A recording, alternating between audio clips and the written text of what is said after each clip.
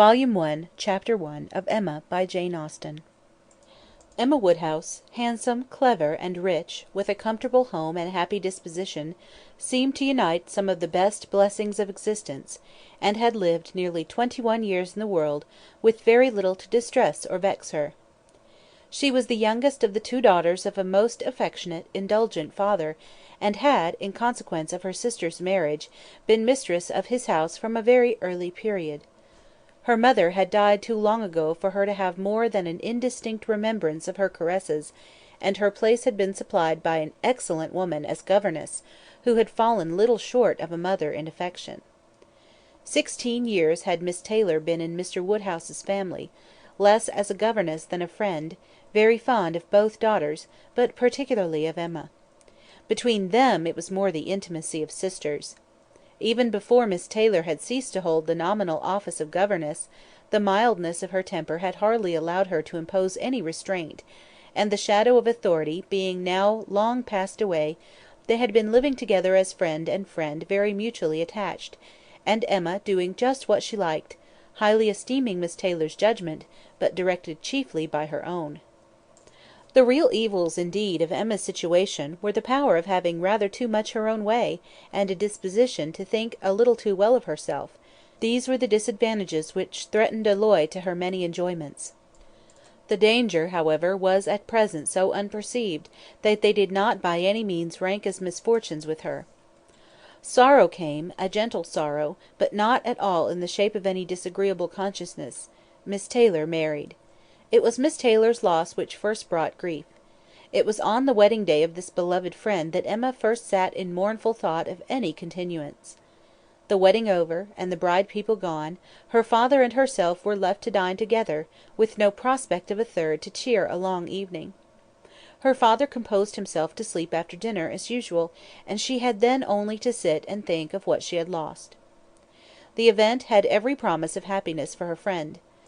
Mr. Weston was a man of unexceptionable character, easy fortune, suitable age, and pleasant manners, and there was some satisfaction in considering with what self-denying, generous friendship she had always wished and promoted the match; but it was a black morning's work for her. The want of Miss Taylor would be felt every hour of every day. She recalled her past kindness, the affection of 16 years, how she had taught and how she had played with her from 5 years old, how she had devoted all her powers to attach and amuse her in health, and how nursed her through the various illnesses of childhood. A large debt of gratitude was owing here, but the intercourse of the last 7 years, the equal footing in perfect unreserve which had soon followed Isabella's marriage, on their being left to each other, was yet a dearer, tenderer recollection. She had been a friend and a companion such as few possessed, intelligent, well informed, useful, gentle, knowing all the ways of the family, interested in all its concerns, and peculiarly interested in herself, in every pleasure, every scheme of hers; one to whom she could speak every thought as it arose, and who had such an affection for her as could never find fault. How was she to bear the change? It was true that her friend was going only half a mile from them, but Emma was aware that great must be the difference between a Mrs. Weston, only half a mile from them, and a Miss Taylor in the house; and with all her advantages, natural and domestic, she was now in great danger of suffering from intellectual solitude. She dearly loved her father, but he was no companion for her. He could not meet her in conversation, rational or playful. The evil of the actual disparity in their ages, and Mr. Woodhouse had not married early, was much increased by his constitution and habits; for having been a valetudinarian all his life, without activity of mind or body, he was a much older man in ways than in years, and though everywhere beloved for the friendliness of his heart and his amiable temper, his talents could not have recommended him at any time. Her sister, though comparatively but little removed by matrimony, being settled in London, only 16 miles off, was much beyond her daily reach, and many a long October and November evening must be struggled through at Hartfield, before Christmas brought the next visit from Isabella and her husband, and their little children, to fill the house, and to give her pleasant society again. Highbury, the large and populous village, almost amounting to a town, to which Hartfield, in spite of its separate lawn and shrubberies, and name, did really belong, afforded her no equals. The Woodhouses were the first in consequence there. All looked up to them. She had many acquaintance in the place, for her father was universally civil, but not one among them who could be accepted in lieu of Miss Taylor for even half a day. It was a melancholy change, and Emma could not but sigh over it, and wish for impossible things, till her father awoke, and made it necessary to be cheerful. His spirits required support. He was a nervous man, easily depressed, fond of everybody that he was used to, and hating to part with them, hating change of every kind. Matrimony, as the origin of change, was always disagreeable, and he was by no means yet reconciled to his own daughter's marrying, nor could ever speak of her but with compassion, though it had been entirely a match of affection, when he was now obliged to part with Miss Taylor too, and from his habits of gentle selfishness, and of being never able to suppose that other people could feel differently from himself, he was very much disposed to think Miss Taylor had done as sad a thing for herself as for them, and would have been a great deal happier if she had spent all the rest of her life at Hartfield. Emma smiled and chatted as cheerfully as she could, to keep him from such thoughts; but when tea came, it was impossible for him not to say exactly as he had said at dinner, "Poor Miss Taylor! I wish she were here again. What a pity it is that Mr. Weston ever thought of her!" "I cannot agree with you, papa; you know I cannot. Mr. Weston is such a good-humoured, pleasant, excellent man, that he thoroughly deserves a good wife; and you would not have had Miss Taylor live with us for ever, and bear all my odd humours, when she might have had a house of her own." "A house of her own! But where is the advantage of a house of her own? This is 3 times as large; and you never have any odd humours, my dear." "How often we shall be going to see them, and they coming to see us! We shall be always meeting. We must begin; we must go and pay a wedding visit very soon." "My dear, how am I to get so far? Randalls is such a distance. I could not walk half so far." "No, papa; nobody thought of your walking. We must go in the carriage, to be sure." "The carriage! But James will not like to put the horses to for such a little way; and where are the poor horses to be while we are paying our visit?" "They are to be put into Mr. Weston's stable, papa. You know we have settled all that already. We talked it all over with Mr. Weston last night. And as for James, you may be very sure he will always like going to Randalls, because of his daughter's being housemaid there. I only doubt whether he will ever take us anywhere else. That was your doing, papa; you got Hannah that good place. Nobody thought of Hannah till you mentioned her. James is so obliged to you." "I am very glad I did think of her. It was very lucky, for I would not have had poor James think himself slighted upon any account; and I am sure she will make a very good servant. She is a civil, pretty spoken girl; I have a great opinion of her. Whenever I see her, she always curtsies, and asks me how I do, in a very pretty manner; and when you have had her here to do needlework, I observe she always turns the lock of the door the right way, and never bangs it. I am sure she will be an excellent servant, and it will be a great comfort to poor Miss Taylor to have somebody about her that she is used to see. Whenever James goes over to see his daughter, you know, she will be hearing of us. He will be able to tell her how we all are." Emma spared no exertions to maintain this happier flow of ideas, and hoped, by the help of backgammon, to get her father tolerably through the evening, and be attacked by no regrets but her own. The backgammon table was placed, but a visitor immediately afterwards walked in, and made it unnecessary. Mr. Knightley, a sensible man about 7 or 8 and 30, was not only a very old and very intimate friend of the family, but particularly connected with it, as the elder brother of Isabella's husband. He lived about a mile from Highbury, was a frequent visitor, and always welcome, and at this time more welcome than usual, as coming directly from their mutual connections in London. He had returned to a late dinner, after some days' absence, and now walked up to Hartfield to say that all were well in Brunswick Square. It was a happy circumstance, and animated Mr. Woodhouse for some time. Mr. Knightley had a cheerful manner, which always did him good, and his many inquiries after poor Isabella and her children were answered most satisfactorily. When this was over, Mr. Woodhouse gratefully observed, "It is very kind of you, Mr. Knightley, to come out at this late hour to call upon us. I am afraid you must have had a shocking walk." "Not at all, sir. It is a beautiful moonlight night, and so mild that I must draw back from your great fire." "But you must have found it very damp and dirty. I wish you may not catch cold." "Dirty, sir! Look at my shoes. Not a speck on them." "Well, that is quite surprising, for we have had a vast deal of rain here. It rained dreadfully hard for half an hour while we were at breakfast. I wanted them to put off the wedding. By the by, I have not wished you joy. Being pretty well aware of what sort of joy you must both be feeling, I have been in no hurry with my congratulations, but I hope it all went off tolerably well. How did you all behave? Who cried most? Ah, poor Miss Taylor! 'Tis a sad business. Poor Mr. and Miss Woodhouse, if you please, but I cannot possibly say poor Miss Taylor. I have a great regard for you and Emma, but when it comes to the question of dependence or independence, at any rate it must be better to have only one to please than two." "Especially when one of those two is such a fanciful, troublesome creature," said Emma playfully. "That is what you have in your head, I know, and what you would certainly say if my father were not by." "I believe it is very true, my dear, indeed," said Mr. Woodhouse, with a sigh. "I am afraid I am sometimes very fanciful and troublesome." "My dearest papa, you do not think I could mean you, or suppose Mr. Knightley to mean you? What a horrible idea! Oh, no, I meant only myself. Mr. Knightley loves to find fault with me, you know, in a joke. It is all a joke. We always say what we like to one another." Mr. Knightley, in fact, was one of the few people who could see faults in Emma Woodhouse, and the only one who ever told her of them; and though this was not particularly agreeable to Emma herself, she knew it would be so much less to her father, that she would not have him really suspect such a circumstance as her not being thought perfect by everybody. "Emma knows I never flatter her," said Mr. Knightley, "but I meant no reflection on anybody. Miss Taylor has been used to have two persons to please; she will now have but one. The chances are that she must be a gainer." "Well," said Emma, willing to let it pass, "you want to hear about the wedding, and I shall be happy to tell you, for we all behaved charmingly. Everybody was punctual, everybody in their best looks, not a tear, and hardly a long face to be seen. Oh, no, we all felt that we were going to be only half a mile apart, and were sure of meeting every day." "Dear Emma bears everything so well," said her father; "but, Mr. Knightley, she is really very sorry to lose poor Miss Taylor, and I am sure she will miss her more than she thinks for."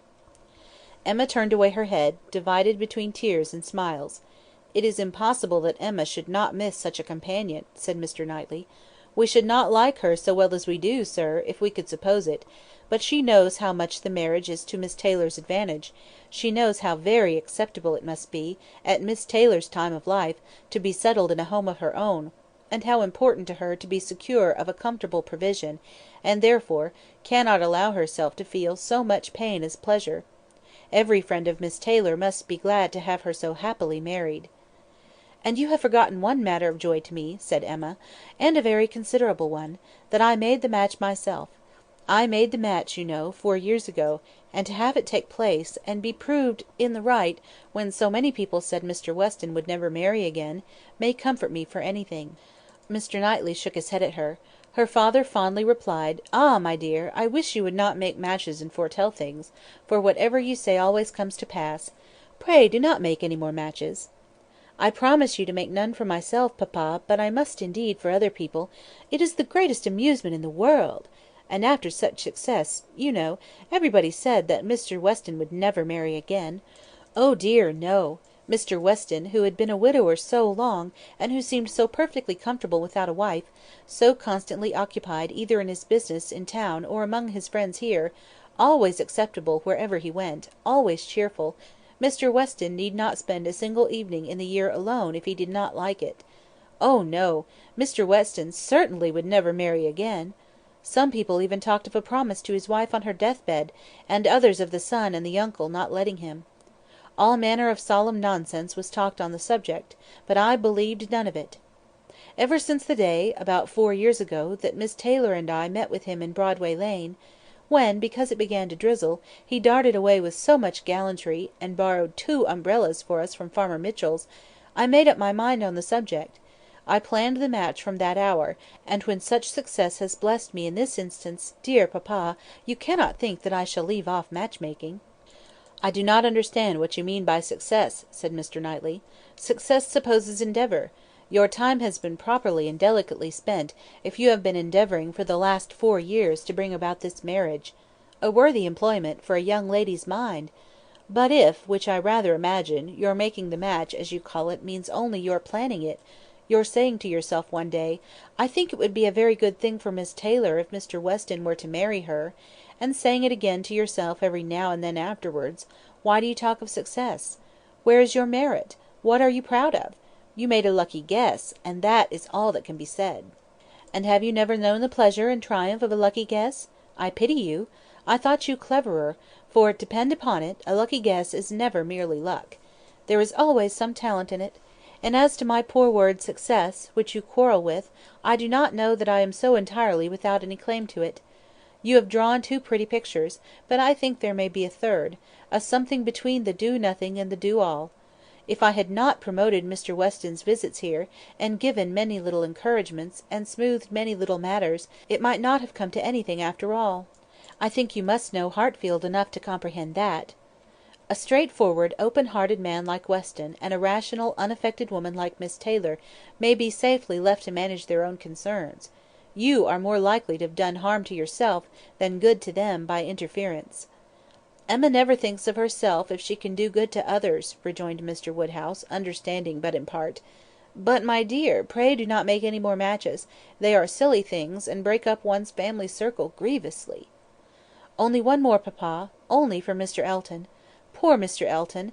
You like Mr. Elton, papa. I must look about for a wife for him.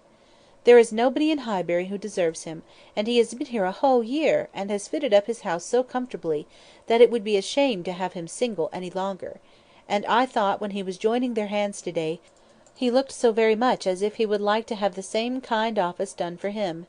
I think very well of Mr. Elton, and this is the only way I have of doing him a service."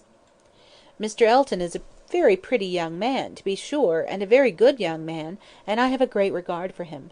But if you want to show him any attention, my dear, ask him to come and dine with us some day. That will be a much better thing. I daresay Mr. Knightley will be so kind as to meet him." "With a great deal of pleasure, sir, at any time," said Mr. Knightley, laughing; "and I agree with you entirely, that it would be a much better thing. Invite him to dinner, Emma, and help him to the best of the fish and the chicken, but leave him to choose his own wife. Depend upon it, a man of 6 or 7 and 20 can take care of himself." Volume 1, Chapter 1. Volume 1, Chapter 2 of Emma, by Jane Austen. Mr. Weston was a native of Highbury, and born of a respectable family, which for the last 2 or 3 generations had been rising into gentility and property. He had received a good education, but on succeeding early in life to a small independence, had become indisposed for any of the more homely pursuits in which his brothers were engaged, and had satisfied an active, cheerful mind and social temper by entering into the militia of his country, then embodied. Captain Weston was a general favourite, and when the chances of his military life had introduced him to Miss Churchill, of a great Yorkshire family, and Miss Churchill fell in love with him, nobody was surprised, except her brother and his wife, who had never seen him, and who were full of pride and importance, which the connection would offend. Miss Churchill, however, being of age, and with the full command of her fortune, though her fortune bore no proportion to the family estate, was not to be dissuaded from the marriage, and it took place, to the infinite mortification of Mr. and Mrs. Churchill, who threw her off with due decorum. It was an unsuitable connection, and did not produce much happiness. Mrs. Weston ought to have found more in it, for she had a husband whose warm heart and sweet temper made him think everything due to her in return for the great goodness of being in love with him; but though she had one sort of spirit, she had not the best. She had resolution enough to pursue her own will in spite of her brother, but not enough to refrain from unreasonable regrets at that brother's unreasonable anger, nor from missing the luxuries of her former home. They lived beyond their income, but still it was nothing in comparison of Enscombe. She did not cease to love her husband, but she wanted at once to be the wife of Captain Weston, and Miss Churchill of Enscombe. Captain Weston, who had been considered, especially by the Churchills, of making such an amazing match, was proved to have much the worse of the bargain, for when his wife died, after a 3 years' marriage, he was rather a poorer man than at first, and with a child to maintain. From the expense of the child, however, he was soon relieved. The boy had, with the additional softening claim of a lingering illness of his mother's, been the means of a sort of reconciliation; and Mr. and Mrs. Churchill, having no children of their own, nor any other young creature of equal kindred to care for, offered to take the whole charge of the little Frank soon after her decease. Some scruples and some reluctance the widower father may be supposed to have felt, but as they were overcome by other considerations, the child was given up to the care and the wealth of the Churchills, and he had only his own comfort to seek, and his own situation to improve as he could. A complete change of life became desirable. He quitted the militia and engaged in trade, having brothers already established in a good way in London, which afforded him a favourable opening. It was a concern which brought just employment enough. He had still a small house in Highbury, where most of his leisure days were spent, and between a useful occupation and the pleasures of society, the next 18 or 20 years of his life passed cheerfully away. He had by that time realised an easy competence, enough to secure the purchase of a little estate adjoining Highbury, which he had always longed for, enough to marry a woman as portionless even as Miss Taylor, and to live according to the wishes of his own friendly and social disposition. It was now some time since Miss Taylor had begun to influence his schemes. But as it was not the tyrannic influence of youth on youth, it had not shaken his determination of never settling till he could purchase Randalls, and the sale of Randalls was long looked forward to; but he had gone steadily on, with these objects in view, till they were accomplished. He had made his fortune, bought his house, and obtained his wife, and was beginning a new period of existence, with every probability of greater happiness than in any yet passed through. He had never been an unhappy man; his own temper had secured him from that, even in his first marriage; but his second must show him how delightful a well-judging and truly amiable woman could be, and must give him the pleasantest proof of its being a great deal better to choose than to be chosen, to excite gratitude than to feel it. He had only himself to please in his choice; his fortune was his own; for as to Frank, it was more than being tacitly brought up as his uncle's heir; it had become so avowed an adoption as to have him assume the name of Churchill on coming of age. It was most unlikely, therefore, that he should ever want his father's assistance. His father had no apprehension of it. The aunt was a capricious woman, and governed her husband entirely; but it was not in Mr. Weston's nature to imagine that any caprice could be strong enough to affect one so dear, and, as he believed, so deservedly dear. He saw his son every year in London, and was proud of him; and his fond report of him as a very fine young man had made Highbury feel a sort of pride in him too. He was looked on as sufficiently belonging to the place to make his merits and prospects a kind of common concern. Mr. Frank Churchill was one of the boasts of Highbury, and a lively curiosity to see him prevailed, though the compliment was so little returned that he had never been there in his life. His coming to visit his father had been often talked of, but never achieved. Now, upon his father's marriage, it was very generally proposed, as a most proper attention, that the visit should take place. There was not a dissentient voice on the subject, either when Mrs. Perry drank tea with Mrs. and Miss Bates, or when Mrs. and Miss Bates returned the visit. Now was the time for Frank Churchill to come among them, and the hope strengthened when it was understood that he had written to his new mother on the occasion. For a few days, every morning visit in Highbury included some mention of the handsome letter Mrs. Weston had received. "I suppose you have heard of the handsome letter Mr. Churchill has written to Mrs. Weston?" "It was a very handsome letter indeed. Mr. Woodhouse told me of it. Mr. Woodhouse saw the letter, and he says he never saw such a handsome letter in his life." It was indeed a highly prized letter. Mrs. Weston had, of course, formed a very favourable idea of the young man, and such a pleasing attention was an irresistible proof of his great good sense, and a most welcome addition to every source and every expression of congratulation which her marriage had already secured. She felt herself a most fortunate woman, and she had lived long enough to know how fortunate she might well be thought, where the only regret was for a partial separation from friends whose friendship for her had never cooled, and who could ill bear to part with her. She knew that at times she must be missed, and could not think without pain of Emma's losing a single pleasure, or suffering an hour's ennui, from the want of her companionableness; but dear Emma was of no feeble character; she was more equal to her situation than most girls would have been, and had sense, and energy, and spirits that might be hoped would bear her well and happily through its little difficulties and privations. And then there was such comfort in the very easy distance of Randalls from Hartfield, so convenient for even solitary female walking, and in Mr. Weston's disposition and circumstances, which would make the approaching season no hindrance to their spending half the evenings in the week together. Her situation was altogether the subject of hours of gratitude to Mrs. Weston, and of moments only of regret, and her satisfaction, her more than satisfaction, her cheerful enjoyment, was just so and so apparent, that Emma, well as she knew her father, was sometimes taken by surprise at his being still able to pity poor Miss Taylor, when they left her at Randalls in the centre of every domestic comfort, or saw her go away in the evening attended by her pleasant husband to a carriage of her own. But never did she go without Mr. Woodhouse's giving a gentle sigh, and saying, "Ah, poor Miss Taylor! She would be very glad to stay." There was no recovering Miss Taylor, nor much likelihood of ceasing to pity her, but a few weeks brought some alleviation to Mr. Woodhouse. The compliments of his neighbours were over, he was no longer teased by being wished joy of so sorrowful an event, and the wedding cake, which had been a great distress to him, was all eaten up. His own stomach could bear nothing rich, and he could never believe other people to be different from himself. What was unwholesome to him he regarded as unfit for anybody, and he had therefore earnestly tried to dissuade them from having any wedding cake at all, and when that proved vain, as earnestly tried to prevent anybody's eating it. He had been at the pains of consulting Mr. Perry, the apothecary, on the subject.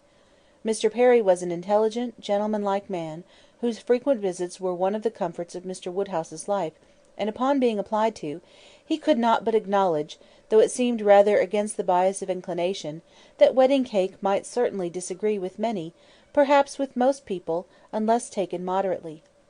With such an opinion, in confirmation of his own, Mr. Woodhouse hoped to influence every visitor of the newly married pair, but still the cake was eaten, and there was no rest for his benevolent nerves till it was all gone. There was a strange rumour in Highbury of all the little Perrys being seen with a slice of Mrs. Weston's wedding cake in their hands, but Mr. Woodhouse would never believe it. Volume 1, Chapter 2. Volume 1, Chapter 3 of Emma, by Jane Austen. Mr. Woodhouse was fond of society in his own way. He liked very much to have his friends come and see him, and from various united causes, from his long residence at Hartfield, and his good nature, from his fortune, his house, and his daughter, he could command the visits of his own little circle in a great measure as he liked. He had not much intercourse with any families beyond that circle; his horror of late hours and large dinner parties made him unfit for any acquaintance but such as would visit him on his own terms. Fortunately for him, Highbury, including Randalls in the same parish, and Donwell Abbey in the parish adjoining, the seat of Mr. Knightley, comprehended many such.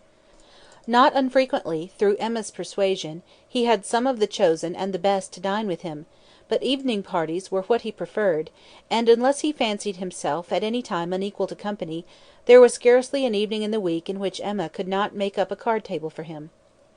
Real long-standing regard brought the Westons and Mr. Knightley, and by Mr. Elton, a young man living alone without liking it, the privilege of exchanging any vacant evening of his own blank solitude for the elegancies and society of Mr. Woodhouse's drawing-room, and the smiles of his lovely daughter, was in no danger of being thrown away.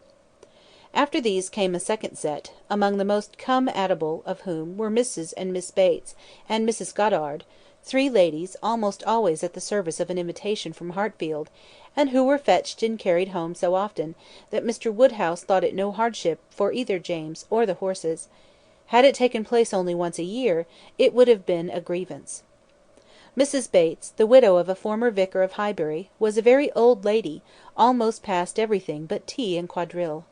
She lived with her single daughter in a very small way, and was considered with all the regard and respect which a harmless old lady, under such untoward circumstances, can excite. Her daughter enjoyed a most uncommon degree of popularity for a woman neither young, handsome, rich, nor married. Miss Bates stood in the very worst predicament in the world for having much of the public favour, and she had no intellectual superiority to make atonement to herself, or frighten those that might hate her into outward respect. She had never boasted either beauty or cleverness. Her youth had passed without distinction, and her middle of life was devoted to the care of a failing mother, and the endeavour to make a small income go as far as possible. And yet she was a happy woman, and a woman whom no one named without goodwill. It was her own universal goodwill and contented temper which worked such wonders. She loved everybody, was interested in everybody's happiness, quick-sighted to everybody's merit, thought herself a most fortunate creature, and surrounded with blessings in such an excellent mother, and so many good neighbours and friends, and a home that wanted for nothing. The simplicity and cheerfulness of her nature, her contented and grateful spirit, were a recommendation to everybody, and a mine of felicity to herself. She was a great talker upon little matters, which exactly suited Mr. Woodhouse, full of trivial communications and harmless gossip. Mrs. Goddard was the mistress of a school, not of a seminary or an establishment, or anything which professed, in long sentences of refined nonsense, to combine liberal acquirements with elegant morality, upon new principles and new systems, and where young ladies for enormous pay might be screwed out of health and into vanity; but a real, honest, old-fashioned boarding school, where a reasonable quantity of accomplishments were sold at a reasonable price, and where girls might be sent to be out of the way, and scramble themselves into a little education, without any danger of coming back prodigies. Mrs. Goddard's school was in high repute, and very deservedly, for Highbury was reckoned a particularly healthy spot; she had an ample house and garden, gave the children plenty of wholesome food, let them run about a great deal in the summer, and in winter dressed their chilblains with her own hands. It was no wonder that a train of 20 young couple now walked after her to church. She was a plain, motherly kind of woman, who had worked hard in her youth, and now thought herself entitled to the occasional holiday of a tea visit, and having formerly owed much to Mr. Woodhouse's kindness, felt his particular claim on her to leave her neat parlour, hung round with fancy work, whenever she could, and win or lose a few sixpences by his fireside. These were the ladies whom Emma found herself very frequently able to collect; and happy she was, for her father's sake, in the power, though as far as she herself was concerned, it was no remedy for the absence of Mrs. Weston. She was delighted to see her father look comfortable, and very much pleased with herself for contriving things so well; but the quiet prosings of 3 such women made her feel that every evening so spent was indeed one of the long evenings she had fearfully anticipated. As she sat one morning, looking forward to exactly such a close of the present day, a note was brought from Mrs. Goddard, requesting, in most respectful terms, to be allowed to bring Miss Smith with her; a most welcome request, for Miss Smith was a girl of 17, whom Emma knew very well by sight, and had long felt an interest in, on account of her beauty. A very gracious invitation was returned, and the evening no longer dreaded by the fair mistress of the mansion. Harriet Smith was the natural daughter of somebody. Somebody had placed her, several years back, at Mrs. Goddard's school, and somebody had lately raised her from the condition of scholar to that of parlour boarder. This was all that was generally known of her history. She had no visible friends but what had been acquired at Highbury, and was now just returned from a long visit in the country to some young ladies who had been at school there with her. She was a very pretty girl, and her beauty happened to be of a sort which Emma particularly admired. She was short, plump, and fair, with a fine bloom, blue eyes, light hair, regular features, and a look of great sweetness; and before the end of the evening, Emma was as much pleased with her manners as her person, and quite determined to continue the acquaintance.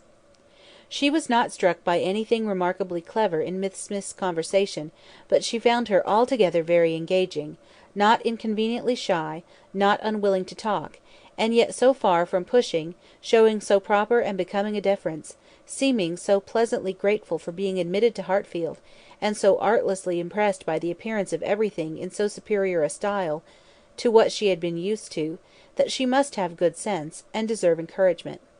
Encouragement should be given. Those soft blue eyes, and all those natural graces, should not be wasted on the inferior society of Highbury and its connections.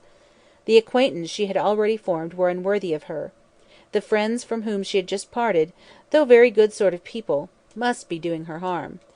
They were a family of the name of Martin, whom Emma knew well by character, as renting a large farm of Mr. Knightley, and residing in the parish of Donwell; very creditably, she believed; she knew Mr. Knightley thought highly of them; but they must be coarse and unpolished, and very unfit to be the intimates of a girl who wanted only a little more knowledge and elegance to be quite perfect. She would notice her, she would improve her, she would detach her from her bad acquaintance, and introduce her into good society; she would form her opinions and her manners; it would be quite an interesting, and certainly a very kind undertaking, highly becoming her own situation in life, her leisure, and powers.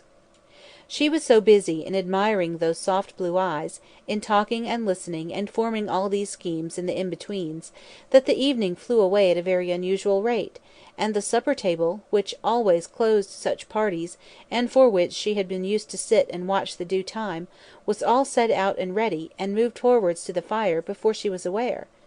With an alacrity beyond the common impulse of a spirit which yet was never indifferent to the credit of doing everything well and attentively, with the real goodwill of a mind delighted with its own ideas, did she then do all the honours of the meal, and help and recommend the minced chicken and scalloped oysters, with an urgency which she knew would be acceptable to the early hours and civil scruples of their guests.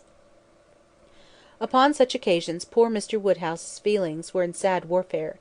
He loved to have the cloth laid, because it had been the fashion of his youth, but his conviction of suppers being very unwholesome made him rather sorry to see anything put upon it; and while his hospitality would have welcomed his visitors to everything, his care for their health made him grieve that they would eat.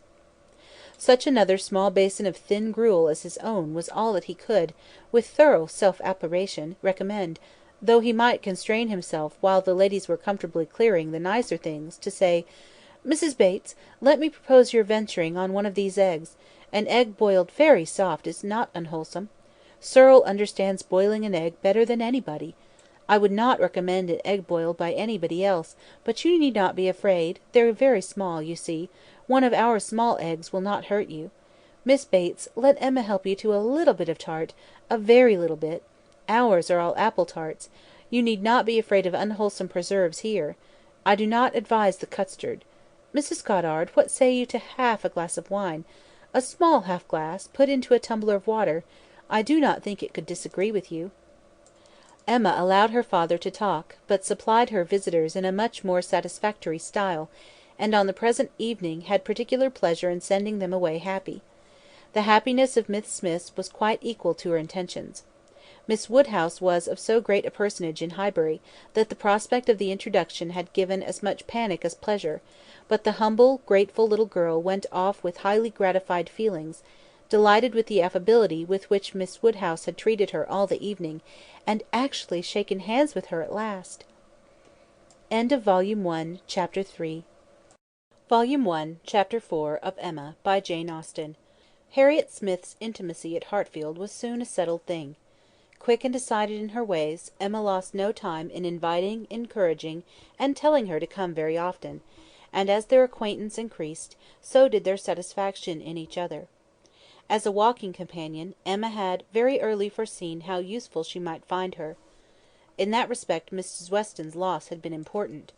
Her father never went beyond the shrubbery, where 2 divisions of the ground sufficed him for his long walk or his short as the year varied; and since Mrs. Weston's marriage her exercise had been too much confined. She had ventured once alone to Randalls, but it was not pleasant; and a Harriet Smith, therefore, one whom she could summon at any time to a walk, would be a valuable addition to her privileges. But in every respect, as she saw more of her, she approved her, and was confirmed in all her kind designs. Harriet certainly was not clever, but she had a sweet, docile, grateful disposition, was totally free from conceit, and only desiring to be guided by any one she looked up to. Her early attachment to herself was very amiable, and her inclination for good company, and power of appreciating what was elegant and clever, showed that there was no want of taste, though strength of understanding must not be expected. Altogether she was quite convinced of Harriet Smith's being exactly the young friend she wanted, exactly the something which her home required. Such a friend as Mrs. Weston was out of the question. 2 such could never be granted. 2 such she did not want. It was quite a different sort of thing, a sentiment distinct and independent. Mrs. Weston was the object of a regard which had its basis in gratitude and esteem. Harriet would be loved as one to whom she could be useful. For Mrs. Weston there was nothing to be done; for Harriet everything.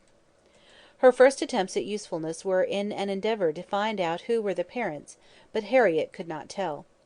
She was ready to tell everything in her power, but on this subject questions were in vain. Emma was obliged to fancy what she liked, but she could never believe that in the same situation she should not have discovered the truth. Harriet had no penetration. She had been satisfied to hear and believe just what Mrs. Goddard chose to tell her, and looked no farther. Mrs. Goddard, and the teachers, and the girls, and the affairs of the school in general, formed naturally a great part of the conversation, and but for her acquaintance with the Martins of Abbey Mill Farm, it must have been the whole. But the Martins occupied her thoughts a good deal. She had spent 2 very happy months with them, and now loved to talk of the pleasures of her visit, and describe the many comforts and wonders of the place. Emma encouraged her talkativeness, amused by such a picture of another set of beings, and enjoying the youthful simplicity which could speak with so much exultation of Mrs. Martin's having got 2 parlours, 2 very good parlours indeed, one of them quite as large as Mrs. Goddard's drawing room, and of her having an upper maid who had lived 25 years with her, and of their having 8 cows, 2 of them Alderneys, and one a little Welch cow, a very pretty little Welch cow indeed, and of Mrs. Martin's saying, as she was so fond of it, it should be called her cow, and of their having a very handsome summer house in their garden, where some day next year they were all to drink tea; a very handsome summer house, large enough to hold 12 people. For some time she was amused, without thinking beyond the immediate cause; but as she came to understand the family better, other feelings arose.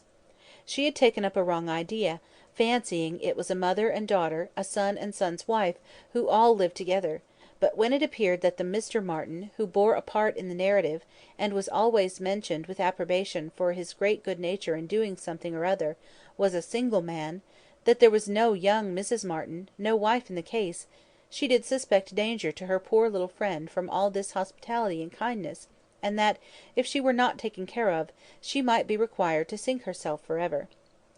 With this inspiring notion, her questions increased in number and meaning, and she particularly led Harriett to talk more of Mr. Martin, and there was evidently no dislike to it. Harriett was very ready to speak of the share he had had in their moonlight walks and merry evening games, and dwelt a good deal upon his being so very good-humoured and obliging. He had gone 3 miles round one day in order to bring her some walnuts, because she had said how fond she was of them, and in everything else he was so very obliging. He had his shepherd's son into the parlour one night on purpose to sing to her. She was very fond of singing. He could sing a little himself. She believed he was very clever, and understood everything. He had a very fine flock, and while she was with them, he had been bid more for his wool than anybody in the country. She believed everybody spoke well of him. His mother and sisters were very fond of him. Mrs. Martin had told her one day, and there was a blush as she said it, that it was impossible for anybody to be a better son, and therefore she was sure, whenever he married, he would make a good husband. Not that she wanted him to marry; she was in no hurry at all. "Well done, Mrs. Martin," thought Emma, "you know what you are about." And when she had come away, Mrs. Martin was so very kind as to send Mrs. Goddard a beautiful goose, the finest goose Mrs. Goddard had ever seen. Mrs. Goddard had dressed it on a Sunday, and asked all the 3 teachers, Miss Nash, and Miss Prince, and Miss Richardson, to sup with her. Mr. Martin, I suppose, is not a man of information beyond the line of his own business. He does not read. Oh, yes, that is, no, I do not know, but I believe he has read a good deal, but not what you would think anything of. He reads the agricultural reports, and some other books that lay in one of the window seats, but he reads all of them to himself. But sometimes of an evening, before we went to cards, he would read something aloud out of the elegant extracts, very entertaining. And I know he has read the Vicar of Wakefield. He never read the Romance of the Forest, nor the Children of the Abbey. He had never heard of such books before I mentioned them, but he is determined to get them now as soon as ever he can. The next question was, what sort of looking man is Mr. Martin? Oh, not handsome. Not at all handsome. I thought him very plain at first, but now I do not think him so plain. One does not, you know, after a time. But did you never see him? He is in Highbury every now and then, and he is sure to ride through every week in his way to Kingston. He has passed you very often. That may be, and I may have seen him 50 times, but without having any idea of his name. A young farmer, whether on horseback or on foot, is the very last sort of person to raise my curiosity. The yeomanry are precisely the order of people with whom I feel I can have nothing to do. A degree or 2 lower, and a creditable appearance might interest me; I might hope to be useful to their families in some way or other. But a farmer can need none of my help, and he is, therefore, in one sense as much above my notice as in every other he is below it. To be sure. Oh, yes, it is not likely you should ever have observed him, but he knows you very well indeed; I mean by sight. I have no doubt of his being a very respectable young man. I know, indeed, that he is so, and as such wish him well. What do you imagine his age to be?" "He was 24 the 8th of last June, and my birthday is the 23rd, just a fortnight and a day's difference, which is very odd." "Only 24. That is too young to settle. His mother is perfectly right not to be in a hurry. They seem very comfortable as they are, and if she were to take any pains to marry him, she would probably repent it. 6 years hence, if he could meet with a good sort of young woman in the same rank as his own, with a little money, it might be very desirable." "6 years hence! Dear Miss Woodhouse, he would be 30 years old." "Well, and that is as early as most men can afford to marry who are not born to an independence. Mr. Martin, I imagine, has his fortune entirely to make; cannot be at all beforehand with the world. Whatever money he might come into when his father died, whatever his share of the family property, it is, I dare say, all afloat, all employed in his stock, and so forth; and though, with diligence and good luck, he may be rich in time, it is next to impossible that he should have realised anything yet." "To be sure, so it is. But they live very comfortably; they have no indoors man, else they do not want for anything; and Mrs. Martin talks of taking a boy another year." "I wish you may not get into a scrape, Harriett, whenever he does marry. I mean, as to being acquainted with his wife; for though his sisters, from a superior education, are not to be altogether objected to, it does not follow that he might marry anybody at all fit for you to notice. The misfortune of your birth ought to make you particularly careful as to your associates. There can be no doubt of your being a gentleman's daughter, and you must support your claim to that station by everything within your own power, or there will be plenty of people who would take pleasure in degrading you." "Yes, to be sure, I suppose there are; but while I visit at Hartfield, and you are so kind to me, Miss Woodhouse, I am not afraid of what anybody can do." "You understand the force of influence pretty well, Harriett; but I would have you so firmly established in good society as to be independent even of Hartfield and Miss Woodhouse. I want to see you permanently well connected, and to that end it will be advisable to have as few odd acquaintances as may be; and therefore I say, that if you should still be in this country when Mr. Martin marries, I wish you may not be drawn in by your intimacy with the sisters to be acquainted with the wife, who will probably be some mere farmer's daughter, without education." "To be sure, yes; not that I think Mr. Martin would ever marry anybody but what had had some education, and been very well brought up. However, I do not mean to set up my opinion against yours, and I am sure I shall not wish for the acquaintance of his wife. I shall always have a great regard for the Miss Martins, especially Elizabeth, and should be very sorry to give them up, for they are quite as well educated as me. But if he marries a very ignorant, vulgar woman, certainly I had better not visit her, if I can help it." Emma watched her through the fluctuations of this speech, and saw no alarming symptoms of love. The young man had been the first admirer, but she trusted there was no other hold, and that there would be no serious difficulty on Harriet's side, to oppose any friendly arrangement of her own. They met Mr. Martin the very next day, as they were walking on the Donwell road. He was on foot, and after looking very respectfully at her, looked with most unfeigned satisfaction at her companion. Emma was not sorry to have such an opportunity of survey, and walking a few yards forward, while they talked together, soon made her quick eye sufficiently acquainted with Mr. Robert Martin. His appearance was very neat, and he looked like a sensible young man, but his person had no other advantage, and when he came to be contrasted with gentlemen, she thought he must lose all the ground he had gained in Harriet's inclination. Harriet was not insensible of manner; she had voluntarily noticed her father's gentleness with admiration as well as wonder. Mr. Martin looked as if he did not know what manner was. They remained but a few minutes together, as Miss Woodhouse must not be kept waiting, and Harriet then came running to her with a smiling face, and in a flutter of spirits, which Miss Woodhouse hoped very soon to compose. "Only think of our happening to meet him! How very odd! It was quite a chance," he said, "that he had not gone round by Randalls. He did not think we ever walked this road. He thought we walked towards Randalls most days. He has not been able to get the romance of the forest yet. He was so busy the last time he was at Kingston that he quite forgot it, but he goes again to-morrow. So very odd that we should happen to meet. Well, Miss Woodhouse, is he like what you expected? What do you think of him? Do you think him so very plain?" He is very plain, undoubtedly, remarkably plain, but that is nothing compared with his entire want of gentility. I had no right to expect much, and I did not expect much, but I had no idea that he could be so very clownish, so totally without air. I had imagined him, I confess, a degree or two nearer gentility." "To be sure," said Harriet, in a mortified voice, "he is not so genteel as a real gentleman." "I think, Harriet, since your acquaintance with us, you have been repeatedly in the company of some such very real gentlemen, that you must yourself be struck with the difference in Mr. Martin. At Hartfield you have had very good specimens of well educated, well bred men.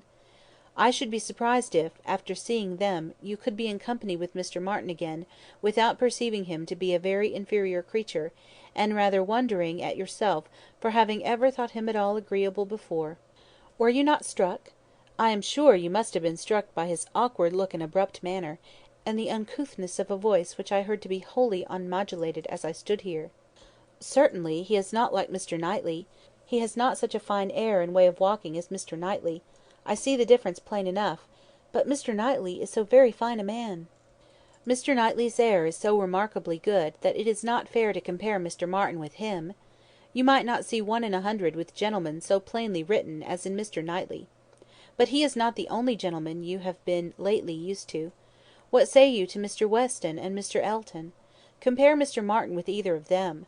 Compare their manner of carrying themselves, of walking, of speaking, of being silent. You must see the difference." "Oh, yes, there is a great difference. But Mr. Weston is almost an old man. Mr. Weston must be between 40 and 50. "Which makes his good manners the more valuable. The older a person grows, Harriet, the more important it is that their manners should not be bad, the more glaring and disgusting any loudness, or coarseness, or awkwardness becomes. What is passable in youth is detestable in later age. Mr. Martin is now awkward and abrupt. What will he be at Mr. Weston's time of life?" "There is no saying, indeed," replied Harriet, rather solemnly. "But there may be pretty good guessing. He will be a completely gross, vulgar farmer, totally inattentive to appearances, and thinking of nothing but profit and loss." "Will he, indeed? That will be very bad." "How much his business engrosses him already is very plain from the circumstance of his forgetting to inquire for the book you recommended. He was a great deal too full of the market to think of anything else, which is just as it should be for a thriving man. What has he to do with books? And I have no doubt that he will thrive, and be a very rich man in time, and his being illiterate and coarse need not disturb us." "I wonder he did not remember the book," was all Harriet's answer, and spoken with a degree of grave displeasure which Emma thought might be safely left to itself. She therefore said no more for some time. Her next beginning was— "In one respect, perhaps, Mr. Elton's manners are superior to Mr. Knightley's or Mr. Weston's. They have more gentleness. They might be more safely held up as a pattern. There is an openness, a quickness, almost a bluntness in Mr. Weston, which everybody likes in him, because there is so much good humour with it, but that would not do to be copied. Neither would Mr. Knightley's downright, decided, commanding sort of manner, though it suits him very well. His figure, and look, and situation in life seem to allow it, but if any young man were to set about copying him, he would not be sufferable. On the contrary, I think a young man might be very safely recommended to take Mr. Elton as a model. Mr. Elton is good humoured, cheerful, obliging, and gentle. He seems to me to be grown particularly gentle of late. I do not know whether he has any design of ingratiating himself with either of us, Harriet, by additional softness, but it strikes me that his manners are softer than they used to be. If he means anything, it must be to please you. Did I not tell you what he said of you the other day?" She then repeated some warm personal praise which she had drawn from Mr. Elton, and now did full justice to; and Harriet blushed and smiled, and said she had always thought Mr. Elton very agreeable. Mr. Elton was the very person fixed on by Emma for driving the young farmer out of Harriet's head. She thought it would be an excellent match, and only too palpably desirable, natural, and probable, for her to have much merit in planning it. She feared it was what everybody else must think of and predict. It was not likely, however, that anybody should have equalled her in the date of the plan, as it had entered her brain during the very first evening of Harriet's coming to Hartfield. The longer she considered it, the greater was her sense of its expediency. Mr. Elton's situation was most suitable, quite the gentleman himself, and without any low connections, at the same time not of any family that could fairly object to the doubtful birth of Harriet. He had a comfortable home for her, and Emma imagined a very sufficient income; for though the vicarage of Highbury was not large, he was known to have some independent property, and she thought very highly of him as a good-humoured, well-meaning, respectable young man, without any deficiency of useful understanding or knowledge of the world. She had already satisfied herself that he thought Harriet a beautiful girl, which she trusted, with such frequent meetings at Hartfield, was foundation enough on his side, and on Harriet's there could be little doubt that the idea of being preferred by him would have all the usual weight and efficacy. And he was really a very pleasing young man, a young man whom any woman not fastidious might like. He was reckoned very handsome, his person much admired in general, though not by her, there being a want of elegance of features which she could not dispense with; but the girl who could be gratified by a Robert Martin's riding about the country to get walnuts for her might be very well conquered by Mr. Elton's admiration. Volume 1, Chapter 5 of Emma. I do not know what your opinion may be, Mrs. Weston, said Mr. Knightley, of this great intimacy between Emma and Harriet Smith, but I think it a bad thing. A bad thing! Do you really think it a bad thing? Why so? I think they will neither of them do the other any good. You surprise me! Emma must do Harriet good, and by supplying her with a new object of interest, Harriet may be said to do Emma good. I have been seeing their intimacy with the greatest pleasure. How very differently we feel! Not think they will do each other any good! This will certainly be the beginning of one of our quarrels about Emma, Mr. Knightley. Perhaps you think I am come on purpose to quarrel with you, knowing Weston to be out, and that you must still fight your own battle. Mr. Weston would undoubtedly support me, if he were here, for he thinks exactly as I do on the subject. We were speaking of it only yesterday, and agreeing how fortunate it was for Emma, that there should be such a girl in Highbury for her to associate with. Mr. Knightley, I shall not allow you to be a fair judge in this case. You are so much used to live alone, that you do not know the value of a companion, and perhaps no man can be a good judge of the comfort a woman feels in the society of one of her own sex, after being used to it all her life. I can imagine your objection to Harriet Smith.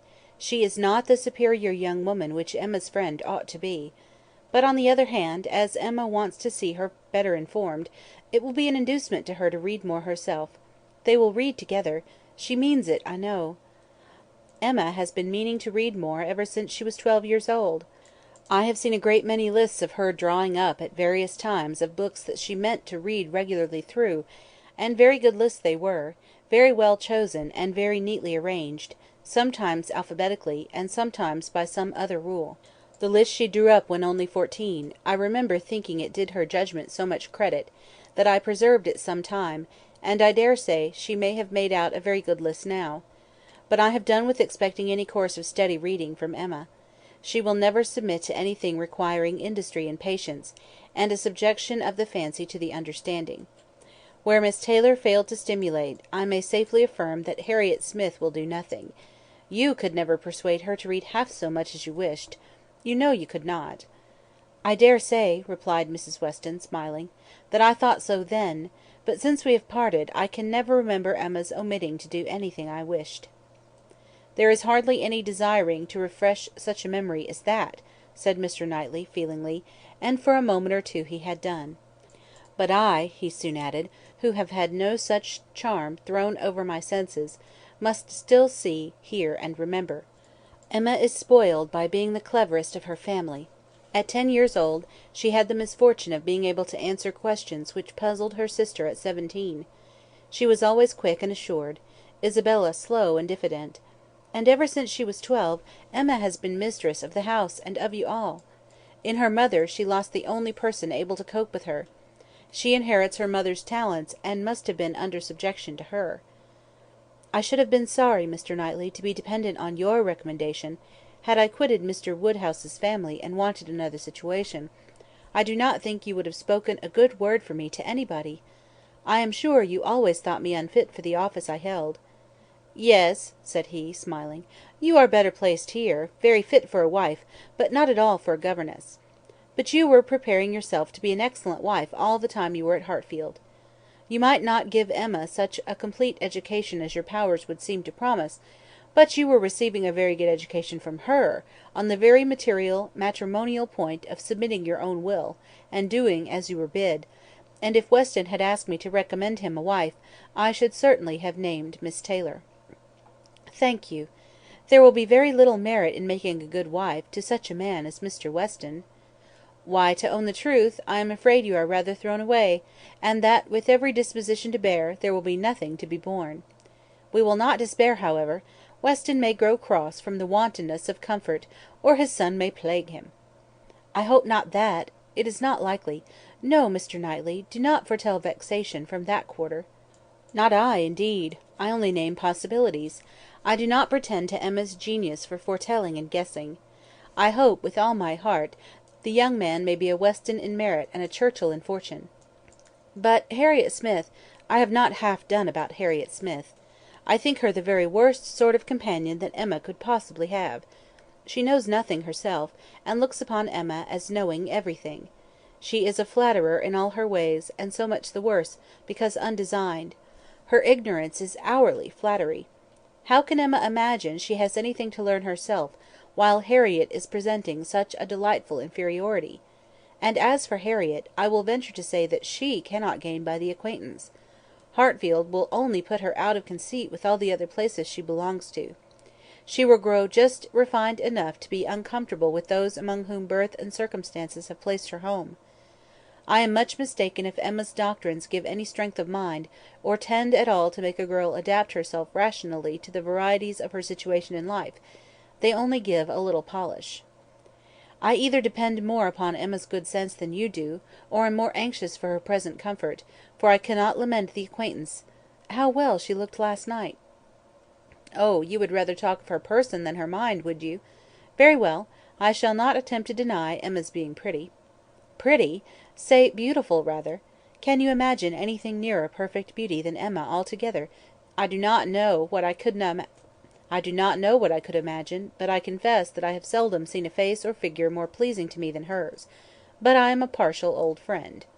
"Such an eye, the true hazel eye, and so brilliant; regular features, open countenance, with a complexion, oh, what a bloom of full health, and such a pretty height and size; such a firm and upright figure.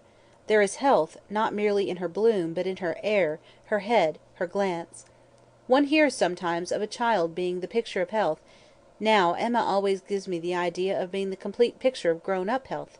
She is loveliness itself. Mr. Knightley, is not she?" "I have not a fault to find with her person," he replied. "I think her all you describe. I love to look at her; and I will add this praise, that I do not think her personally vain. Considering how very handsome she is, she appears to be little occupied with it; her vanity lies in another way. Mrs. Weston, I am not to be talked out of my dislike of Harriet Smith, or my dread of its doing them both harm." "And I, Mr. Knightley, am equally stout in my confidence of its not doing them any harm. With all dear Emma's little faults, she is an excellent creature. Where shall we see a better daughter, or a kinder sister, or a truer friend? No, no, she has qualities which may be trusted; she will never lead any one really wrong; she will make no lasting blunder; where Emma errs once, she is in the right 100 times." "Very well, I will not plague you any more. Emma shall be an angel, and I will keep my spleen to myself till Christmas brings John and Isabella. John loves Emma with a reasonable and therefore not a blind affection, and Isabella always thinks as he does, except when he is not quite frightened enough about the children. I am sure of having their opinions with me." "I know that you all love her really too well to be unjust or unkind; but excuse me, Mr. Knightley, if I take the liberty. I consider myself, you know, as having somewhat of the privilege of speech that Emma's mother might have had, the liberty of hinting that I do not think any possible good can arise from Harriet Smith's intimacy being made a matter of much discussion among you. Pray excuse me, but supposing any little inconvenience may be apprehended from the intimacy, it cannot be expected that Emma, accountable to nobody but her father, who perfectly approves the acquaintance, should put an end to it, so long as it is a source of pleasure to herself. It has been so many years my province to give advice, that you cannot be surprised, Mr. Knightley, at this little remains of office." "Not at all," cried he. "I am much obliged to you for it. It is very good advice, and it shall have a better fate than your advice has often found, for it shall be attended to." Mrs. John Knightley is easily alarmed, and might be made unhappy about her sister." "Be satisfied," said he, "I will not raise any outcry. I will keep my ill humour to myself. I have a very sincere interest in Emma. Isabella does not seem more my sister, has never excited a greater interest, perhaps hardly so great. There is an anxiety, a curiosity, in what one feels for Emma. I wonder what will become of her." "So do I," said Mrs. Weston, gently, "very much. She always declares that she will never marry, which of course means just nothing at all. But I have no idea that she has yet ever seen a man she cared for. It would not be a bad thing for her to be very much in love with a proper object. I should like to see Emma in love, and in some doubt of a return; it would do her good. But there is nobody hereabouts to attach her, and she goes so seldom from home."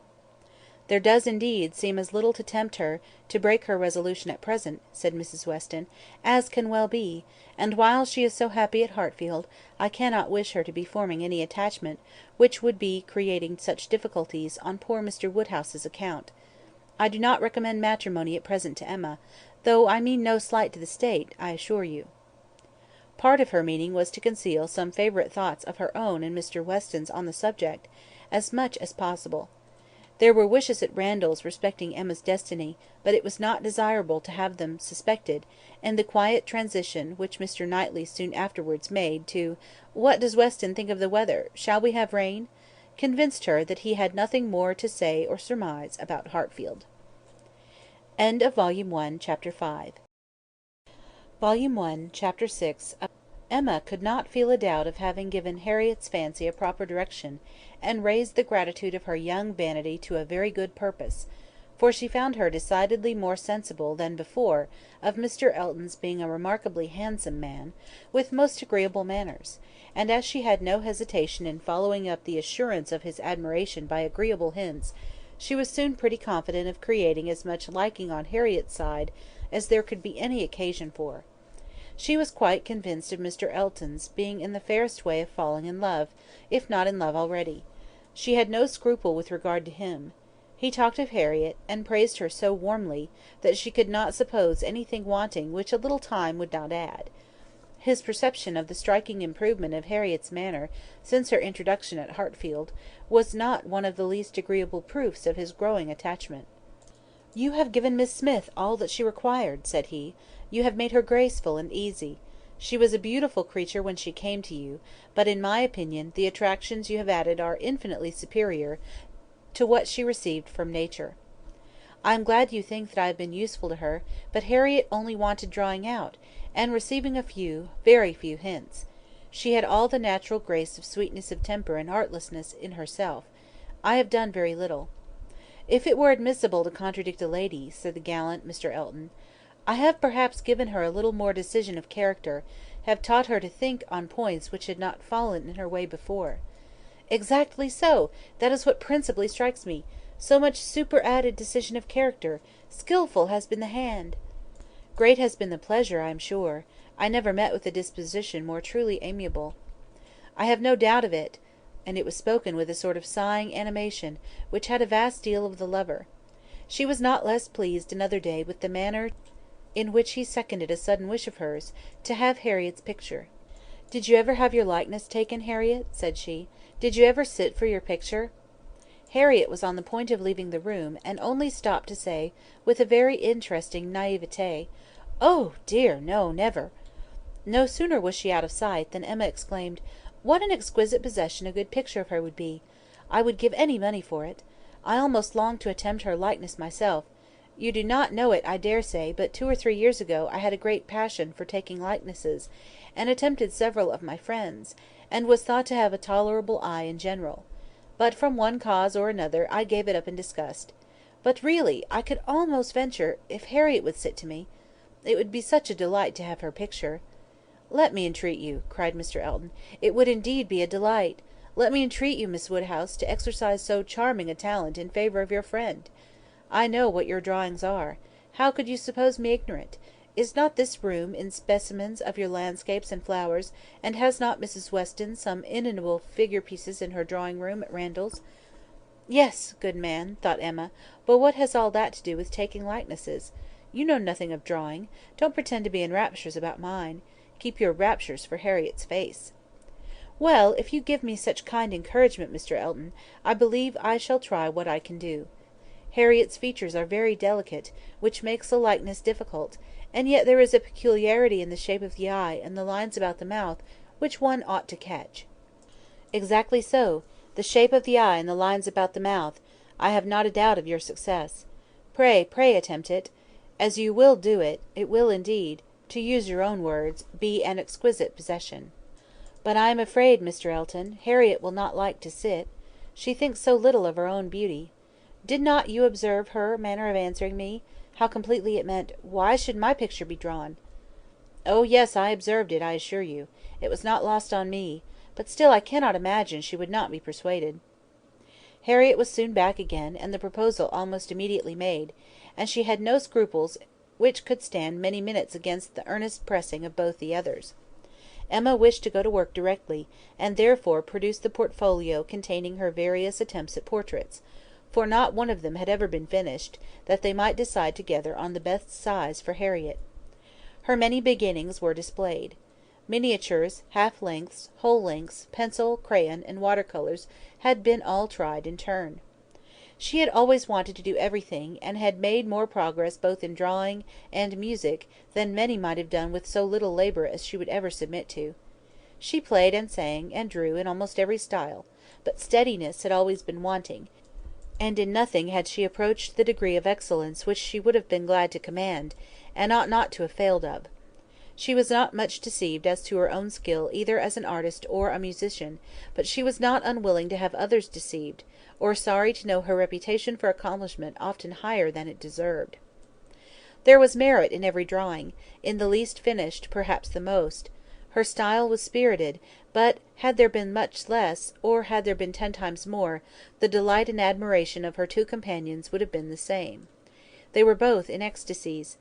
A likeness pleases everybody, and Miss Woodhouse's performance must be capital. "No great variety of faces for you," said Emma. "I had only my own family to study from. There is my father, another of my father, but the idea of sitting for his picture made him so nervous that I could only take him by stealth; neither of them are very like therefore. Mrs. Weston again, and again, and again, you see. Dear Mrs. Weston, always my kindest friend on every occasion. She would sit whenever I asked her. There is my sister, and really quite like her own little elegant figure, and the face not unlike. I should have made a good likeness of her, if she would have sat longer, but she was in such a hurry to have me draw her 4 children that she would not be quiet. Then here come all my attempts at 3 of those 4 children.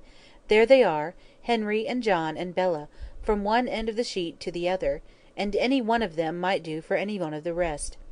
She was so eager to have them drawn that I could not refuse, but there is no making children of 3 or 4 years old stand still, you know, nor can it be very easy to take any likeness of them, beyond in the air and complexion, unless they are coarser featured than any of mamma's children ever were. Here is my sketch of the 4th, who was a baby.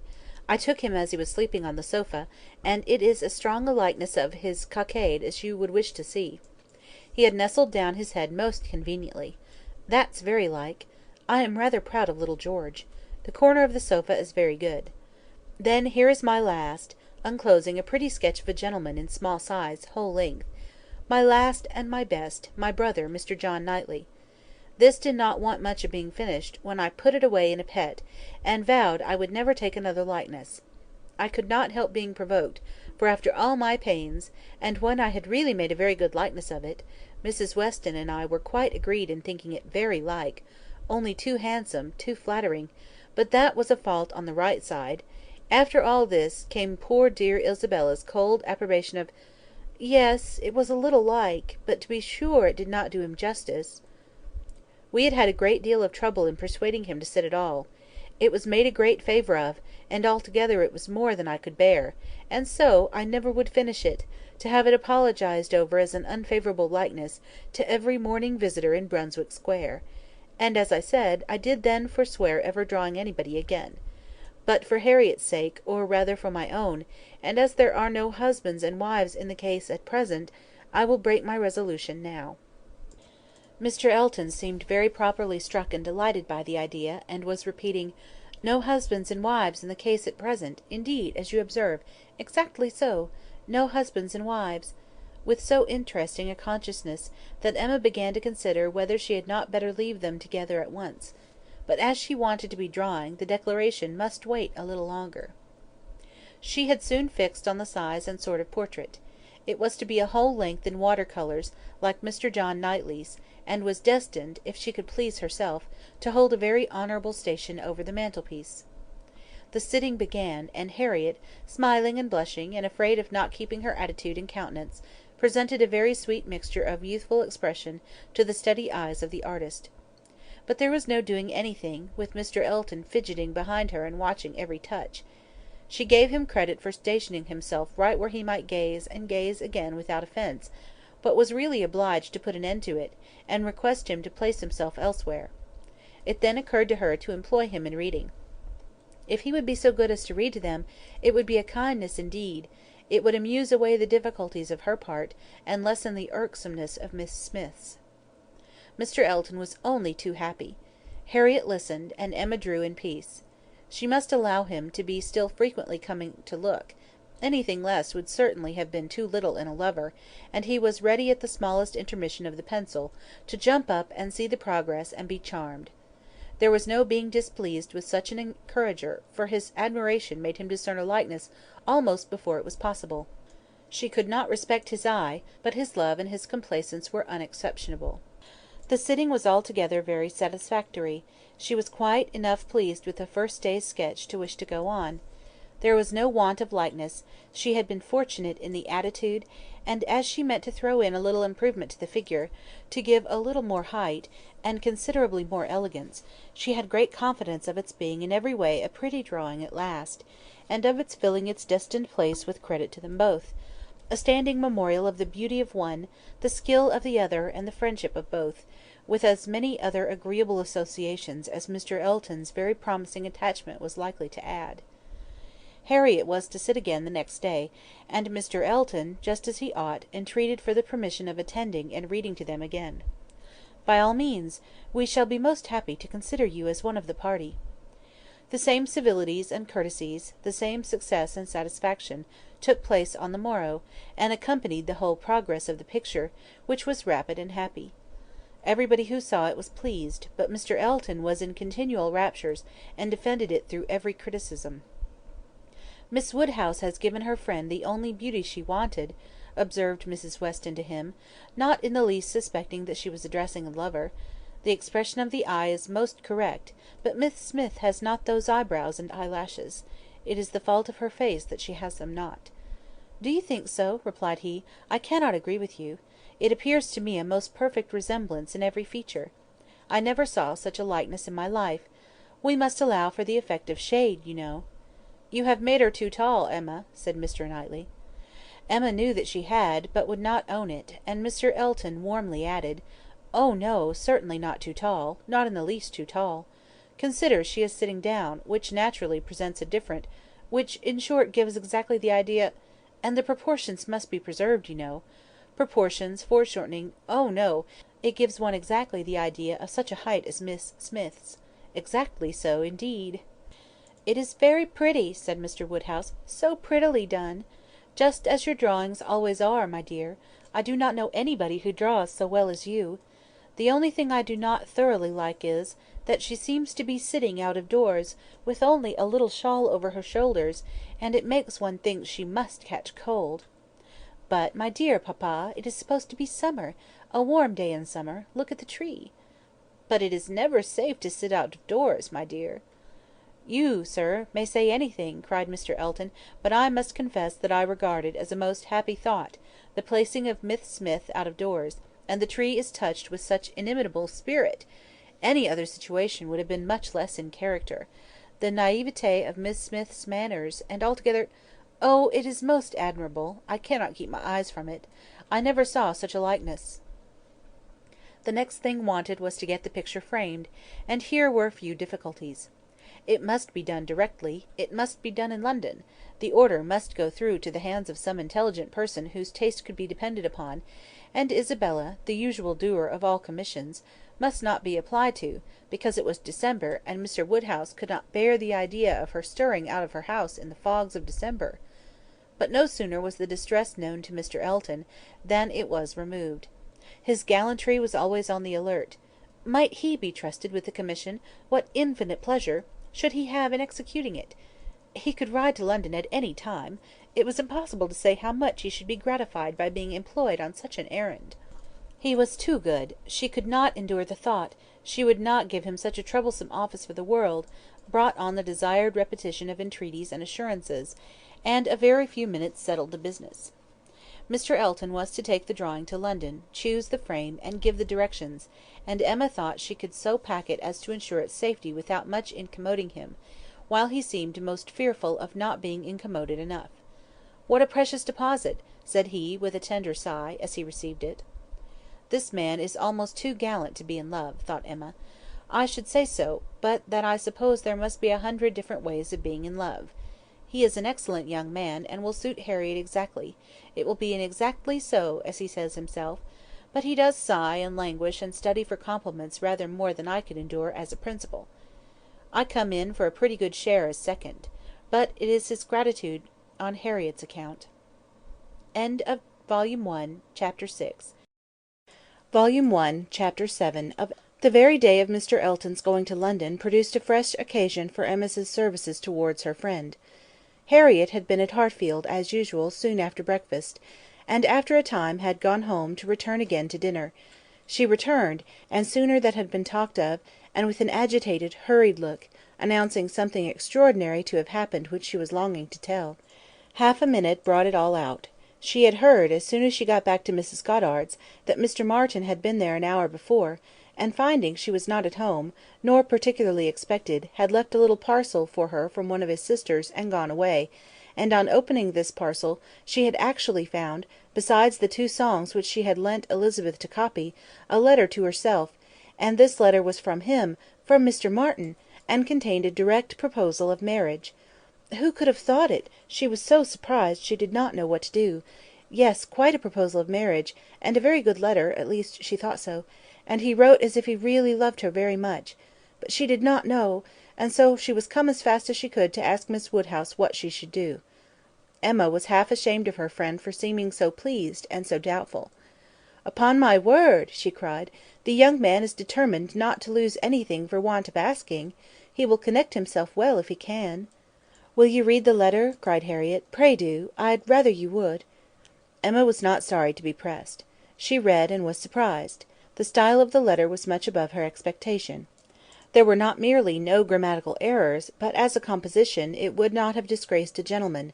The language, though plain, was strong and unaffected, and the sentiments it conveyed very much to the credit of the writer. It was short, but expressed good sense, warm attachment, liberality, propriety, even delicacy of feeling.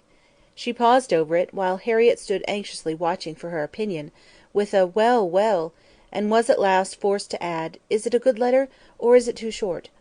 "Yes, indeed, a very good letter," replied Emma rather slowly. "So good a letter, Harriet, that everything considered, I think one of his sisters must have helped him. I can hardly imagine the young man whom I saw talking with you the other day could express himself so well, if left to his own powers, and yet it is not the style of a woman. No, certainly it is too strong and concise, not diffuse enough for a woman. No doubt he is a sensible man, and I suppose may have a natural talent thinks strongly and clearly, and when he takes a pen in hand, his thoughts naturally find proper words. It is so with some men. Yes, I understand the sort of mind.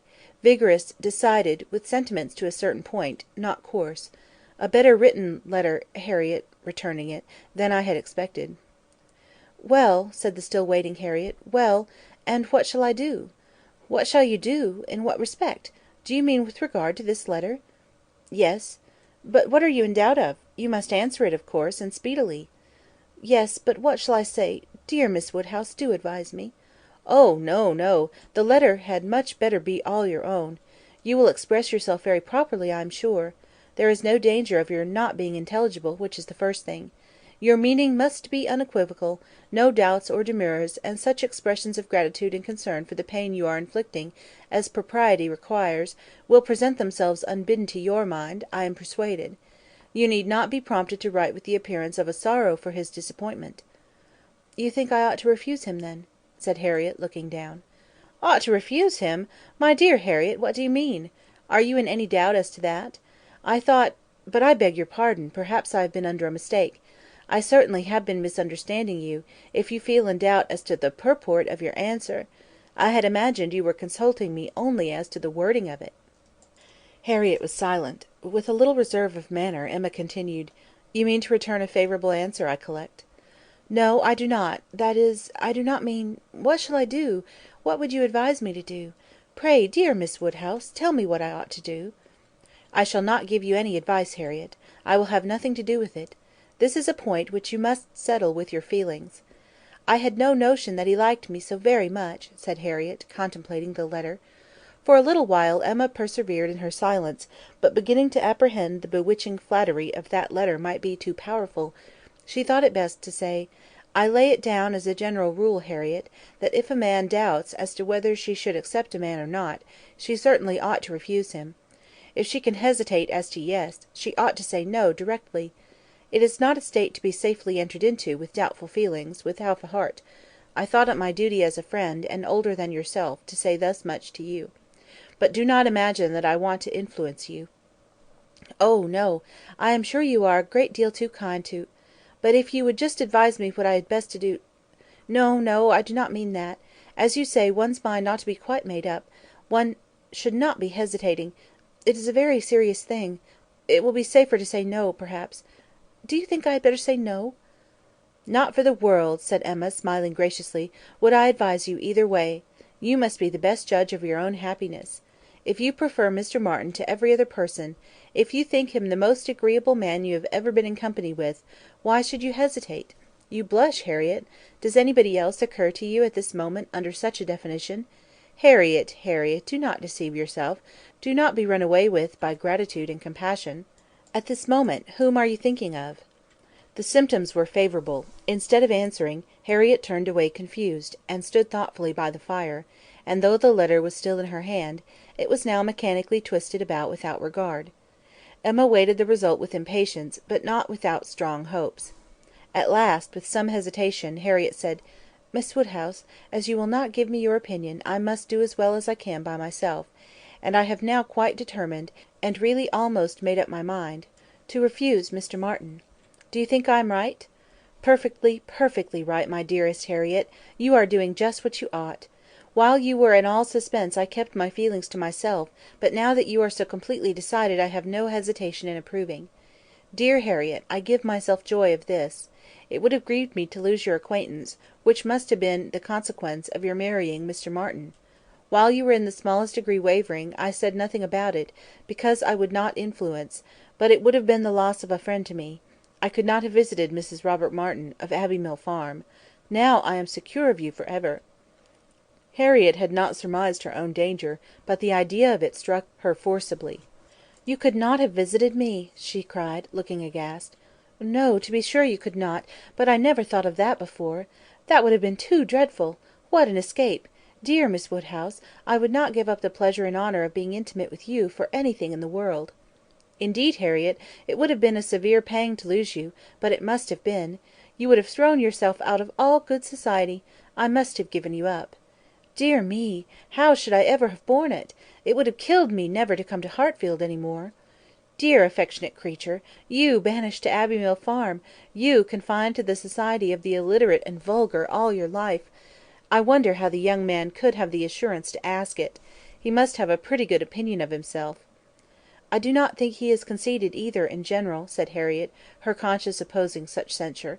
"At least, he is very good natured, and I shall always feel much obliged to him, and have a great regard for— But that is quite a different thing from— And you know, though he may like me, it does not follow that I should— And certainly I must confess that since my visiting here I have seen people— And if one comes to compare them, person and manners, there is no comparison at all, one is so very handsome and agreeable. However, I do really think Mr. Martin a very amiable young man." and have a great opinion of him, and his being so much attached to me, and his writing such a letter. But as to leaving you, it is what I would not do upon any consideration. Thank you, my own sweet little friend. We will not be parted. A woman is not to marry a man merely because she is asked, or because he is attached to her, and can write a tolerable letter. Oh, no! And it is but a short letter, too." Emma felt the bad taste of her friend, but let it pass with a "Very true. It would be a small consolation to her, for the clownish manner which might be offending her every hour of the day, to know that her husband could write a good letter." "Oh, yes, very. Nobody cares for a letter. The thing is to be always happy with pleasant companions. I am quite determined to refuse him. But how shall I do? What shall I say?" Emma assured her there would be no difficulty in the answer, and advised its being written directly, which was agreed to, in the hope of her assistance; and though Emma continued to protest against any assistance being wanted, it was in fact given in the formation of every sentence. The looking over his letter again, in replying to it, had such a softening tendency, that it was particularly necessary to brace her up with a few decisive expressions; and she was so very much concerned at the idea of making him unhappy, and thought so much of what his mother and sisters would think and say, and was so anxious that they should not fancy her ungrateful, that Emma believed if the young man had come in her way at that moment he would have been accepted after all. This letter, however, was written, and sealed, and sent. The business was finished, and Harriet safe. She was rather low all the evening, but Emma could allow for her amiable regrets, and sometimes relieved them by speaking of her own affection, sometimes by bringing forward the idea of Mr. Elton. "I shall never be invited to Abbey Mill again," was said in rather a sorrowful tone. "Nor, if you were, could I ever bear to part with you, my Harriet. You are a great deal too necessary at Hartfield to be spared to Abbey Mill. And I am sure I should never want to go there, for I am never happy but at Hartfield." Some time afterwards it was, "I think Mrs. Goddard would be very much surprised if she knew what had happened. I am sure Miss Nash would, for Miss Nash thinks her own sister very well married, and it is only a linen draper." "One should be sorry to see a greater pride or refinement in the teacher of a school, Harriet. I dare say Miss Nash would envy you such an opportunity as this of being married. Even this conquest would appear valuable in her eyes. As to anything superior for you, I suppose she is quite in the dark. The attentions of a certain person can hardly be among the tittle-tattle of Highbury yet. Hitherto I fancy you and I are the only people to whom his looks and manners have explained themselves."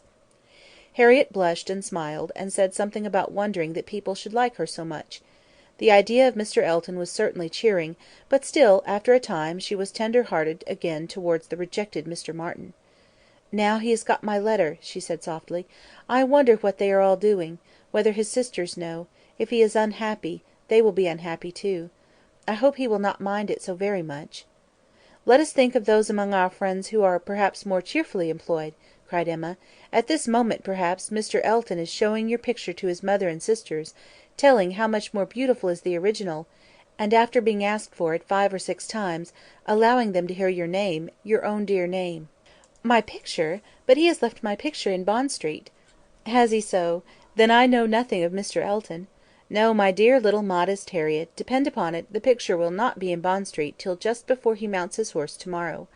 It is his companion all this evening, his solace, his delight; it opens his designs to his family, it introduces you among them, it diffuses through the party those pleasantest feelings of our nature, eager curiosity and warm prepossession. How cheerful, how animated, how suspicious, how busy their imaginations all are!" Harriet smiled again, and her smiles grew stronger. Volume 1, Chapter 7. Volume 1, Chapter 8. Harriet slept at Hartfield that night.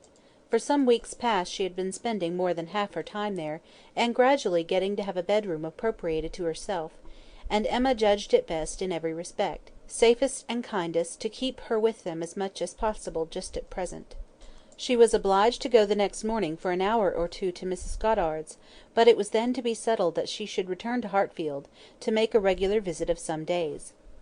While she was gone, Mr. Knightley called, and sat some time with Mr. Woodhouse and Emma, till Mr. Woodhouse, who had previously made up his mind to walk out, was persuaded by his daughter not to defer it, and was induced by the entreaties of both, though against the scruples of his own civility, to leave Mr. Knightley for that purpose.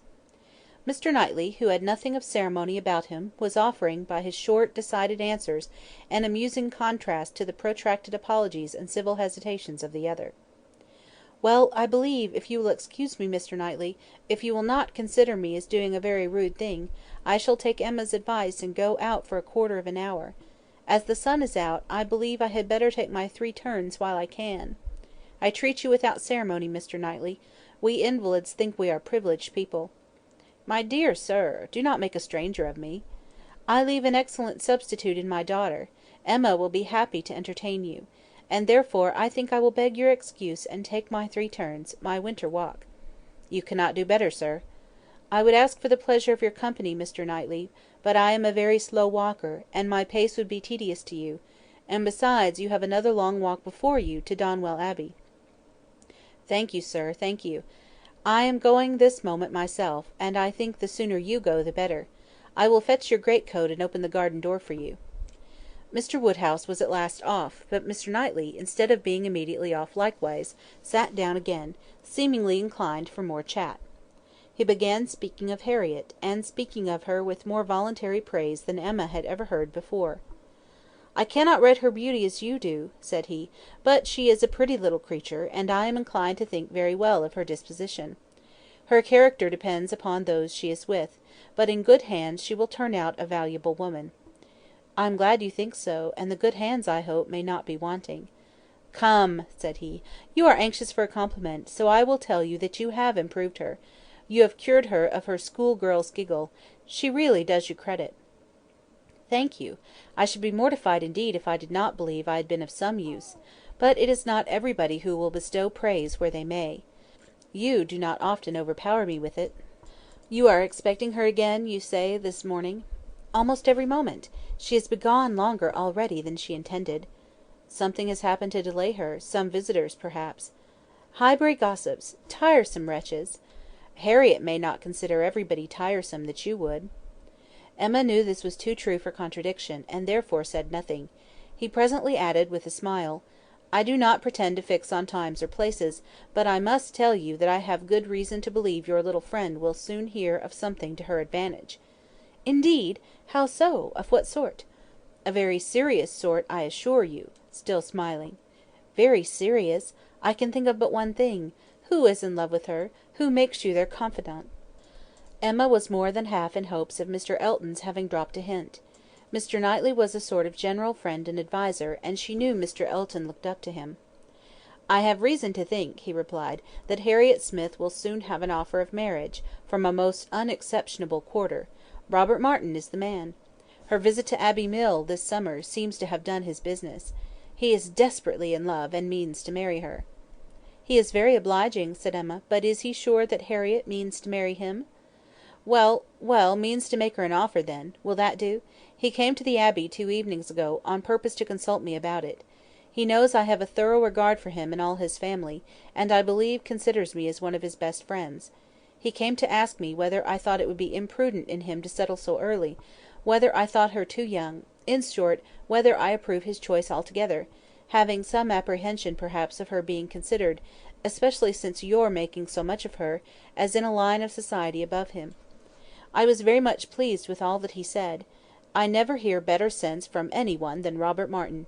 He always speaks to the purpose, open, straightforward, and very well judging. He told me everything, his circumstances and plans, and what they all propose doing in the event of his marriage. He is an excellent young man, both as a son and brother. I had no hesitation in advising him to marry. He proved to me that he could afford it, and that being the case, I was convinced he could not do better.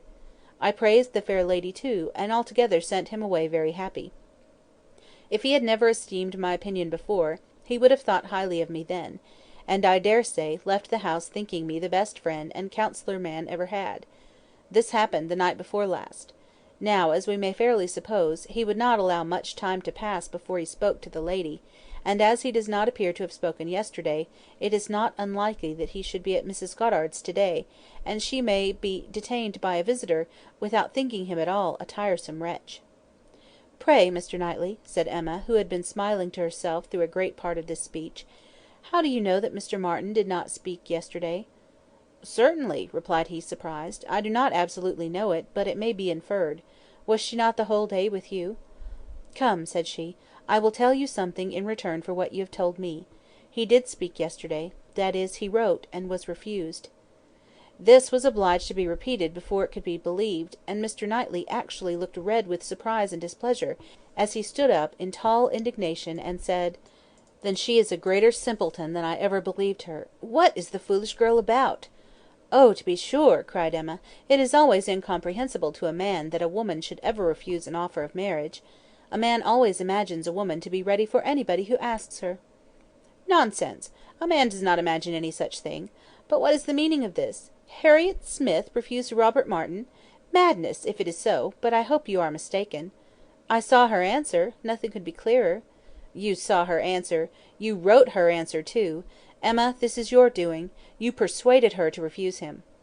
"And if I did, which, however, I am far from allowing, I should not feel that I had done wrong.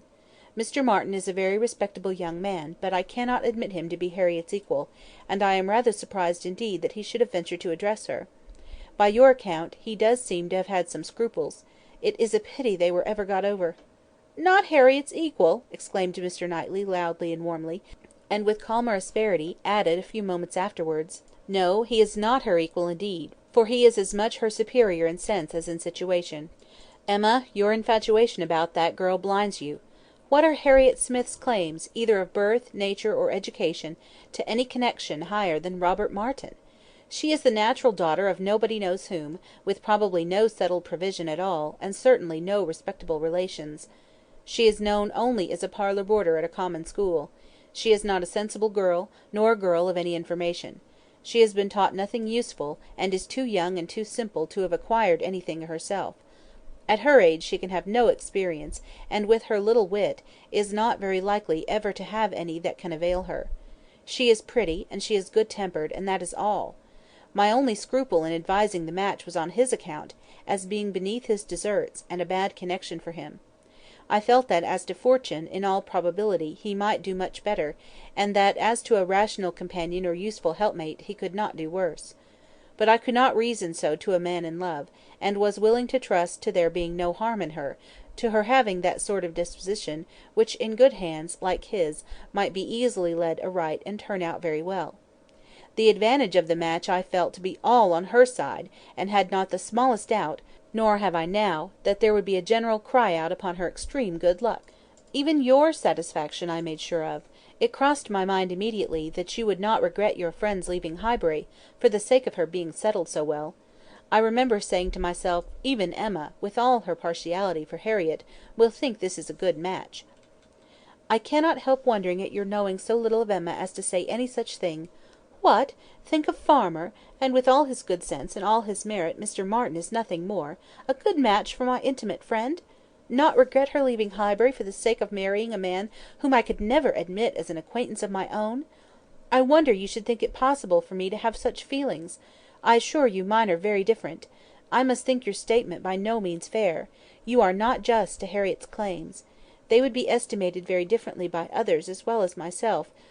Mr. Martin may be the richest of the two, but he is undoubtedly her inferior as to rank in society. The sphere in which she moves is much above his. It would be a degradation." "A degradation to illegitimacy and ignorance, to be married to a respectable, intelligent gentleman farmer!" "As to the circumstance of her birth, though in a legal sense she may be called nobody, it will not hold in common sense. She is not to pay for the offence of others, by being held below the level of those with whom she is brought up.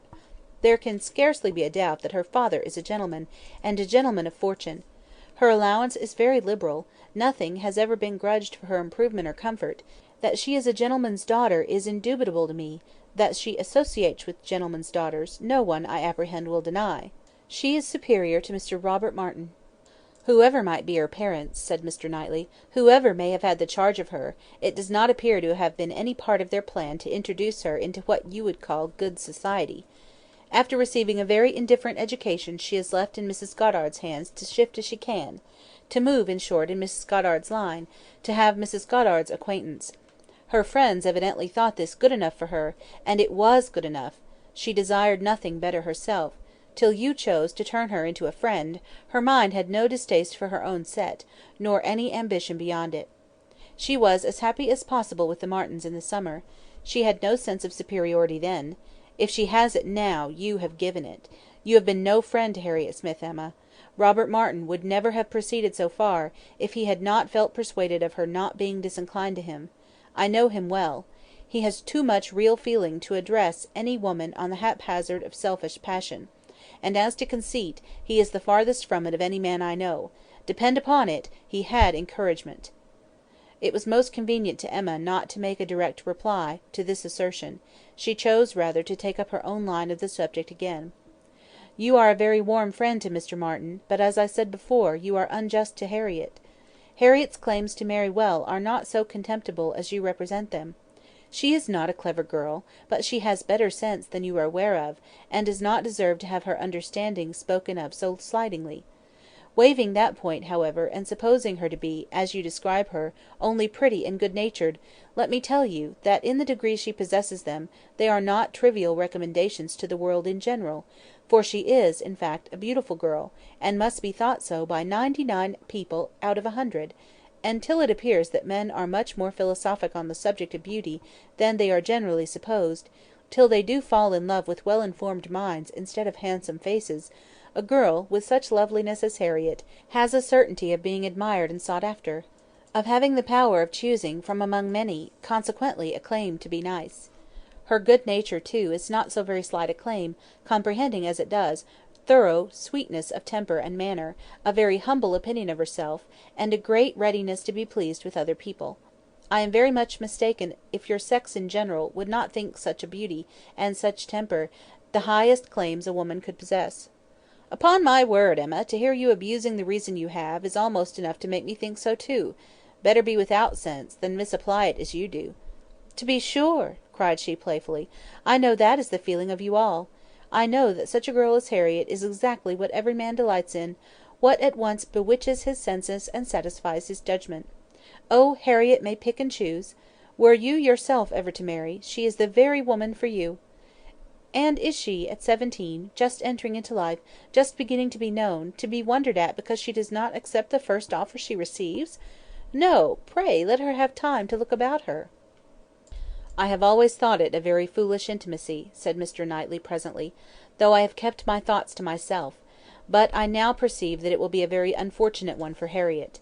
You will puff her up with such ideas of her own beauty, and of what she has a claim to, that in a little while nobody within her reach will be good enough for her. Vanity working on a weak head produces every sort of mischief. Nothing so easy as for a young lady to raise her expectations too high. Miss Harriet Smith may not find offers of marriage flow in so fast, though she is a very pretty girl. Men of sense, whatever you may choose to say, do not want silly wives. Men of family would not be very fond of connecting themselves with a girl of such obscurity, and most prudent men would be afraid of the inconvenience and disgrace they might be involved in, when the mystery of her parentage came to be revealed. Let her marry Robert Martin, and she is safe, respectable, and happy for ever; but if you encourage her to expect to marry greatly, and teach her to be satisfied with nothing less than a man of consequence and large fortune, she may be a parlour boarder at Mrs. Goddard's all the rest of her life, or at least (for Harriet Smith is a girl who will marry somebody or other) till she grow desperate, and is glad to catch at the old riding master's son. We think so differently on this point, Mr. Knightley, that there can be no use in canvassing it. We shall only be making each other more angry. But as to my letting her marry Robert Martin, it is impossible. She has refused him, and so decidedly, I think, as must prevent any second application. She must abide by the evil of having refused him, whatever it may be; and as to the refusal itself, I will not pretend to say that I might not influence her a little, but I assure you there was very little for me or for anybody to do. His appearance is so much against him, and his manners so bad, that if she were ever disposed to favour him, she is not now. I can imagine that before she had seen anybody superior she might tolerate him. He was the brother of her friends, and he took pains to please her, and altogether, having seen nobody better, that must have been his great assistant, she might not, while she was at Abbey Mill, find him disagreeable; but the case is altered now. She knows what gentlemen are, and nothing but a gentleman in education and manner has any chance with Harriet." "Nonsense, arrant nonsense, as ever was talked!" cried Mr. Knightley. "Robert Martin's manners have sense, sincerity, and good humour to recommend them, and his mind has more true gentility than Harriet Smith could understand." Emma made no answer, and tried to look cheerfully unconcerned, but was really feeling uncomfortable and wanting him very much to be gone. She did not repent of what she had done; she still thought herself a better judge of such a point of female right and refinement than he could be; but yet she had a sort of habitual respect for his judgment in general, which made her dislike having it so loudly against her, and to have him sitting just opposite to her in an angry state, was very disagreeable. Some minutes passed in this unpleasant silence, with only one attempt on Emma's side to talk of the weather, but he made no answer. He was thinking. The result of his thoughts appeared at last in these words: "Robert Martin has no great loss, if he can but think so, and I hope it will not be long before he does. Your views for Harriet are best known to yourself, but as you make no secret of your love of match-making, it is fair to suppose that views, and plans, and projects you have; and as a friend I shall just hint to you that if Elton is the man, I think it will be all labour in vain." Emma laughed and disclaimed. He continued: "Depend upon it, Elton will not do. Elton is a very good sort of man, and a very respectable vicar of Highbury, but not at all likely to make an imprudent match. He knows the value of a good income as well as anybody. Elton may talk sentimentally, but he will act rationally. He is as well acquainted with his own claims as you can be with Harriet's. He knows that he is a very handsome young man, and a great favourite wherever he goes, and from his general way of talking in unreserved moments, when there are only men present, I am convinced that he does not mean to throw himself away. I have heard him speak with great animation of a large family of young ladies that his sisters are intimate with, who all have £20,000 apiece." "I am very much obliged to you," said Emma, laughing again. "If I had set my heart on Mr. Elton's marrying Harriet, it would have been very kind to open my eyes, but at present I only want to keep Harriet to myself. I have done with match-making indeed. I could never hope to equal my own doings at Randalls. I shall leave off while I am well." "Good morning to you," he said, rising and walking off abruptly. He was very much vexed. He felt the disappointment of the young man, and was mortified to have been the means of promoting it, by the sanction he had given, and the part which he was persuaded Emma had taken in the affair was provoking him exceedingly. Emma remained in a state of vexation too, but there was more indistinctness in the causes of hers than in his. She did not always feel so absolutely satisfied with herself, so entirely convinced that her opinions were right and her adversaries wrong, as Mr. Knightley. He walked off in more complete self-approbation than he left for her.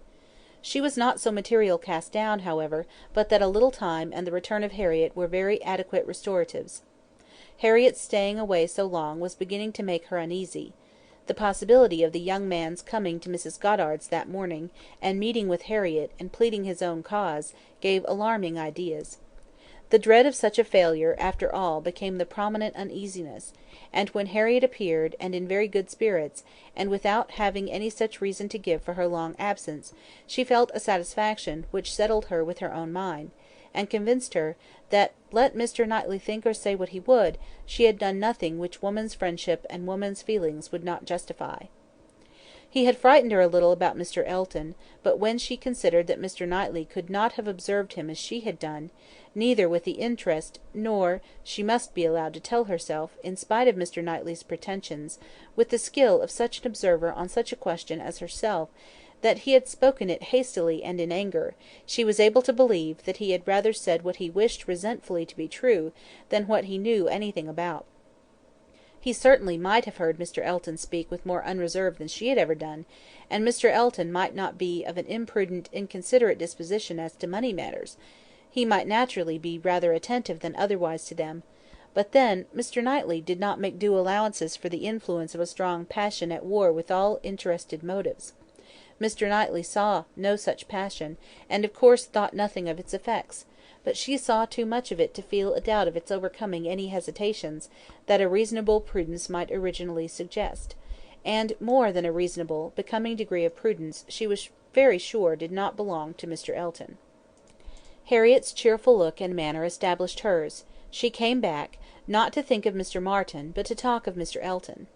Miss Nash had been telling her something, which she repeated immediately with great delight. Mr. Perry had been to Mrs. Goddard's to attend a sick child, and Miss Nash had seen him, and he had told Miss Nash, that as he was coming back yesterday from Clayton Park, he had met Mr. Elton, and found, to his great surprise, that Mr. Elton was actually on his road to London, and not meaning to return till the morrow, though it was the whist club night, which he had been never known to miss before; and Mr. Perry had remonstrated with him about it, and told him how shabby it was in him, their best player, to absent himself, and tried very much to persuade him to put off his journey only one day, but it would not do. Mr. Elton had been determined to go on, and had said in a very particular way indeed, that he was going on business which he would not put off for any inducement in the world, and something about a very enviable commission, and being the bearer of something exceedingly precious. Mr. Perry could not quite understand him, but he was very sure there must be a lady in the case, and he told him so, and Mr. Elton only looked very conscious and smiling, and rode off in great spirits. Miss Nash had told her all this, and had talked a great deal more about Mr. Elton, and said, looking so very significantly at her, that she did not pretend to understand what his business might be, but she only knew that any woman whom Mr. Elton could prefer, she should think the luckiest woman in the world, for beyond a doubt Mr. Elton had not his equal for beauty or agreeableness. End of Volume 1, Chapter 8. Volume 1, Chapter 9 of Emma. Mr. Knightley might quarrel with her, but Emma could not quarrel with herself. He was so much displeased that it was longer than usual before he came to Hartfield again, and when they did meet, his grave looks showed that she was not forgiven. She was sorry, but could not repent. On the contrary, her plans and proceedings were more and more justified and endeared to her by the general appearances of the next few days. The picture, elegantly framed, came safely to hand soon after Mr. Elton's return, and being hung over the mantelpiece of the common sitting-room, he got up to look at it, and sighed out his half-sentences of admiration just as he ought; and as for Harriet's feelings, they were visibly forming themselves into as strong and steady an attachment as her youth and sort of mind admitted. Emma was soon perfectly satisfied of Mr. Martin's being no otherwise remembered than as he furnished a contrast with Mr. Elton of the utmost advantage to the latter. Her views of improving her little friend's mind, by a great deal of useful reading and conversation, had never yet led to more than a few first chapters, and the intention of going on to-morrow. It was much easier to chat than to study, much pleasanter to let her imagination range and work at Harriet's fortune, than to be labouring to enlarge her comprehension or exercise it on sober facts; and the only literary pursuit which engaged Harriet at present, the only mental provision she was making for the evening of life, was the collecting and transcribing all the riddles of every sort that she could meet with into a thin quarto of hot-pressed paper, made up by her friend, and ornamented with ciphers and trophies. In this age of literature, such collections on a very grand scale are not uncommon. Miss Nash, head teacher at Mrs. Goddard's, had written out at least 300, and Harriet, who had taken the first hint of it from her, hoped, with Miss Woodhouse's help, to get a great many more. Emma assisted with her invention, memory, and taste, and as Harriet wrote a very pretty hand, it was likely to be an arrangement of the first order, in form as well as quantity. Mr. Woodhouse was almost as much interested in the business as the girls, and tried very often to recollect something worth their putting in. So many clever riddles as there used to be when he was young, he wondered he could not remember them, but he hoped he should in time; and it always ended in Kitty, a fair but frozen maid. His good friend Perry, too, whom he had spoken to on the subject, did not at present recollect anything of the riddle kind; but he had desired Perry to be upon the watch, and as he went about so much, something he thought might come from that quarter. It was by no means his daughter's wish that the intellects of Highbury in general should be put under requisition. Mr. Elton was the only one whose assistance she asked. He was invited to contribute any really good enigmas, charades, or conundrums that he might recollect, and she had the pleasure of seeing him most intently at work with his recollections, and at the same time, as she could perceive, most earnestly careful that nothing ungallant, nothing that did not breed a compliment to the sex should pass his lips. They owed to him their 2 or 3 politest puzzles, and the joy and exultation with which at last he recalled, and rather sentimentally recited, that well-known charade, "My first doth affliction denote, which my second is destined to feel, and my whole is the best antidote, that affliction to soften and heal," made her quite sorry to acknowledge that they had transcribed it some pages ago already. "Why will you not write one yourself for us, Mr. Elton?" said she. "That is the only security for its freshness, and nothing could be easier to you." Oh, no! He had never written, hardly ever, anything of the kind in his life. The stupidest fellow! He was afraid not even Miss Woodhouse—he stopped a moment—or Miss Smith could inspire him. The very next day, however, produced some proof of inspiration. He called for a few moments, just to leave a piece of paper on the table containing, as he said, a charade, which a friend of his had addressed to a young lady, the object of his admiration, but which, from his manner, Emma was immediately convinced must be his own. "I do not offer it for Miss Smith's collection," said he. "Being my friends, I have no right to expose it in any degree to the public eye, but perhaps you may not dislike looking at it." The speech was more to Emma than to Harriet, which Emma could understand. There was deep consciousness about him, and he found it easier to meet her eye than her friend's. He was gone the next moment. After another moment's pause, "Take it," said Emma, smiling, and pushing the paper towards Harriet. "It is for you. Take your own." But Harriet was in a tremor, and could not touch it, and Emma, never loth to be first, was obliged to examine it herself. To Miss Charade. My first displays the wealth and pomp of kings, lords of the earth, their luxury and ease. Another view of man my second brings. Behold him there, the monarch of the seas. But ah! united, what reverse we have! Man's boasted power and freedom, all are flown. Lord of the earth and sea, he bends a slave, and woman, lovely woman, reigns alone. Thy ready wit the word will soon supply. May its approval beam in that soft eye.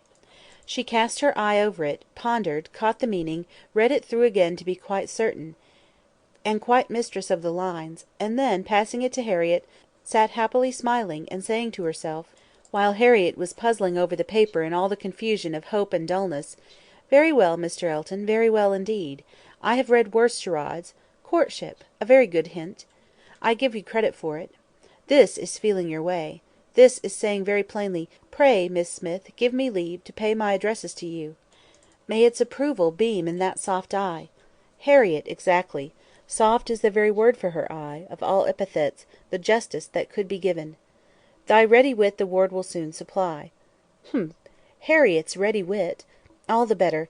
A man must be very much in love, indeed, to describe her so. Ah, Mr. Knightley, I wish you had the benefit of this. I think this would convince you. For once in your life you would be obliged to own yourself mistaken. An excellent charade indeed, and very much to the purpose. Things must come to a crisis soon now."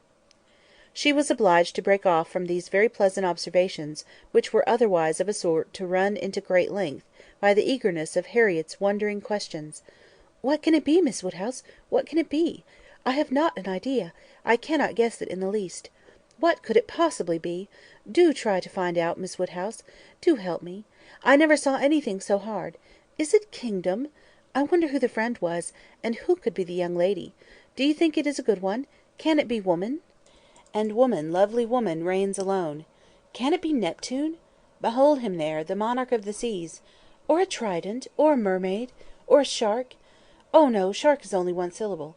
It must be very clever, or he would not have brought it. Oh, Miss Woodhouse, do you think we shall ever find it out? Mermaids and sharks! Nonsense, my dear Harriet, what are you thinking of? Where would be the use of his bringing us a charade made by a friend upon a mermaid or a shark? Give me the paper, and listen. For Miss read Miss Smith. My first displays the wealth and pomp of kings, lords of the earth, their luxury and ease. That is court. Another view of man my second brings. Behold him there, the monarch of the seas. That is ship, plain as it can be. Now for the cream. But ah! united, courtship, you know. What reverse we have! Man's boasted power and freedom, all are flown. Lord of the earth and sea, he bends a slave, and woman, lovely woman, reigns alone.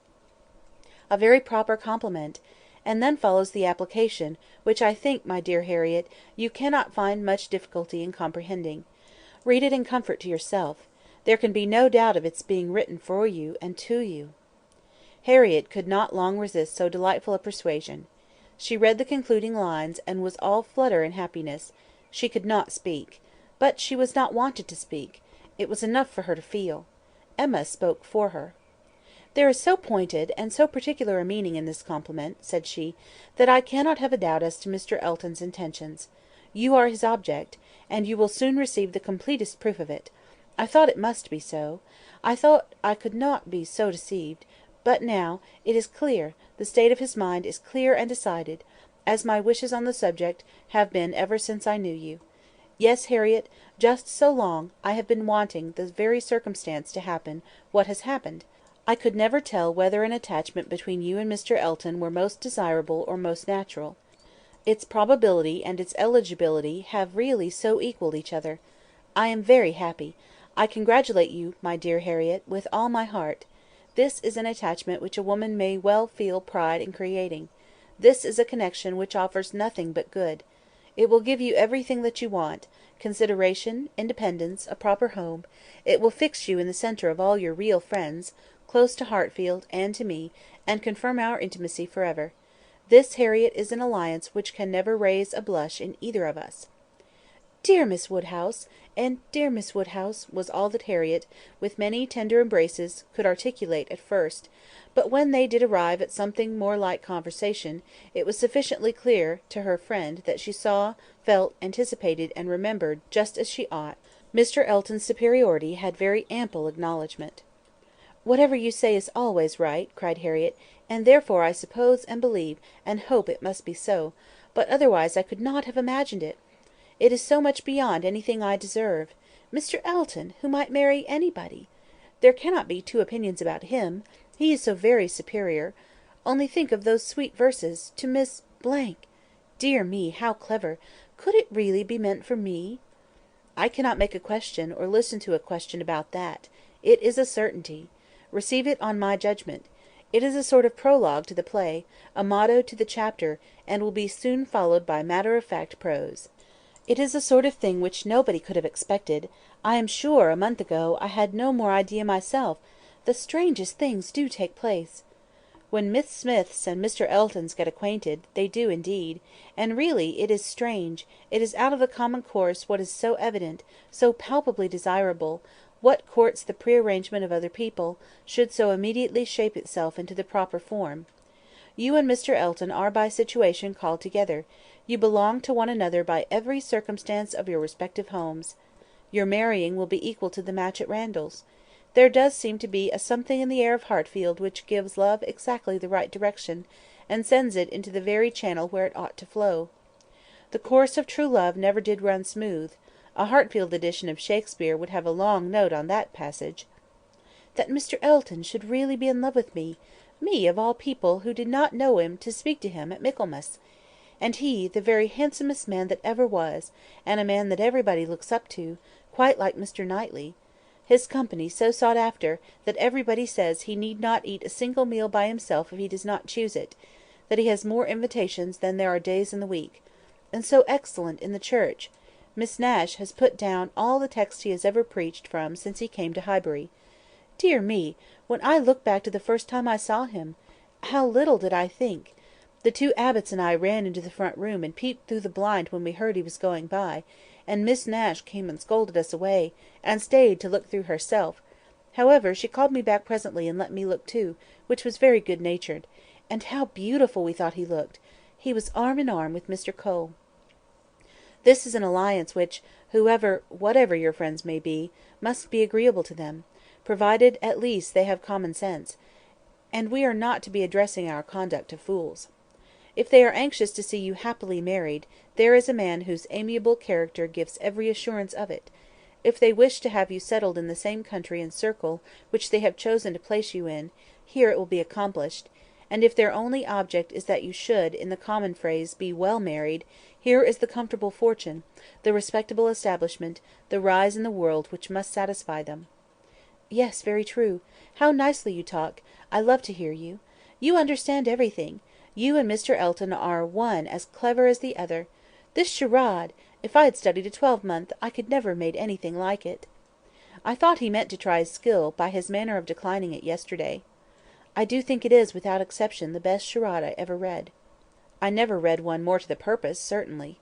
It is as long again as almost all that we have had before.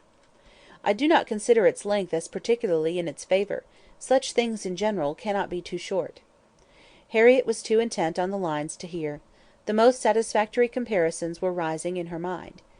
"It is one thing," said she presently, her cheeks in a glow, "to have very good sense in a common way, like everybody else; and if there is anything to say, to sit down and write a letter, and say just what you must, in a short way; and another, to write verses and charades like this." Emma could not have desired a more spirited rejection of Mr. Martin's prose. "Such sweet lines!" continued Harriet, "those two last; but how shall I ever be able to return the paper, or say I have found it out? Oh, Miss Woodhouse, what can we do about that?" "Leave it to me. You do nothing. He will be here this evening, I dare say, and then I will give it him back, and some nonsense or other will pass between us, and you shall not be committed. Your soft eyes shall choose their own time for beaming. Trust to me." "Oh, Miss Woodhouse, what a pity I must not write this beautiful charade into my book! I am sure I have not got one half so good." "Leave out the last two lines, and there is no reason why you should not write it into your book." "Oh, but those two lines are—" "The best of all, granted, for private enjoyment, and for private enjoyment keep them. They are not at all the less written, you know, because you divide them. The couplet does not cease to be, nor does its meaning change. But take it away, and all appropriation ceases, and a very pretty gallant charade remains, fit for any collection. Depend upon it, he would not like to have his charade slighted much better than his passion. A poet in love must be encouraged in both capacities, or neither. Give me the book, I will write it down, and then there can be no possible reflection on you." Harriet submitted, though her mind could hardly separate the parts, so as to feel quite sure her friend were not writing down a declaration of love. It seemed too precious an offering for any degree of publicity. "I shall never let that book go out of my own hands," said she. "Very well," replied Emma, "a most natural feeling, and the longer it lasts, the better I shall be pleased. But here is my father coming. You will not object to my reading the charade to him? It will be giving him so much pleasure. He loves anything of the sort, and especially anything that pays woman a compliment. He has the tenderest spirit of gallantry towards us all. You must let me read it to him." Harriet looked grave. "My dear Harriet, you must not refine too much upon this charade. You will betray your feelings improperly, if you are too conscious and too quick, and appear to affix more meaning, or even quite all the meaning which may be affixed to it. Do not be overpowered by such a little tribute of admiration. If he had been anxious for secrecy, he would not have left the paper while I was by, but he rather pushed it towards me than towards you. Do not let us be too solemn on the business. He has encouragement enough to proceed, without our sighing out our souls over this charade." "Oh, no, I hope I shall not be ridiculous about it. Do as you please." Mr. Woodhouse came in, and very soon led to the subject again, by the recurrence of his very frequent inquiry of "Well, my dears, how does your book go on? Have you got anything fresh?" "Yes, papa, we have something to read you, something quite fresh. A piece of paper was found on the table this morning, dropped, we suppose, by a fairy, containing a very pretty charade, and we have just copied it in." She read it to him, just as he liked to have anything read, slowly and distinctly, and 2 or 3 times over, with explanations of every part as she proceeded; and he was very much pleased, and, as she had foreseen, especially struck with the complimentary conclusion. "Ay, that's very just indeed; that's very properly said; very true. Woman, lovely woman! It is such a pretty charade, my dear, that I can easily guess what fairy brought it. Nobody could have written so prettily but you, Emma." Emma only nodded and smiled. After a little thinking, and a very tender sigh, he added, "Ah, it is no difficulty to see who you take after. Your dear mother was so clever at all these things. If I had but her memory! But I can remember nothing, not even that particular riddle which you have heard me mention. I can only recollect the first stanza, and there are several. Kitty, a fair but frozen maid, kindled a flame I yet deplore. The hoodwinked boy I called to aid, though of his near approach afraid, so fatal to my suit before." And that is all I can recollect of it, but it is very clever all the way through. But I think, my dear, you said you had got it. "Yes, papa, it is written out in our second page. We copied it from the elegant extracts. It was Garrick's, you know." "Ay, very true. I wish I could recollect more of it. Kitty, a fair but frozen maid. The name makes me think of poor Isabella, for she was very near being christened Catherine, after her grandmamma. I hope we shall have her here next week. Have you thought, my dear, where you shall put her, and what room there will be for the children?" "Oh, yes, she will have her own room, of course, the room she always has; and there is the nursery for the children, just as usual, you know. Why should there be any change?" "I do not know, my dear, but it is so long since she was here; not since last Easter, and then only for a few days. Mr John Knightley's being a lawyer is very inconvenient. Poor Isabella! She is sadly taken away from us all. And how sorry she will be when she comes, not to see Miss Taylor here." "She will not be surprised, papa, at least." "I do not know, my dear. I am sure I was very much surprised when I first heard she was going to be married. We must ask Mr and Mrs Weston to dine with us, while Isabella is here." "Yes, my dear, if there is time; but," in a very depressed tone, "she is coming only for 1 week. There will not be time for anything." "It is unfortunate that they cannot stay longer, but it seems a case of necessity. Mr John Knightley must be in town again on the 28th, and we ought to be thankful, papa, that we are to have the whole of the time they can give to the country, that 2 or 3 days are not taken out for the Abbey. Mr Knightley promises to give up his claims this Christmas, though you know it is longer since they were with him than with us. It would be very hard indeed, my dear, if poor Isabella were to be anywhere but at Hartfield." Mr Woodhouse could never allow for Mr Knightley's claims on his brother, or anybody's claims on Isabella, except his own. He sat musing a little while, and then said, "But I do not see why poor Isabella should be obliged to go back so soon, though he does. I think, Emma, I shall try and persuade her to stay longer with us. She and the children might stay very well." "Ah, papa, that is what you have never been able to accomplish, and I do not think you ever will. Isabella cannot bear to stay behind her husband." This was too true for contradiction. Unwelcome as it was, Mr Woodhouse could only give a submissive sigh; and as Emma saw his spirits affected by the idea of his daughter's attachment to her husband, she immediately led to such a branch of the subject as must raise them. "Harriet must give us as much of her company as she can while my brother and sister are here. I am sure she will be pleased with the children. We are very proud of the children, are we not, papa? I wonder which she will think the handsomest, Henry or John?" I wonder which she will. Poor little dears! How glad they will be to come! They are very fond of being at Hartfield, Harriet." "I dare say they are, sir. I am sure I do not know who is not." "Henry is a fine boy, but John is very like his mamma. Henry is the eldest; he was named after me, not after his father. John, the second, is named after his father. Some people are surprised, I believe, that the eldest was not; but Isabella would have him called Henry, which I thought very pretty of her. And he is a very clever boy, indeed. They are all remarkably clever, and they have so many pretty ways. They will come and stand by my chair, and say, 'Grandpapa, can you give me a bit of string?' And once Henry asked me for a knife, but I told him knives were only made for grandpapas. I think their father is too rough with them very often." "He appears rough to you," said Emma, "because you are so very gentle yourself; but if you could compare him with other papas, you would not think him rough. He wishes his boys to be active and hearty, and if they misbehave, can give them a sharp word now and then; but he is an affectionate father; certainly Mr John Knightley is an affectionate father. The children are all fond of him."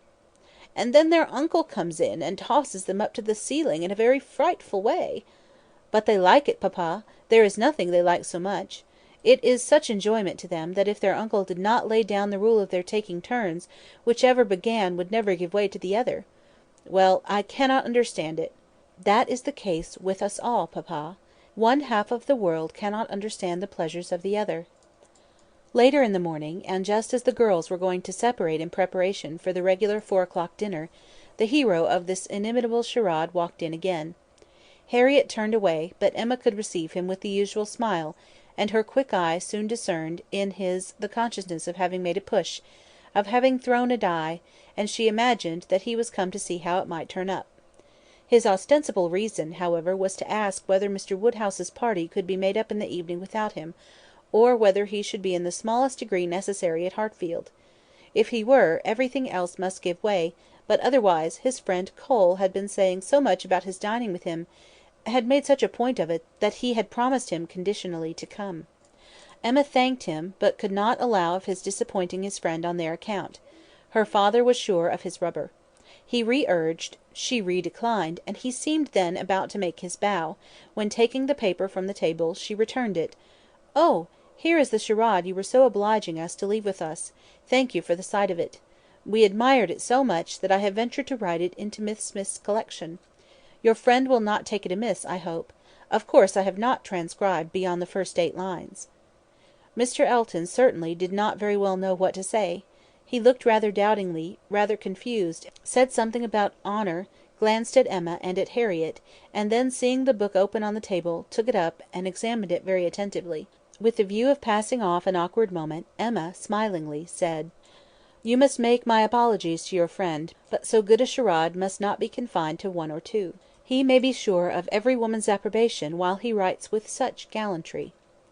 "I have no hesitation in saying," replied Mr. Elton, though hesitating a good deal while he spoke, "I have no hesitation in saying—at least, if my friend feels it all as I do, I have not the smallest doubt that, could he see his little effusion honoured as I see it," looking at the book again, and replacing it on the table, "he would consider it as the proudest moment of his life."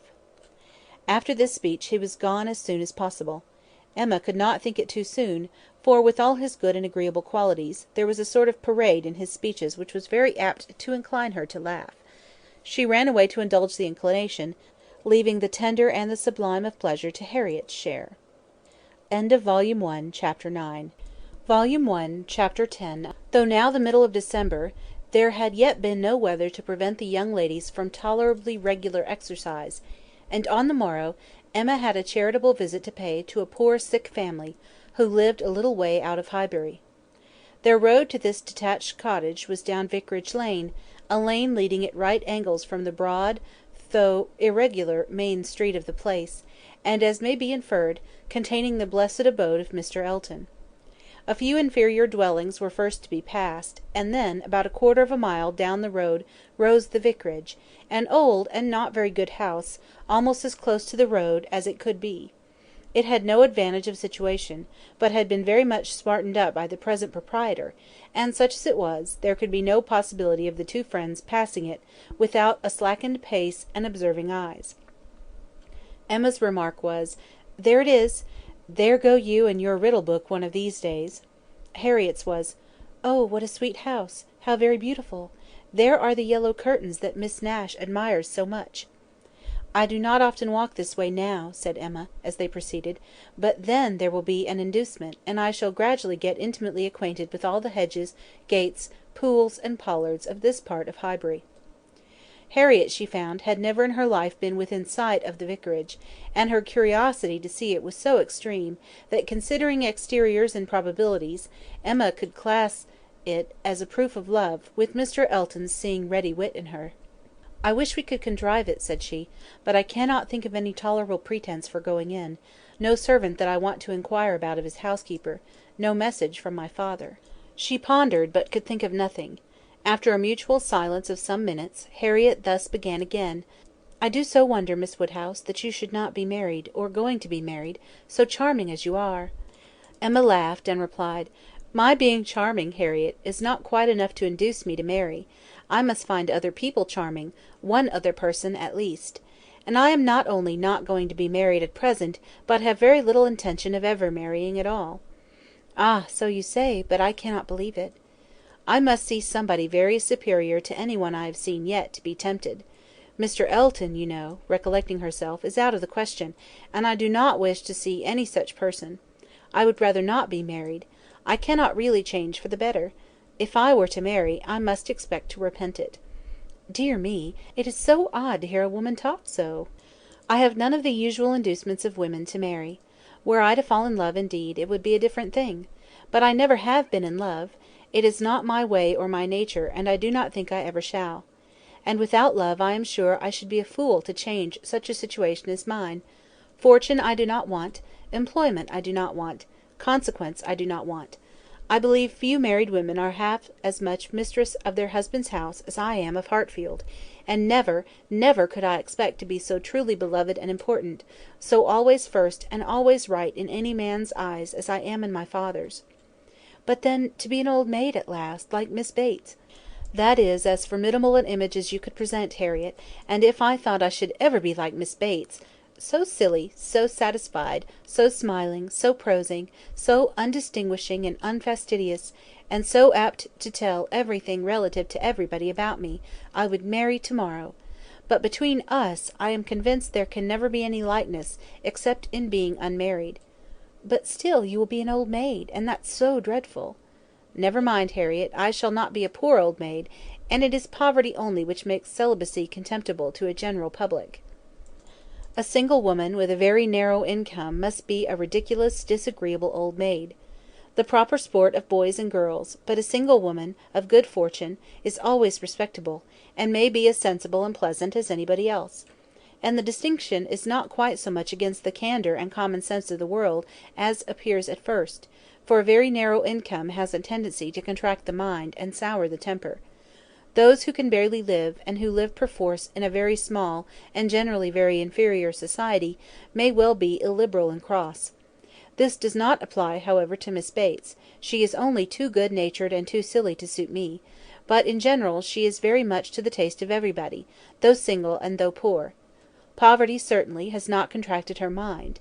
I really believe, if she had only a shilling in the world, she would be very likely to give away sixpence of it, and nobody is afraid of her. That is a great charm." "Dear me! But what shall you do? How shall you employ yourself when you grow old?"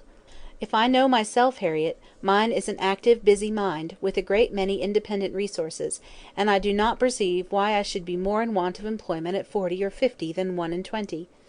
Woman's usual occupations of hand and mind will be as open to me then as they are now, or with no important variation. If I draw less, I shall read more; if I give up music, I shall take to carpet work. And as for objects of interest, objects for the affections, which is, in truth, the great point of inferiority, the want of which is really the great evil to be avoided in not marrying, I shall be very well off, with all the children of a sister I love so much to care about. There will be enough of them in all probability, to supply every sort of sensation that declining life can need. There will be enough for every hope and every fear, and though my attachment to none can equal that of a parent, it suits my ideas of comfort better than what is warmer and blinder. My nephews and nieces! I shall often have a niece with me." "Do you know Miss Bates's niece? That is, I know you must have seen her 100 times, but are you acquainted?" "Oh, yes, we are always forced to be acquainted whenever she comes to Highbury. By the by, that is almost enough to put one out of conceit with a niece. Heaven forbid, at least, that I should ever bore people half so much about all the Knightleys together than she does about Jane Fairfax. One is sick of the very name of Jane Fairfax. Every letter from her is read 40 times over; her compliments to all friends go round and round again; and if she does but send her aunt the pattern of a stomacher, or knit a pair of garters for her grandmother, one hears of nothing else for a month. I wish Jane Fairfax very well, but she tires me to death." They were now approaching the cottage, and all idle topics were superseded. Emma was very compassionate, and the distresses of the poor were as sure of relief from her personal attention and kindness, her counsel and her patience, as from her purse. She understood their ways, could allow for their ignorance and their temptations, had no romantic expectations of extraordinary virtue from those for whom education had done so little, entered into their troubles with ready sympathy, and always gave her assistance with as much intelligence as goodwill. In the present instance, it was sickness and poverty together which she came to visit, and after remaining there as long as she could give comfort or advice, she quitted the cottage with such an impression of the scene as made her say to Harriet, as they walked away, "These are the sights, Harriet, to do one good. How trifling they make everything else appear!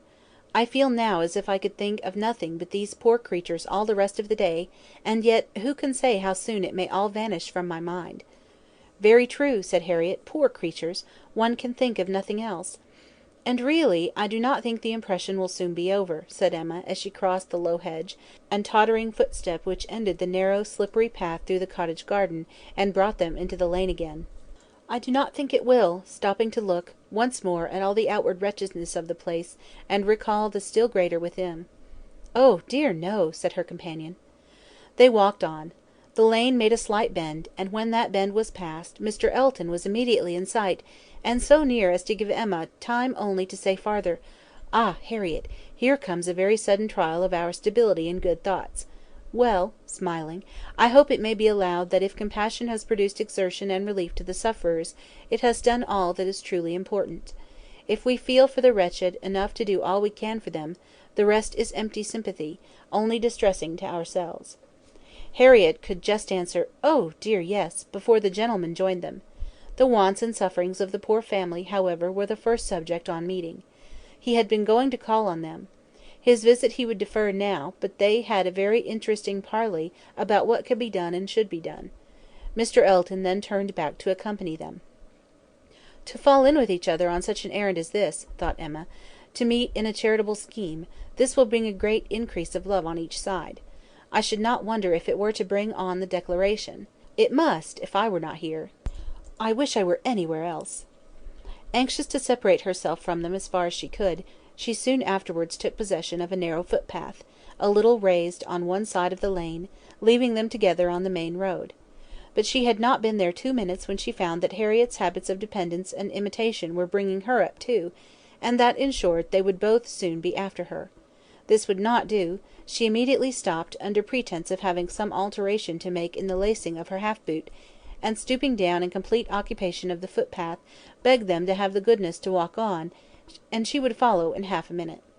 They did as they were desired, and by the time she judged it reasonable to have done with her boot, she had the comfort of farther delay in her power, being overtaken by a child from the cottage, setting out, according to orders, with her pitcher, to fetch broth from Hartfield.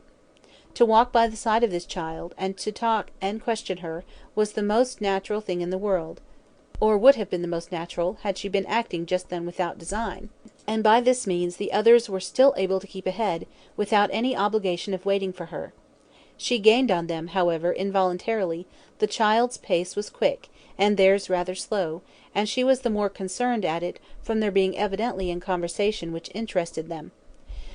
Mr. Elton was speaking with animation, Harriet listening with a very pleased attention, and Emma, having sent the child on, was beginning to think how she might draw back a little more, when they both looked round, and she was obliged to join them. Mr. Elton was still talking, still engaged in some interesting detail, and Emma experienced some disappointment when she found that he was only giving his fair companion an account of the yesterday's party at his friend Cole's, and that she was come in herself for the Stilton cheese, the North Wiltshire, the butter, the celery, the beetroot, and all the dessert. This would soon have led to something better, of course, was her consoling reflection. Anything interests between those who love, and anything will serve as introduction to what is near the heart. If I could but have kept longer away! They now walked on together quietly, till within view of the vicarage pales, when a sudden resolution, of at least getting Harriet into the house, made her again find something very much amiss about her boot, and fall behind to arrange it once more. She then broke the lace off short, and dexterously throwing it into a ditch, was presently obliged to entreat them to stop, and acknowledged her inability to put herself to rights, so as to be able to walk home in tolerable comfort. "Part of my lace is gone," said she, "and I do not know how I am to contrive. I really am a most troublesome companion to you both, but I hope I am not so often ill-equipped. Mr. Elton, I must beg leave to stop at your house, and ask your housekeeper for a bit of ribbon or string, or anything just to keep my boot on." Mr. Elton looked all happiness at this proposition, and nothing could exceed his alertness and attention in conducting them into his house and endeavouring to make everything appear to advantage. The room they were taken into was the one he chiefly occupied, and looking forwards, behind it was another with which it immediately communicated; the door between them was open, and Emma passed into it with the housekeeper to receive her assistance in the most comfortable manner. She was obliged to leave the door ajar as she found it, but she fully intended that Mr. Elton should close it. It was not closed, however; it still remained ajar, but by engaging the housekeeper in incessant conversation, she hoped to make it practicable for him to choose his own subject in the adjoining room. For 10 minutes she could hear nothing but herself. It could be protracted no longer. She was then obliged to be finished, and make her appearance. The lovers were standing together at one of the windows. It had a most favourable aspect, and for half a minute Emma felt the glory of having schemed successfully. But it would not do; he had not come to the point. He had been most agreeable, most delightful; he had told Harriet that he had seen them go by, and had purposely followed them; other little gallantries and allusions had been dropped, but nothing serious. "Cautious, very cautious," thought Emma; "he advances inch by inch, and will hazard nothing till he believes himself secure." Still, however, Though everything had not been accomplished by her ingenious device, she could not but flatter herself that it had been the occasion of much present enjoyment to both, and must be leading them forward to the great event. Volume 1, Chapter 10. Volume 1, Chapter 11. Mr. Elton must now be left to himself. It was no longer in Emma's power to superintend his happiness or quicken his measures. The coming of her sister's family was so very near at hand, that, first in anticipation, and then in reality, it became henceforth her prime object of interest; and during the 10 days of their stay at Hartfield it was not to be expected, she did not herself expect, that anything beyond occasional fortuitous assistance could be afforded by her to the lovers. They might advance rapidly if they would; however, they must advance somehow or other whether they would or no. She hardly wished to have more leisure for them. There are people who the more you do for them, the less they will do for themselves. Mr. and Mrs. John Knightley, from having been rather longer than usual absent from Surrey, were exciting of course rather more than the usual interest. Till this year, every long vacation since their marriage had been divided between Hartfield and Donwell Abbey; but all the holidays of this autumn had been given to sea bathing for the children, and it was therefore many months since they had been seen in a regular way by their Surrey connections, or seen at all by Mr. Woodhouse, who could not be induced to get so far as London, even for poor Isabella's sake, and who consequently was now most nervously and apprehensively happy in forestalling this too short visit. He thought much of the evils of the journey for her, and not a little of the fatigues of his own horses and coachman, who were to bring some of the party the last half of the way; but his alarms were needless, the 16 miles being happily accomplished, and Mr. and Mrs. John Knightley, their 5 children, and a competent number of nursery maids, all reaching Hartfield in safety. The bustle and joy of such an arrival, the many to be talked to, welcomed, encouraged, and variously dispersed and disposed of, produced a noise and confusion which his nerves could not have borne under any other cause, nor have endured much longer even for this; but the ways of Hartfield and the feelings of her father were so respected by Mrs. John Knightley, that in spite of maternal solicitude for the immediate enjoyment of her little ones, and for their having instantly all the liberty and attendance, all the eating and drinking, and sleeping and playing, which they could possibly wish for, without the smallest delay, the children were never allowed to be long a disturbance to him, either in themselves or in any restless attendance on them. Mrs. John Knightley was a pretty, elegant little woman, of gentle, quiet manners, and a disposition remarkably amiable and affectionate; wrapped up in her family, a devoted wife, a doting mother, and so tenderly attached to her father and sister that, but for these higher ties, a warmer love might have seemed impossible. She could never see a fault in any of them. She was not a woman of strong understanding or any quickness, and with this resemblance of her father, she inherited also much of his constitution, was delicate in her own health and over careful of that of her children, had many fears and many nerves, and was as fond of her own Mr. Wingfield in town as her father could be of Mr. Perry.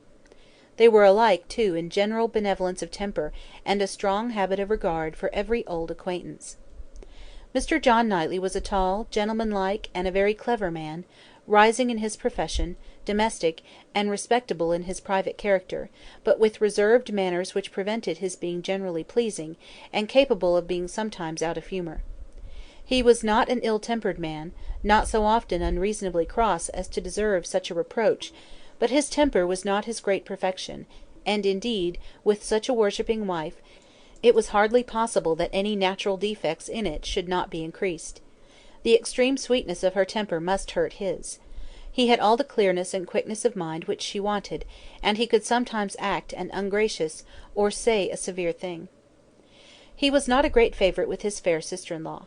Nothing wrong in him escaped her. She was quick in feeling the little injuries to Isabella, which Isabella never felt herself. Perhaps she might have passed over more had his manners been flattering to Isabella's sister, but they were only those of a calmly kind brother and friend, without praise and without blindness; but hardly any degree of personal compliment could have made her regardless of that greatest fault of all in her eyes, which he sometimes fell into, the want of respectful forbearance towards her father. There he had not always the patience that could have been wished.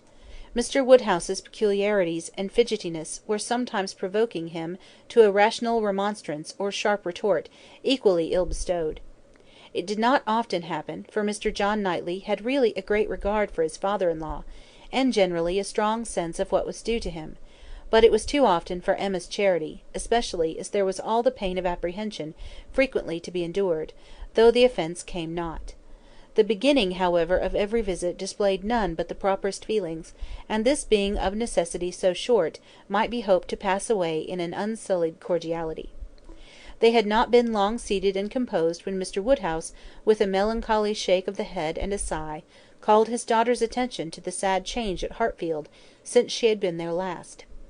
"Ah, my dear," said he, "poor Miss Taylor! It is a grievous business." "Oh, yes, sir," she cried with ready sympathy. "How you must miss her! And dear Emma too! What a dreadful loss to you both! I have been so grieved for you. I could not imagine how you could possibly do without her. It is a sad change indeed. But I hope she is pretty well, sir." "Pretty well, my dear, I hope pretty well. I do not know but that the place agrees with her tolerably." Mr. John Knightley here asked Emma quietly whether there were any doubts of the heir of Randalls. "Oh, no, none in the least. I never saw Mrs. Weston better in my life, never looking so well. Papa is only speaking his own regret." "Very much to the honour of both," was the handsome reply. "And do you see her, sir, tolerably often?" asked Isabella, in the plaintive tone which just suited her father. Mr. Woodhouse hesitated. "Not so often, my dear, as I could wish." "Oh, papa, we have missed seeing them but one entire day since they married. Either in the morning or evening of every day, excepting one, have we seen either Mr. Weston or Mrs. Weston, and generally both, either at Randalls or here, and as you may suppose, Isabella, most frequently here. They are very, very kind in their visits. Mr. Weston is really as kind as herself. Papa, if you speak in that melancholy way, you will be giving Isabella a false idea of us all. Everybody must be aware that Miss Taylor must be missed, but everybody ought also to be assured that Mr. and Mrs. Weston do really prevent our missing her by any means to the extent we ourselves anticipated, which is the exact truth." "Just as it should be," said Mr. John Knightley, "and just as I hoped it was from your letters. Her wish of showing you attention could not be doubted, and his being a disengaged and social man makes it all easy. I have been always telling you, my love, that I had no idea of the change being so very material to Hartfield as you apprehended, and now you have Emma's account, I hope you will be satisfied." "Why, to be sure," said Mr. Woodhouse. "Yes, certainly, I cannot deny that Mrs. Weston, poor Mrs. Weston, does come and see us pretty often, but then she is always obliged to go away again." "It would be very hard upon Mr. Weston if she did not, papa. You quite forget poor Mr. Weston." "I think, indeed," said John Knightley pleasantly, "that Mr. Weston has some little claim. You and I, Emma, will venture to take the part of the poor husband. I, being a husband, and you not being a wife, the claims of the man may very likely strike us with equal force. As for Isabella, she has been married long enough to see the convenience of putting all the Mr. Westons aside as much as she can." "Me, my love!" cried his wife, hearing and understanding only in part. "Are you talking about me?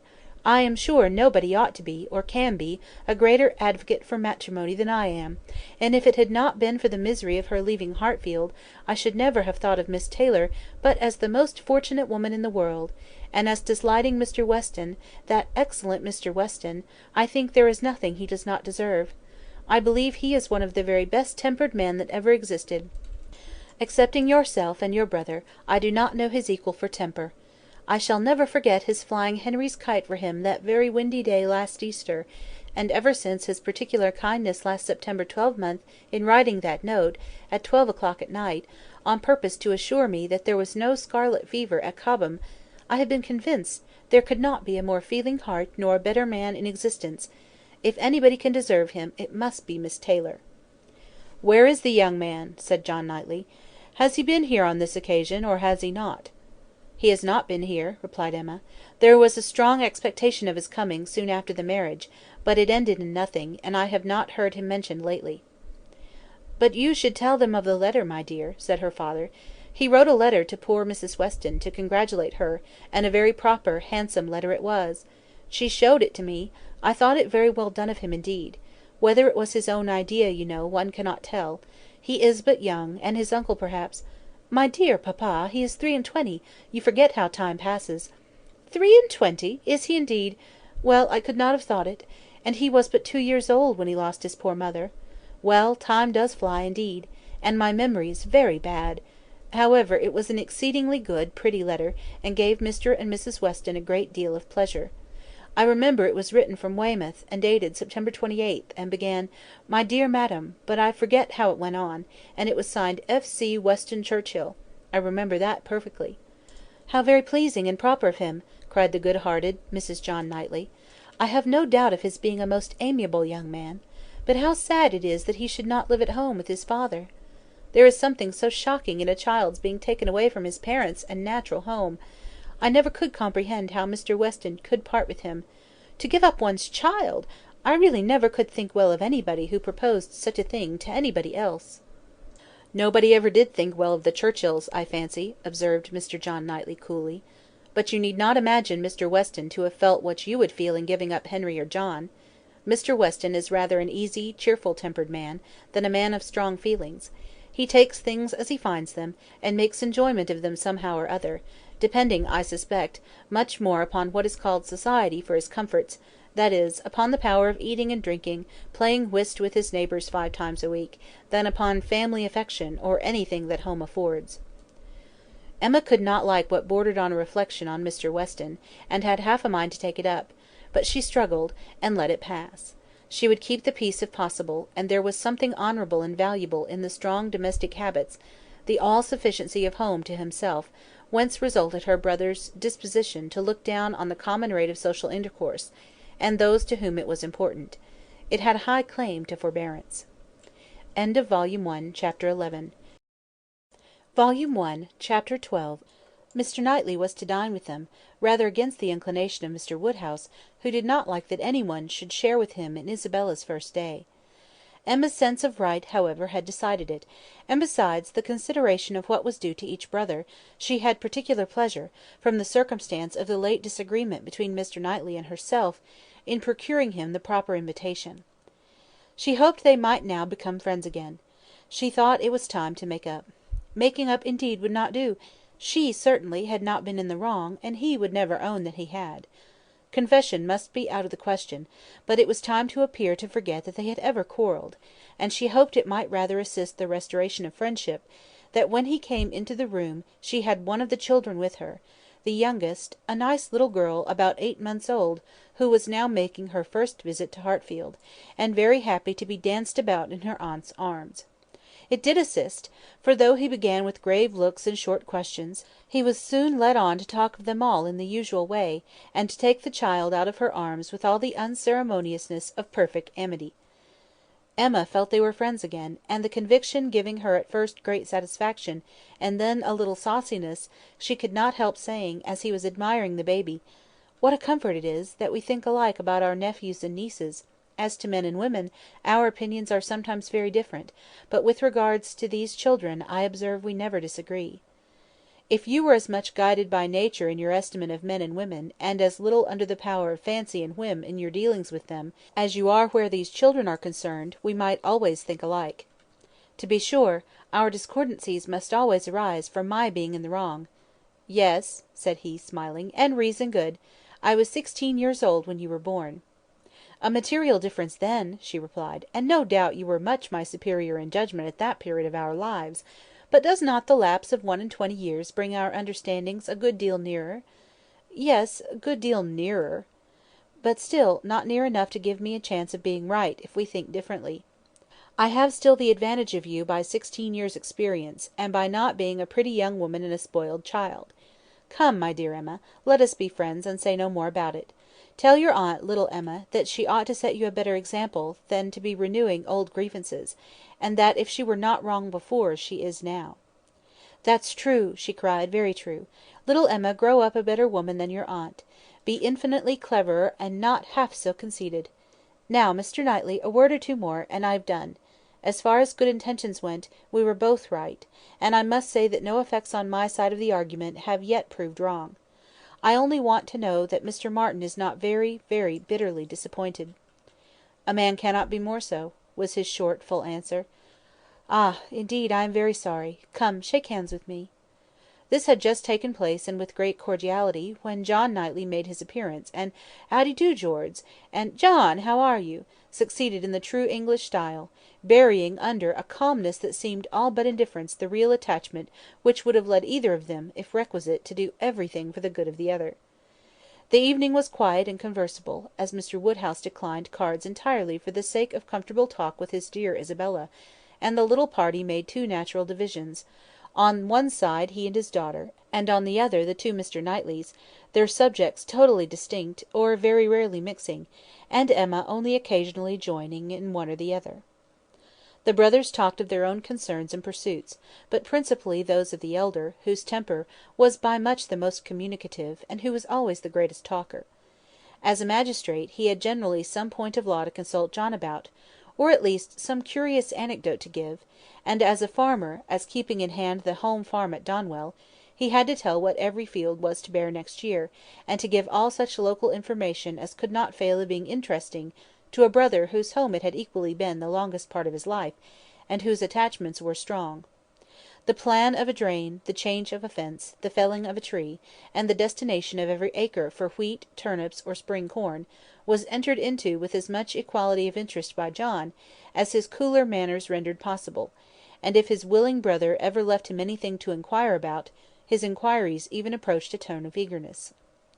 While they were thus comfortably occupied, Mr. Woodhouse was enjoying a full flow of happy regrets and fearful affection with his daughter.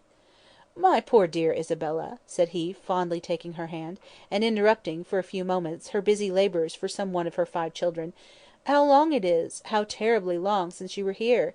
And how tired you must be after your journey! You must go to bed early, my dear, and I recommend a little gruel to you before you go. You and I will have a nice basin of gruel together.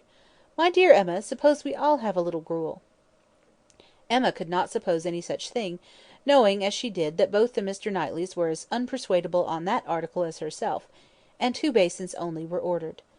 After a little more discourse in praise of gruel, with some wondering at its not being taken every evening by everybody, he proceeded to say, with an air of grave reflection— "It was such an awkward business, my dear, your spending the autumn at Southend instead of coming here. I never had much opinion of the sea air." "Mr. Wingfield most strenuously recommended it, sir, or we should not have gone. He recommended it for all the children, but particularly for the weakness in little Bella's throat, both sea air and bathing." "Ah, my dear, but Perry had many doubts about the sea doing her any good; and as to myself, I have been long perfectly convinced, though perhaps I never told you so before, that the sea is very rarely of use to anybody. I am sure it almost killed me once." "Come, come," cried Emma, feeling this to be an unsafe subject, "I must beg you not to talk of the sea. It makes me envious and miserable. I, who have never seen it. Southend is prohibited, if you please. My dear Isabella, I have not heard you make one inquiry about Mr. Perry yet, and he never forgets you." "Oh, good Mr. Perry! How is he, sir?" "Why, pretty well, but not quite well. Poor Perry is bilious, and he has not time to take care of himself. He tells me he has not time to take care of himself, which is very sad; but he is always wanted all round the country.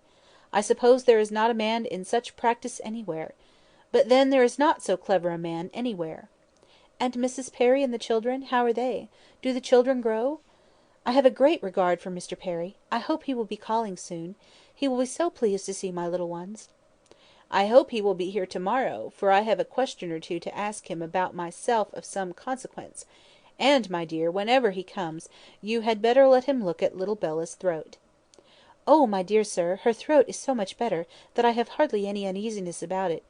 Either bathing has been of the greatest service to her, or else it has to be attributed to an excellent embrocation of Mr. Wingfield's, which we have been applying at times ever since August. It is not very likely, my dear, that bathing should have been of use to her; and if I had known you were wanting an embrocation, I would have spoken to—" "You seem to me to have forgotten Mrs. and Miss Bates," said Emma. "I have not heard one inquiry after them." "Oh, the good Bateses! I am quite ashamed of myself, but you mention them in most of your letters. I hope they are quite well.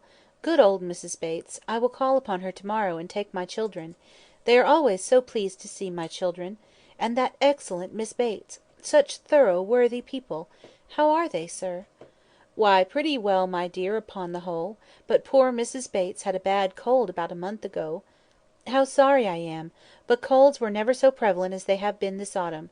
Mr. Wingfield told me that he has never known them more general or heavy, except when it has been quite an influenza. That has been a good deal the case, my dear, but not to the degree you mention. Perry says that colds have been very general, but not so heavy as he has very often known them in November. Perry does not call it altogether a sickly season. No, I do not know that Mr. Wingfield considers it very sickly, except— Ah, my poor dear child, the truth is, that in London it is always a sickly season. Nobody is healthy in London. Nobody can be. It is such a dreadful thing to have you forced to live there, so far off, and the air so bad. No, indeed, we are not at all in bad air. Our part of London is very superior to most others. You must not confuse us with London in general, my dear sir. The neighbourhood of Brunswick Square is very different from almost all the rest. We are so very airy. I should be unwilling, I own, to live in any other part of the town. There is hardly any other that I could be satisfied to have my children in, but we are so remarkably airy. Mr. Wingfield thinks the vicinity of Brunswick Square decidedly the most favourable as to air. Ah, my dear, it is not like Hartfield. You make the best of it, but after you have been a week at Hartfield you are all of you different creatures. You do not look like the same. Now I cannot say that I think you are any of you looking well at the present. I am sorry to hear you say so, sir, but I assure you, excepting those little nervous headaches and palpitations, which I am never entirely free from anywhere, I am quite well myself, and if the children were rather pale before they went to bed, it was only because they were a little more tired than usual, from their journey and the happiness of coming.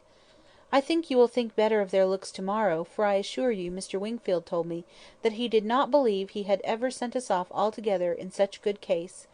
I trust, at least, that you do not think Mr. Knightley looking ill," turning her eyes with affectionate anxiety towards her husband. "Middling, my dear, I cannot compliment you. I think Mr. John Knightley far from looking well." "What is the matter, sir? Did you speak to me?" cried Mr. John Knightley, hearing his own name. "I am sorry to find, my love, that my father does not think you looking well, but I hope it is only from being a little fatigued. I could have wished, however, as you know, that you had seen Mr. Wingfield before you left home." "My dear Isabella," exclaimed he hastily, "pray do not concern yourself about my looks. Be satisfied with doctoring and coddling yourself and the children, and let me look as I choose." "I did not thoroughly understand what you were telling your brother," cried Emma, "about your friend Mr. Graham's intending to have a bailiff from Scotland to look after his new estate. What will it answer? Will not the old prejudice be too strong?" And she talked in this way so long and successfully that, when forced to give her attention again to her father and sister, she had nothing worse to hear than Isabella's kind inquiry after Jane Fairfax; and Jane Fairfax, though no great favourite with her in general, she was at that moment very happy to assist in praising. "That sweet, amiable Jane Fairfax!" said Mrs. John Knightley. "It is so long since I have seen her, except now and then for a moment accidentally in town. What happiness it must be to her good old grandmother and excellent aunt when she comes to visit them. I always regret excessively on dear Emma's account that she cannot be more at Highbury, but now their daughter is married, I suppose Colonel and Mrs. Campbell will not be able to part with her at all. She would be such a delightful companion for Emma."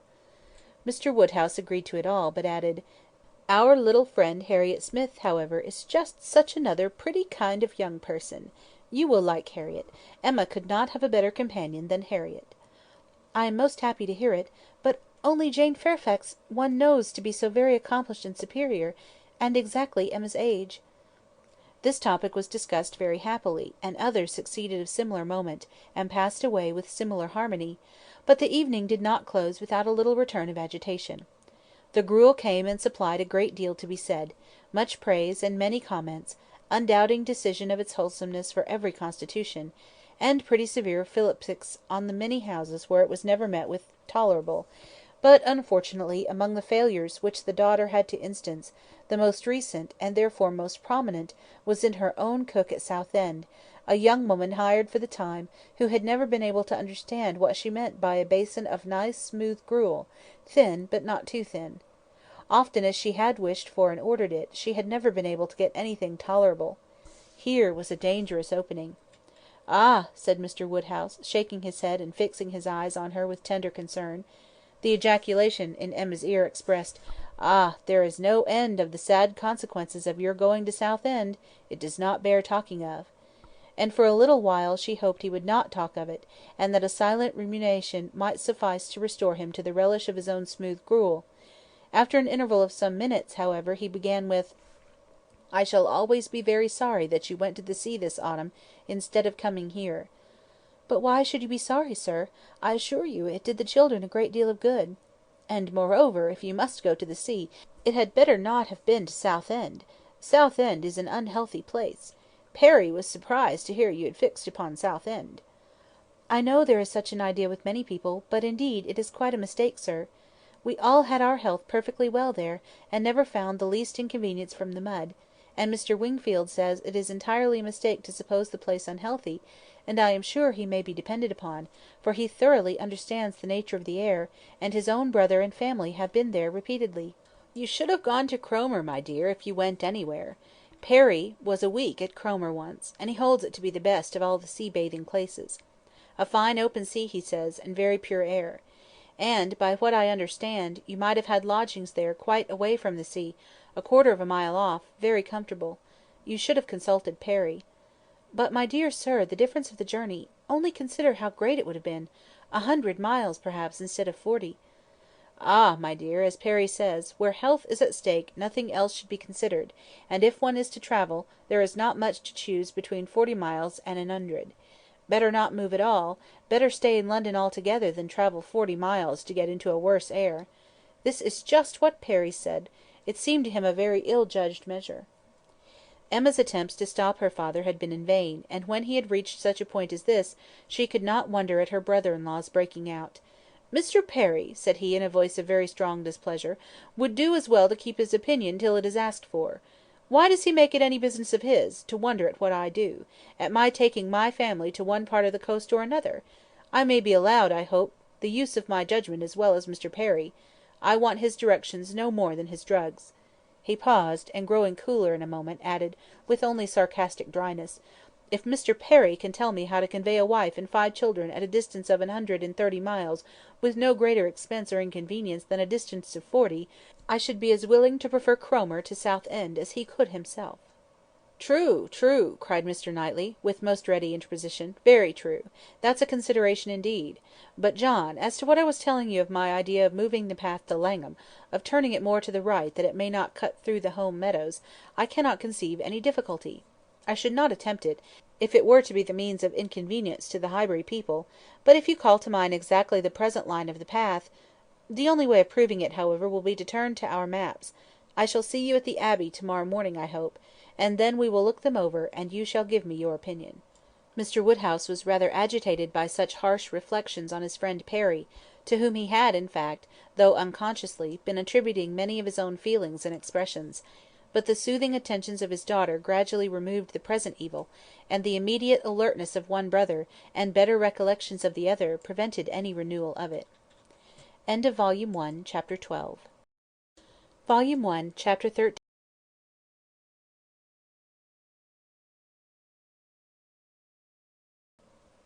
There could hardly be a happier creature in the world than Mrs. John Knightley, in this short visit to Hartfield, going about every morning among her old acquaintance with her 5 children, and talking over what she had done every evening with her father and sister. She had nothing to wish otherwise, but that the days did not pass so swiftly. It was a delightful visit, perhaps, in being much too short. In general their evenings were less engaged with friends than their mornings; but one complete dinner engagement, and out of the house too, there was no avoiding, though at Christmas. Mr. Weston would take no denial; they must all dine at Randalls one day; even Mr. Woodhouse was persuaded to think it a possible thing, in preference to a division of the party.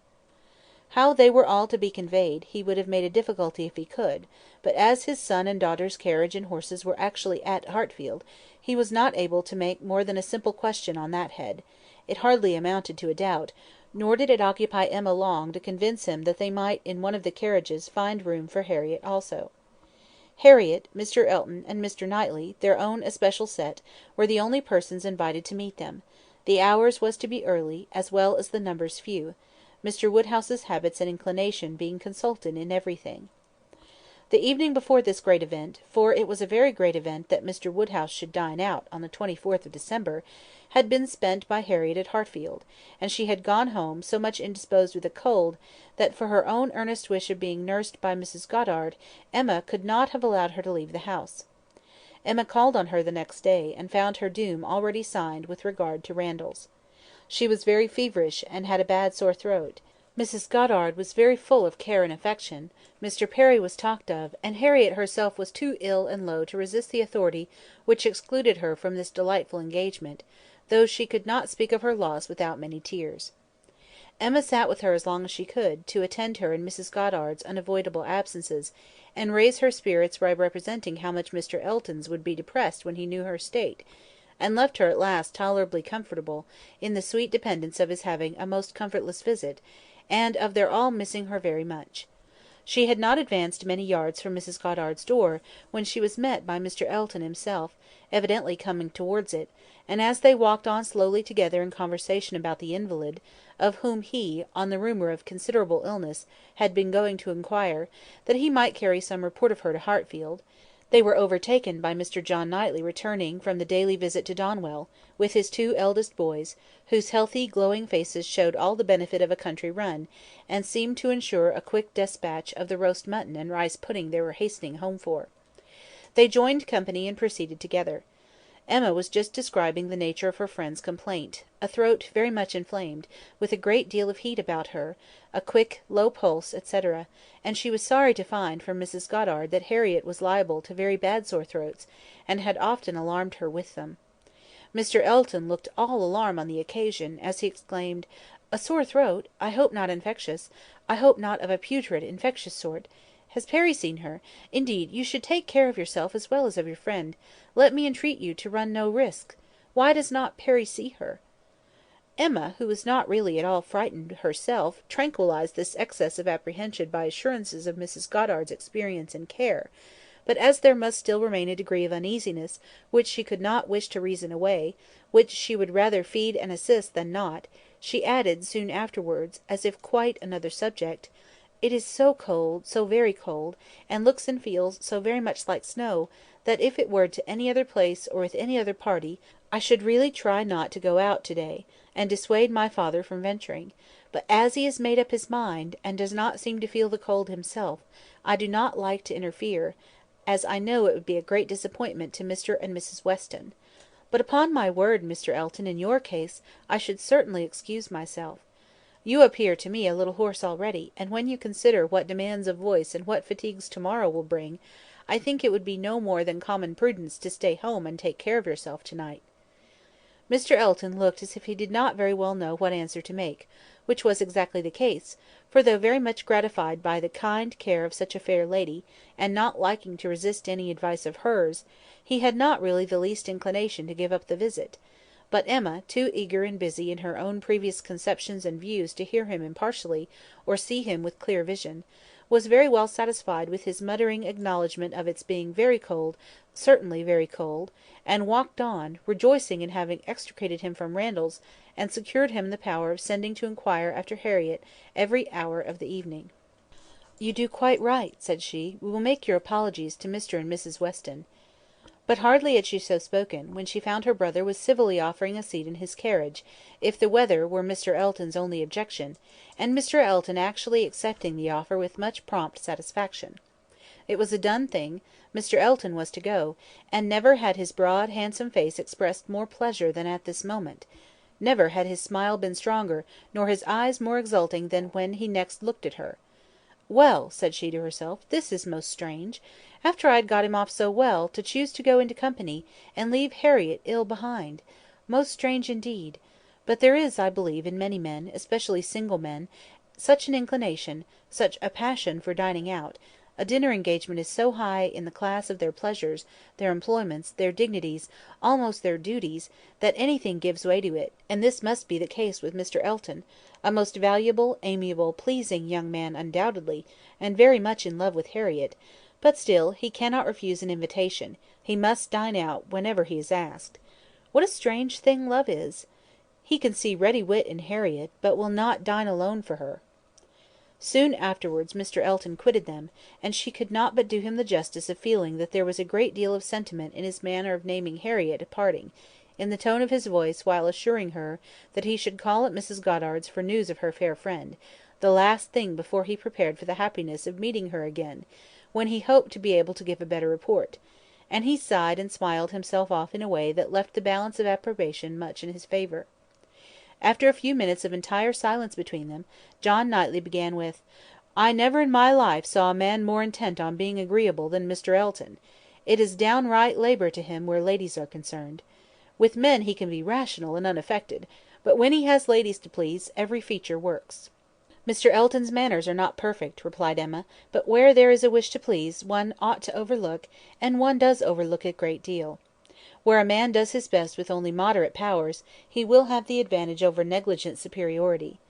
There is such perfect good temper and good will in Mr. Elton as one cannot but value." "Yes," said Mr. John Knightley presently, with some slyness, "he seems to have a great deal of good will towards you." "Me!" she replied, with a smile of astonishment. "Are you imagining me to be Mr. Elton's object?" "Such an imagination has crossed me, I own, Emma; and if it never occurred to you before, you may as well take it into consideration now." "Mr. Elton in love with me! What an idea!" "I do not say it is so; but you will do well to consider whether it is so or not, and to regulate your behaviour accordingly.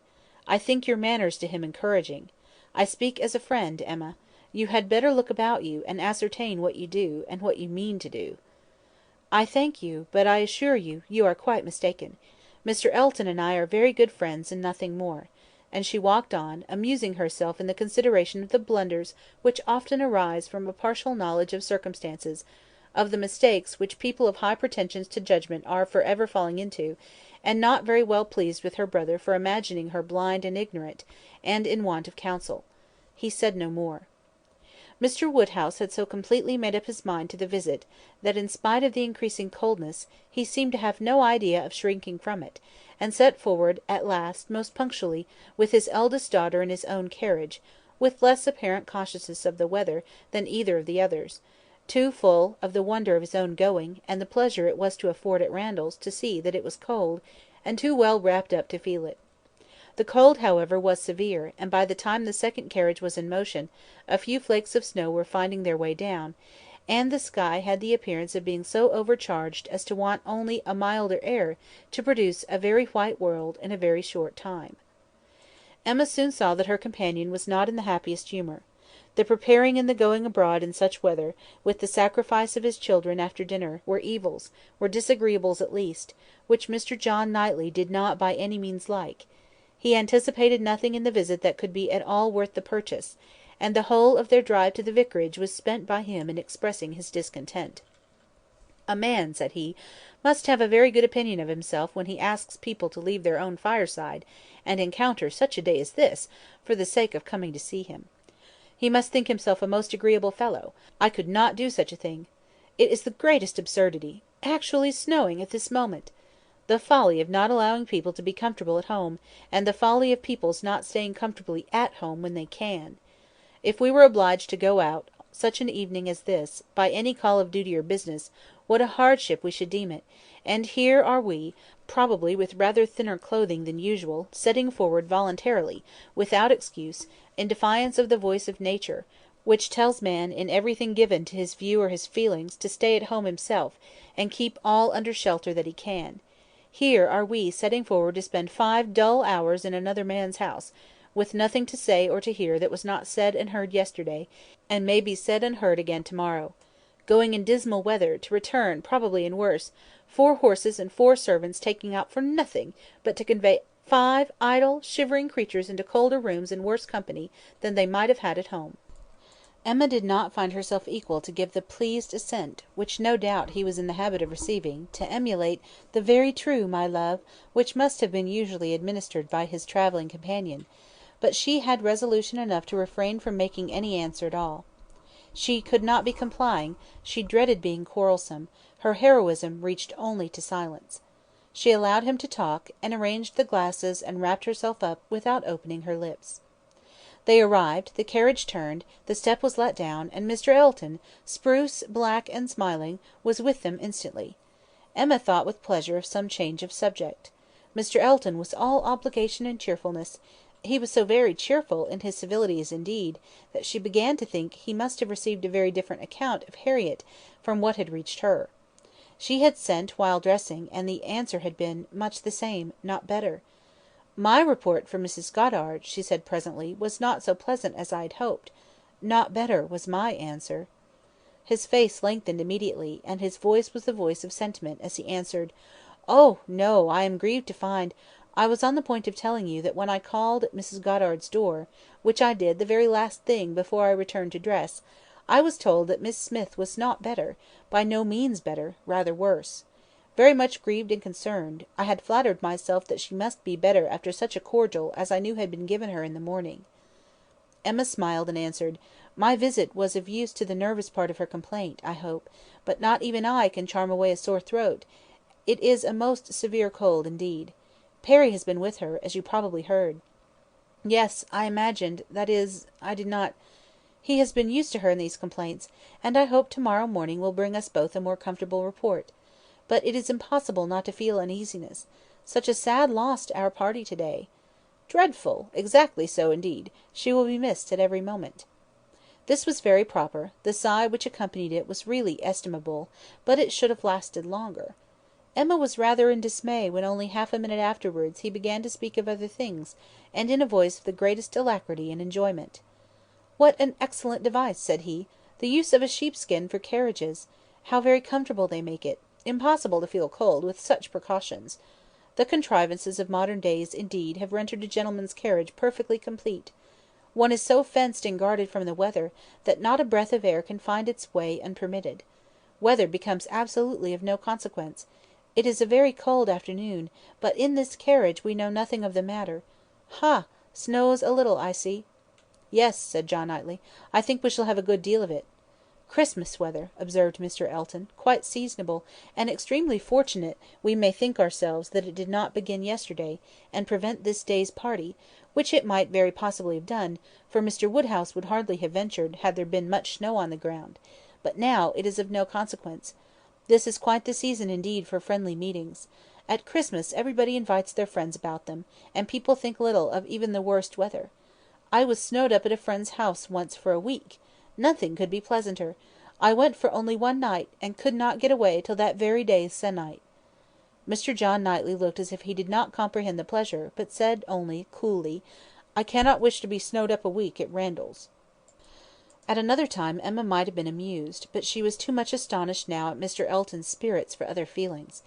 Harriet seemed quite forgotten in the expectation of a pleasant party. "We are sure of excellent fires," continued he, "and everything in the greatest comfort. Charming people, Mr. and Mrs. Weston. Mrs. Weston, indeed, is much beyond praise, and he is exactly what one values, so hospitable and so fond of society.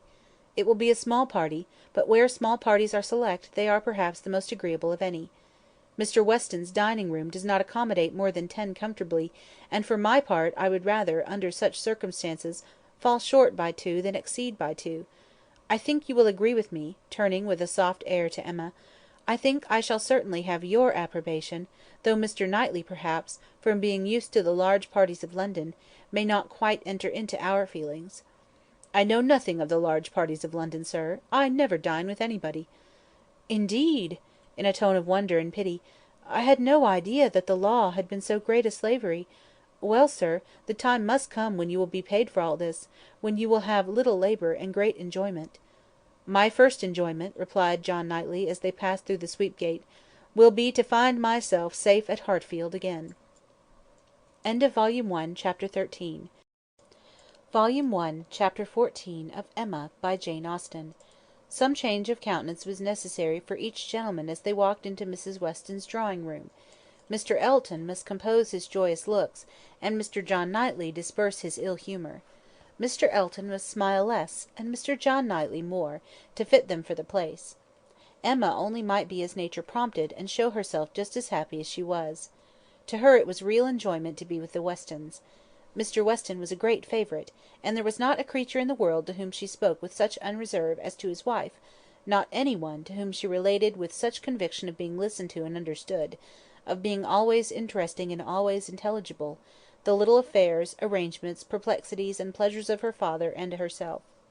She could tell nothing of Hartfield, in which Mrs. Weston had not a lively concern, and half an hour's uninterrupted communication of all those little matters on which the daily happiness of private life depends was one of the first gratifications of each. This was a pleasure which perhaps the whole day's visit might not afford, which certainly did not belong to the present half hour; but the very sight of Mrs. Weston, her smile, her touch, her voice, was grateful to Emma, and she determined to think as little as possible of Mr. Elton's oddities, or of anything else unpleasant, and enjoy all that was enjoyable to the utmost. The misfortune of Harriet's cold had been pretty well gone through before her arrival. Mr. Woodhouse had been safely seated long enough to give the history of it, besides all the history of his own and Isabella's coming, and of Emma's being to follow, and indeed had just got to the end of his satisfaction that James should come and see his daughter, when the others appeared, and Mrs. Weston, who had been almost wholly engrossed by her attentions to him, was able to turn away and welcome her dear Emma.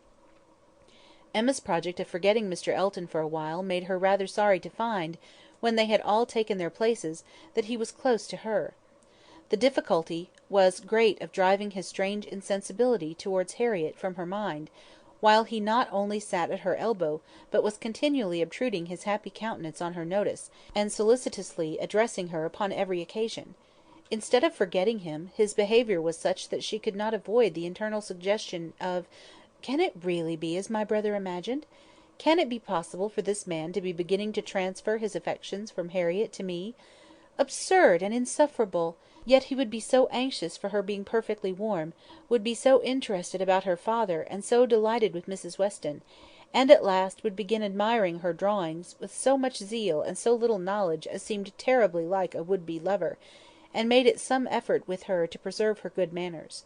For her own sake she could not be rude, and for Harriet's, in the hope that all would yet turn out right, she was even positively civil; but it was an effort, especially as something was going on amongst the others, in the most overpowering period of Mr. Elton's nonsense, which she particularly wished to listen to.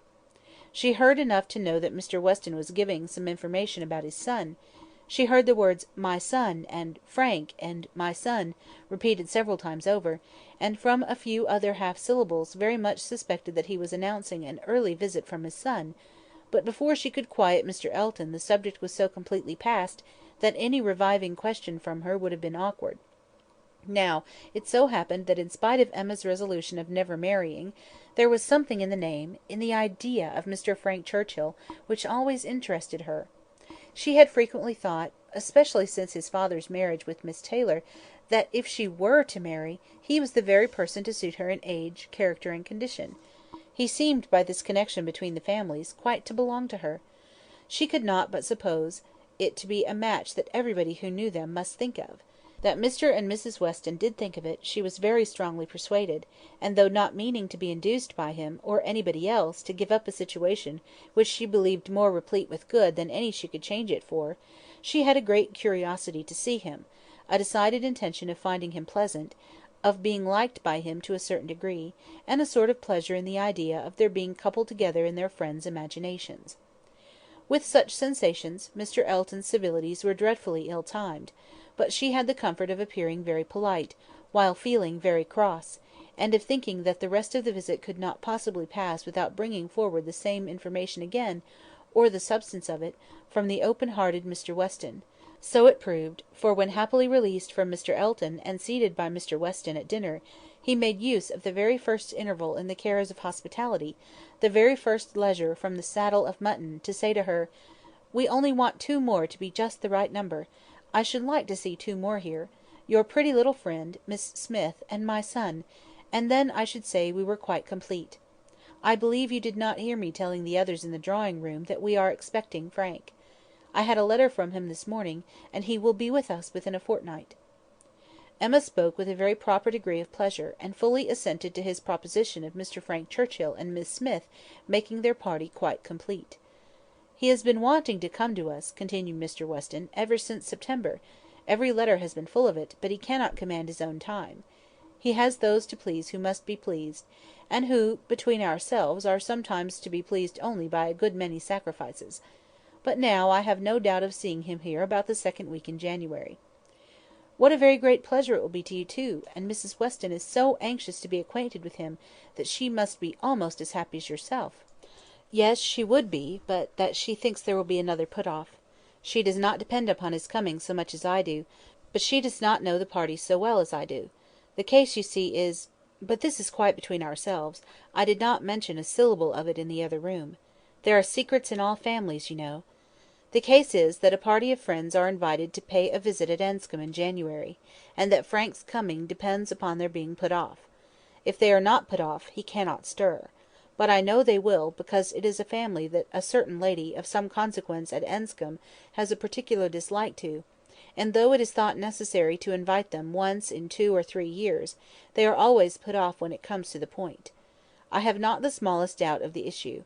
I am as confident of seeing Frank here before the middle of January, as I am of being here myself; but your good friends there," nodding towards the upper end of the table, "has so few vagaries herself, and has been so little used to them at Hartfield, that she cannot calculate on their effects, as I have been long in the practice of doing." "I am sorry there should be anything like doubt in the case," replied Emma; "but I am disposed to side with you, Mr. Weston. If you think he will come, I shall think it too, for you know Enscombe." "Yes, I have some right to that knowledge, though I have never been at the place in my life. She is an odd woman; but I never allow myself to speak ill of her, on Frank's account, for I do believe her to be very fond of him. I used to think she was not capable of being fond of anybody, except herself; but she has always been kind to him, in her way, allowing for little whims and caprices, and expecting everything to be as she likes. And it is no small credit, in my opinion, to him, that he should excite such an affection; for though I would not say it to anybody else, she has no more heart than a stone to people in general, and the devil of a temper." Emma liked the subject so well, that she began upon it to Mrs. Weston, very soon after their moving into the drawing room, wishing her joy, yet observing that she knew the first meeting must be rather alarming. Mrs. Weston agreed to it, but added that she should be very glad to be secure of undergoing the anxiety of a first meeting at the time talked of; "for I cannot depend upon his coming. I cannot be so sanguine as Mr. Weston. I am very much afraid that it will all end in nothing. Mr. Weston, I dare say, has been telling you exactly how the matter stands?" "Yes, it seems to depend upon nothing but the ill humour of Mrs. Churchill, which I imagine to be the most certain thing in the world." "My Emma!" replied Mrs. Weston, smiling, "what is the certainty of caprice?" Then turning to Isabella, who had not been attending before, "You must know, my dear Mrs. Knightley, that we are by no means so sure of seeing Mr. Frank Churchill, in my opinion, as his father thinks. It depends entirely upon his aunt's spirits and pleasures; in short, upon her temper. To you, to my 2 daughters, I may venture on the truth. Mrs. Churchill rules at Enscombe, and is a very odd tempered woman, and his coming now depends on her being willing to spare him." "Oh, Mrs. Churchill! Everybody knows Mrs. Churchill," replied Isabella; "and I am sure I never think of that poor young man without the greatest compassion. To be constantly living with an ill-tempered person must be dreadful. It is what we happily have never known anything of; but it must be a life of misery. What a blessing that she never had any children! Poor little creatures, how unhappy she would have made them!" Emma wished she had been alone with Mrs. Weston. She should then have heard more. Mrs. Weston would speak to her with a degree of unreserve which she would not hazard with Isabella, and she really believed, would scarcely try to conceal anything relative to the Churchills from her, excepting those views on the young man of which her own imagination had already given her such instinctive knowledge. But at present there was nothing more to be said. Mr. Woodhouse very soon followed them into the drawing room. To be sitting long after dinner was a confinement that he could not endure. Neither wine nor conversation was anything to him, and gladly did he move to those with whom he was always comfortable. While he talked to Isabella, however, Emma found an opportunity of saying— "And so you do not consider this visit from your son by any means certain. I am sorry for it. The introduction must be unpleasant, whenever it takes place, and the sooner it could be over the better." "Yes, and every delay makes one more apprehensive of other delays. Even if this family, the Braithwaites, are put off, I am still afraid that some excuse may be found for disappointing us. I cannot bear to imagine any reluctance on his side, but I am sure there is a great wish on the Churchills to keep him to themselves. There is jealousy; they are jealous even of his regard for his father. In short, I can feel no dependence on his coming, and I wish Mr. Weston were less sanguine. "He ought to come," said Emma. "If he could stay only a couple of days, he ought to come; and one can hardly conceive a young man's not having it in his power to do as much as that. A young woman, if she fall into bad hands, may be teased, and kept at a distance from those she wants to be with; but one cannot comprehend a young man's being under such restraint as not to be able to spend a week with his father, if he likes it." "One ought to be at Enscombe, and know the ways of the family, before one decides upon what he can do," replied Mrs. Weston. "One ought to use the same caution, perhaps, in judging of the conduct of any one individual, of any one family; but Enscombe, I believe, certainly must not be judged by general rules.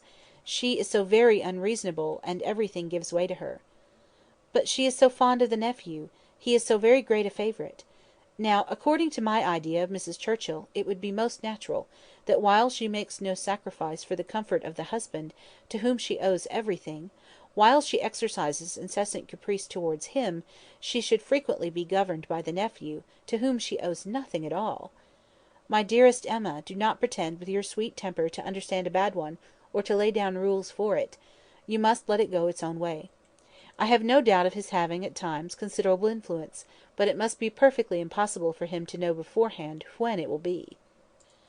Emma listened, and then coolly said, "I shall not be satisfied unless he comes."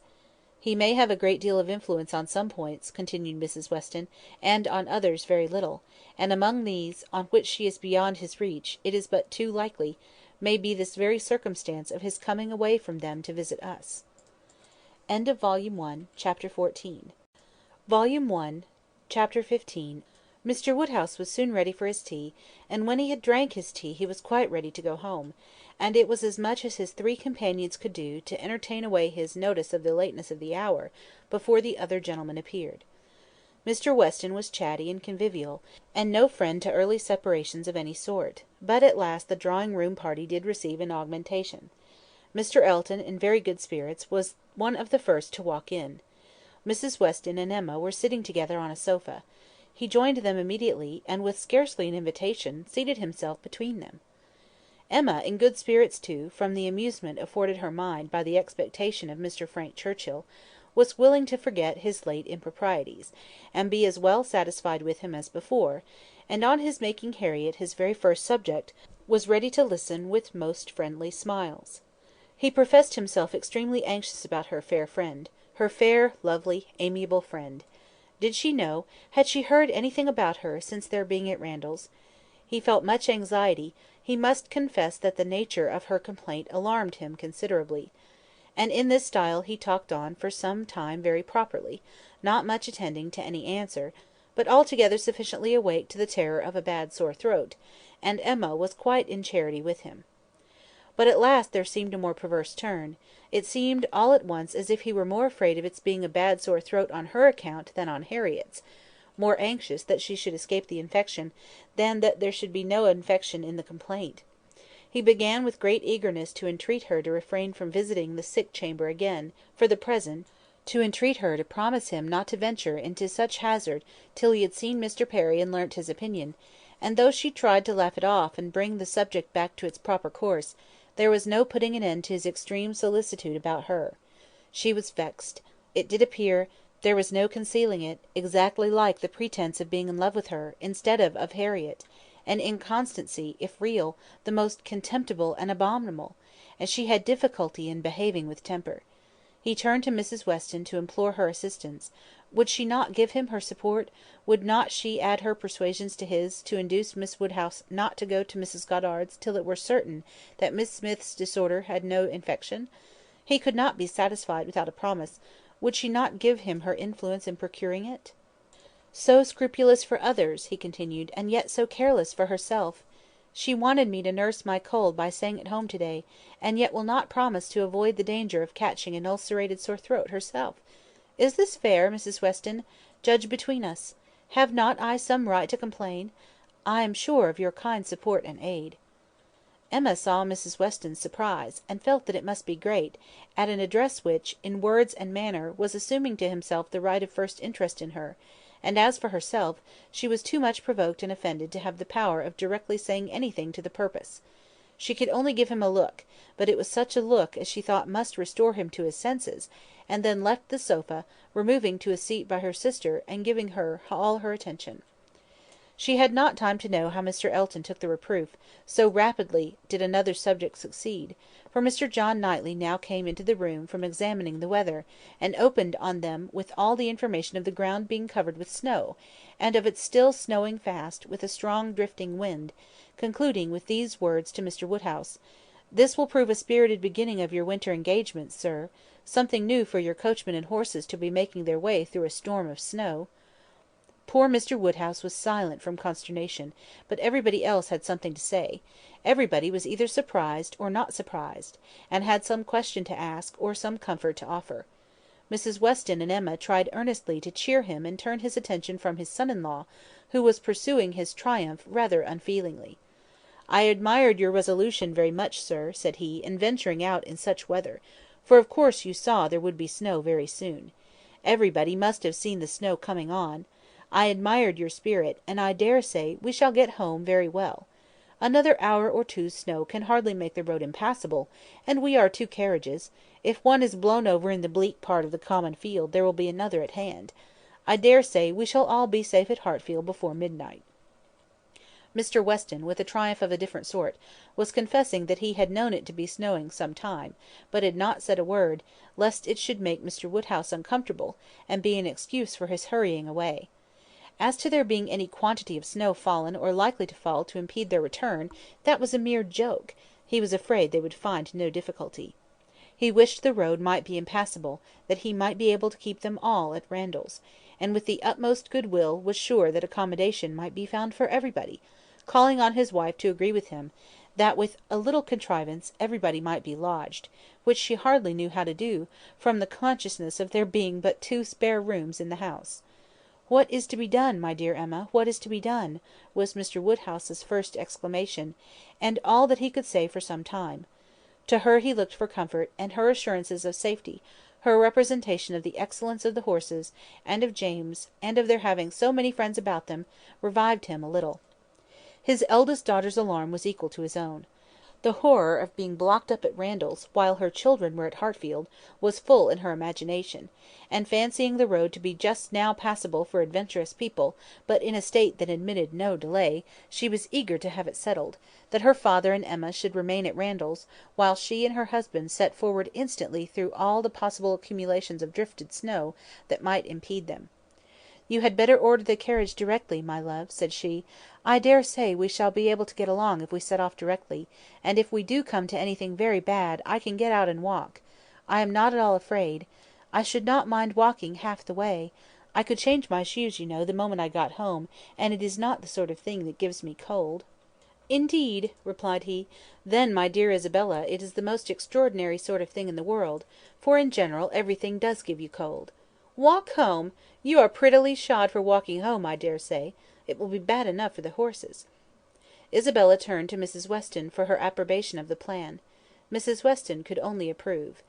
Isabella then went to Emma, but Emma could not so entirely give up the hope of their being all able to get away; and they were still discussing the point, when Mr. Knightley, who had left the room immediately after his brother's first report of the snow, came back again, and told them that he had been out of doors to examine, and could answer for there being not the smallest difficulty in their getting home, whenever they liked, either now or an hour hence. He had gone beyond the sweep, some way along the Highbury road; the snow was nowhere above half an inch deep, in many places hardly enough to whiten the ground; a very few flakes were falling at present, but the clouds were parting, and there was every appearance of its being soon over. He had seen the coachman, and they both agreed with him in there being nothing to apprehend. To Isabella the relief of such tidings was very great, and they were scarcely less acceptable to Emma on her father's account, who was immediately set as much at ease on the subject as his nervous constitution allowed; but the alarm that had been raised could not be appeased so as to admit of any comfort for him while he continued at Randalls.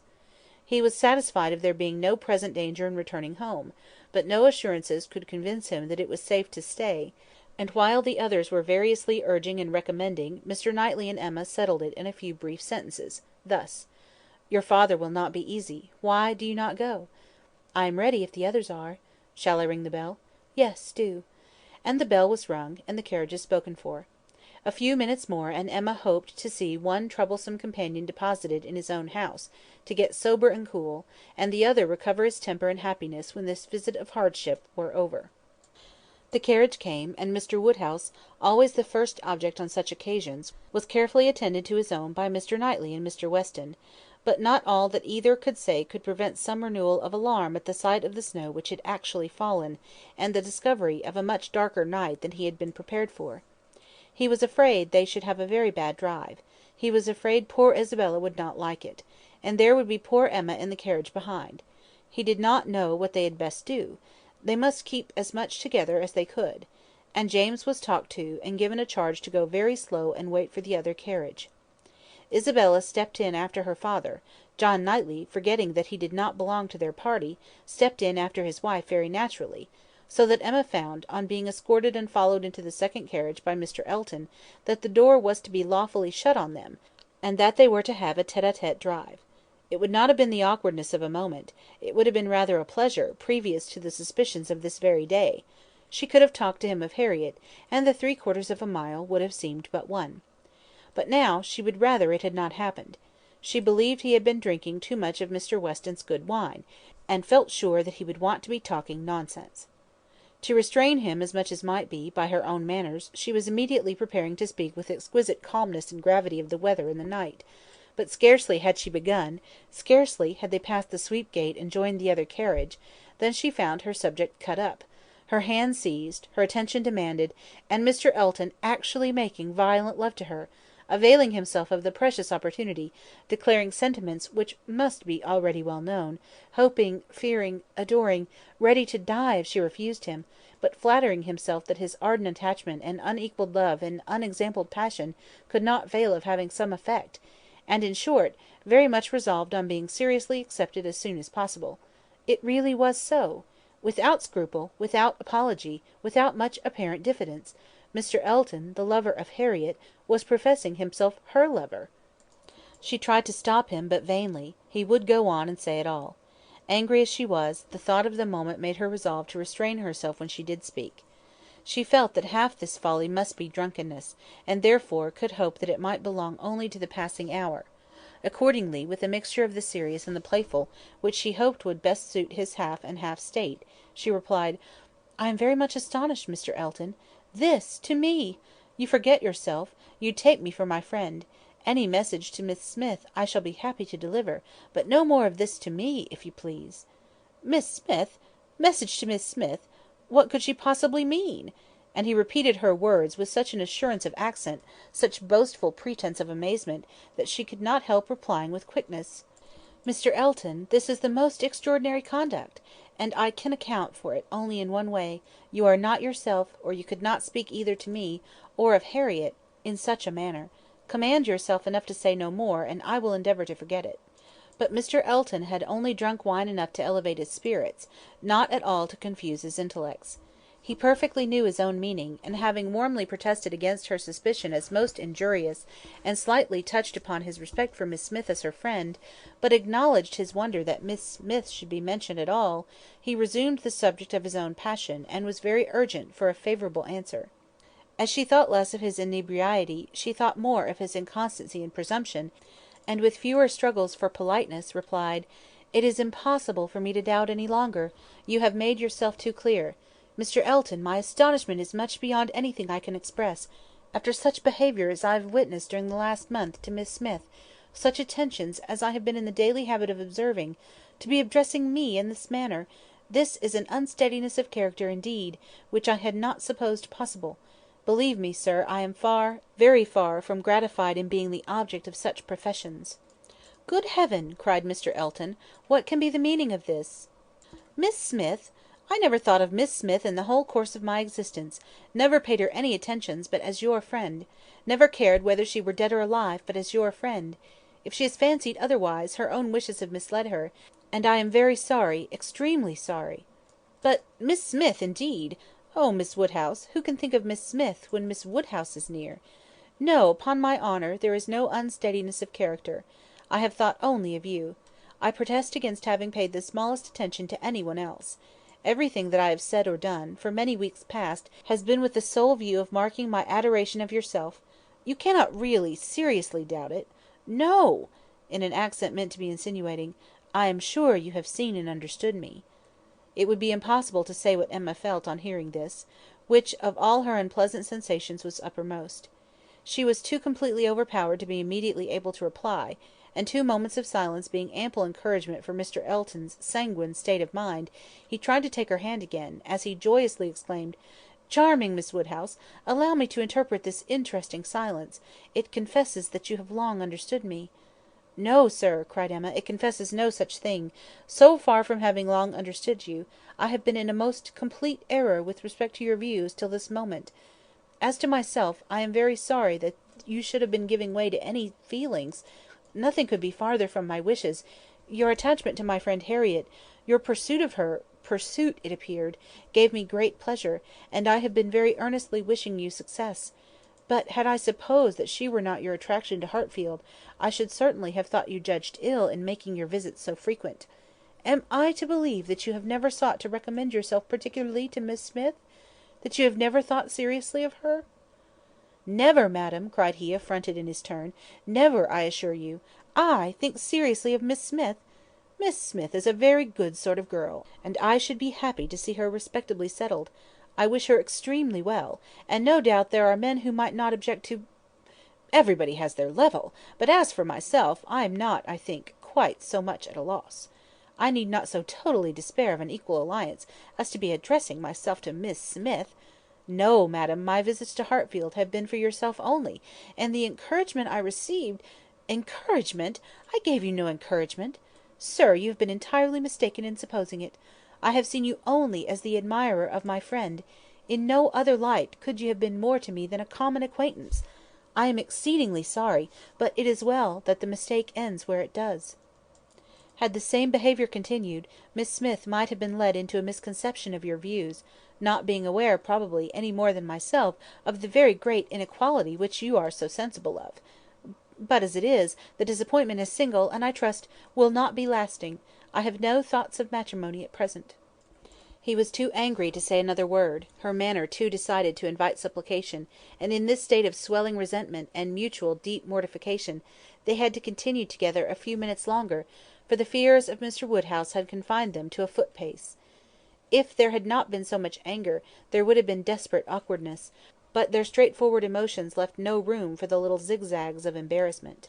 Without knowing when the carriage turned into Vicarage Lane, or when it stopped, they found themselves all at once at the door of his house, and he was out before another syllable passed. Emma then felt it indispensable to wish him a good night. The compliment was just returned, coldly and proudly, and under indescribable irritation of spirits she was then conveyed to Hartfield. There she was welcomed with the utmost delight by her father, who had been trembling for the dangers of a solitary drive from Vicarage Lane, turning a corner which he could never bear to think of, and in strange hands, a mere common coachman, no James, and there it seemed as if her return were only wanted to make everything go well; for Mr. John Knightley, ashamed of his ill humour, was now all kindness and attention, and so particularly solicitous for the comfort of her father as to seem, if not quite ready to join him in a basin of gruel, perfectly sensible of its being exceedingly wholesome; and the day was concluded in peace and comfort to all their little party except herself. But her mind had never been in such perturbation, and it needed a very strong effort to appear attentive and cheerful till the usual hour of separating allowed her the relief of quiet reflection. End of Volume 1, Chapter 15. Volume 1, Chapter 16. The hair was curled, and the maid sent away, and Emma sat down to think and be miserable. It was a wretched business indeed. Such an overthrow of everything she had been wishing for! Such a development of everything most unwelcome! Such a blow for Harriet! That was the worst of all. Every part of it brought pain and humiliation, of some sort or other, but compared with the evil to Harriet, all was light, and she would gladly have submitted to feel yet more mistaken, more in error, more disgraced by misjudgment, than she actually was, could the effects of her blunders have been confined to herself. If I had not persuaded Harriet into liking the man, I could have borne anything. He might have doubled his presumption to me, but poor Harriet! How she could have been so deceived! He protested that he had never thought seriously of Harriet, never. She looked back as well as she could, but it was all confusion. She had taken up the idea, she supposed, and made everything bend to it. His manners, however, must have been unmarked, wavering, dubious, or she could not have been so misled. The picture! How eager he had been about the picture! And the charade! And 100 other circumstances! Clearly they had seemed to point at Harriet. To be sure, the charade, with its ready wit, but then the soft eyes! In fact, it suited neither; it was a jumble without taste or truth. Who could have seen through such thick-headed nonsense? Certainly she had often, especially of late, thought his manners to herself unnecessarily gallant; but it had passed as his way, as a mere error of judgment, of knowledge, of taste; as one proof among others that he had not always lived in the best society, that with all the gentleness of his address, true elegance was sometimes wanting; but till this very day she had never for an instant suspected it to mean anything but grateful respect to her as Harriet's friend. To Mr. John Knightley she was indebted for her first idea on the subject, for the first start of its possibility. There was no denying that those brothers had penetration. She remembered what Mr. Knightley had once said to her about Mr. Elton, the caution he had given, the conviction he had professed that Mr. Elton would never marry indiscreetly, and blushed to think how much truer a knowledge of his character had been there shown than any she had reached herself. It was dreadfully mortifying, but Mr. Elton was proving himself, in many respects, the very reverse of what she had meant and believed him: proud, assuming, conceited, very full of his own claims, and little concerned about the feelings of others. Contrary to the usual course of things, Mr. Elton's wanting to pay his addresses to her had sunk him in her opinion. His professions and his proposals did him no service. She thought nothing of his attachment, and was insulted by his hopes. He wanted to marry well, and having the arrogance to raise his eyes to her, pretended to be in love; but she was perfectly easy as to his not suffering any disappointment that need be cared for. There had been no real affection, either in his language or manners. Sighs and fine words had been given in abundance, but she could hardly devise any set of expressions, or fancy any tone of voice, less allied with real love. She need not trouble herself to pity him; he only wanted to aggrandise and enrich himself; and if Miss Woodhouse of Hartfield, the heiress of £30,000, were not quite so easily obtained as he had fancied, he would soon try for Miss Somebody else with 20, or with 10. But, that he should talk of encouragement, should consider her as aware of his views, accepting his intentions, meaning, in short, to marry him, should suppose himself her equal in connection or mind, look down upon her friend, so well understanding the gradations of rank below him, and be so blind to what rose above, as to fancy himself showing no presumption in addressing her, it was most provoking. Perhaps it was not fair to expect him to feel how very much he was her inferior in talent, and all the elegancies of mind. The very want of such equality might prevent his perception of it, but he must know that in fortune and consequence she was greatly his superior. He must know that the Woodhouses had been settled for several generations at Hartfield, the younger branch of a very ancient family, and that the Eltons were nobody. The landed property of Hartfield certainly was inconsiderable, but being a sort of notch in the Donwell Abbey estate, to which all the rest of Highbury belonged; but their fortune, from other sources, was such as to make them scarcely secondary to Donwell Abbey itself, in every other kind of consequence; and the Woodhouses had long held a high place in the consideration of the neighbourhood, which Mr. Elton had first entered not 2 years ago, to make his way as he could, without any alliances but in trade, or anything to recommend him to notice but his situation and his civility.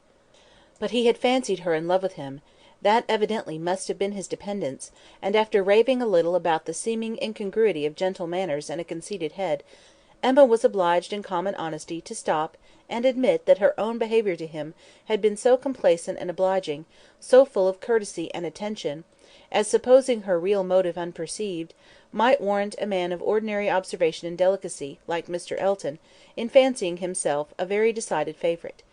If she had so misinterpreted his feelings, she had little right to wonder that he, with self-interest to blind him, should have mistaken hers. The first error and the worst lay at her door. It was foolish, it was wrong, to take so active a part in bringing any two people together. It was adventuring too far, assuming too much, making light of what ought to be serious, a trick of what ought to be simple.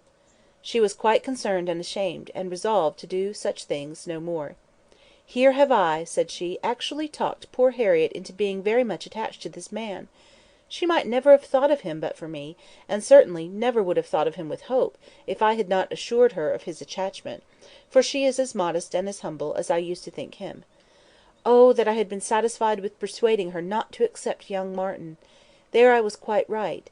That was well done of me, but there I should have stopped, and left the rest to time and chance. I was introducing her into good company, and giving her the opportunity of pleasing some one worth having. I ought not to have attempted more.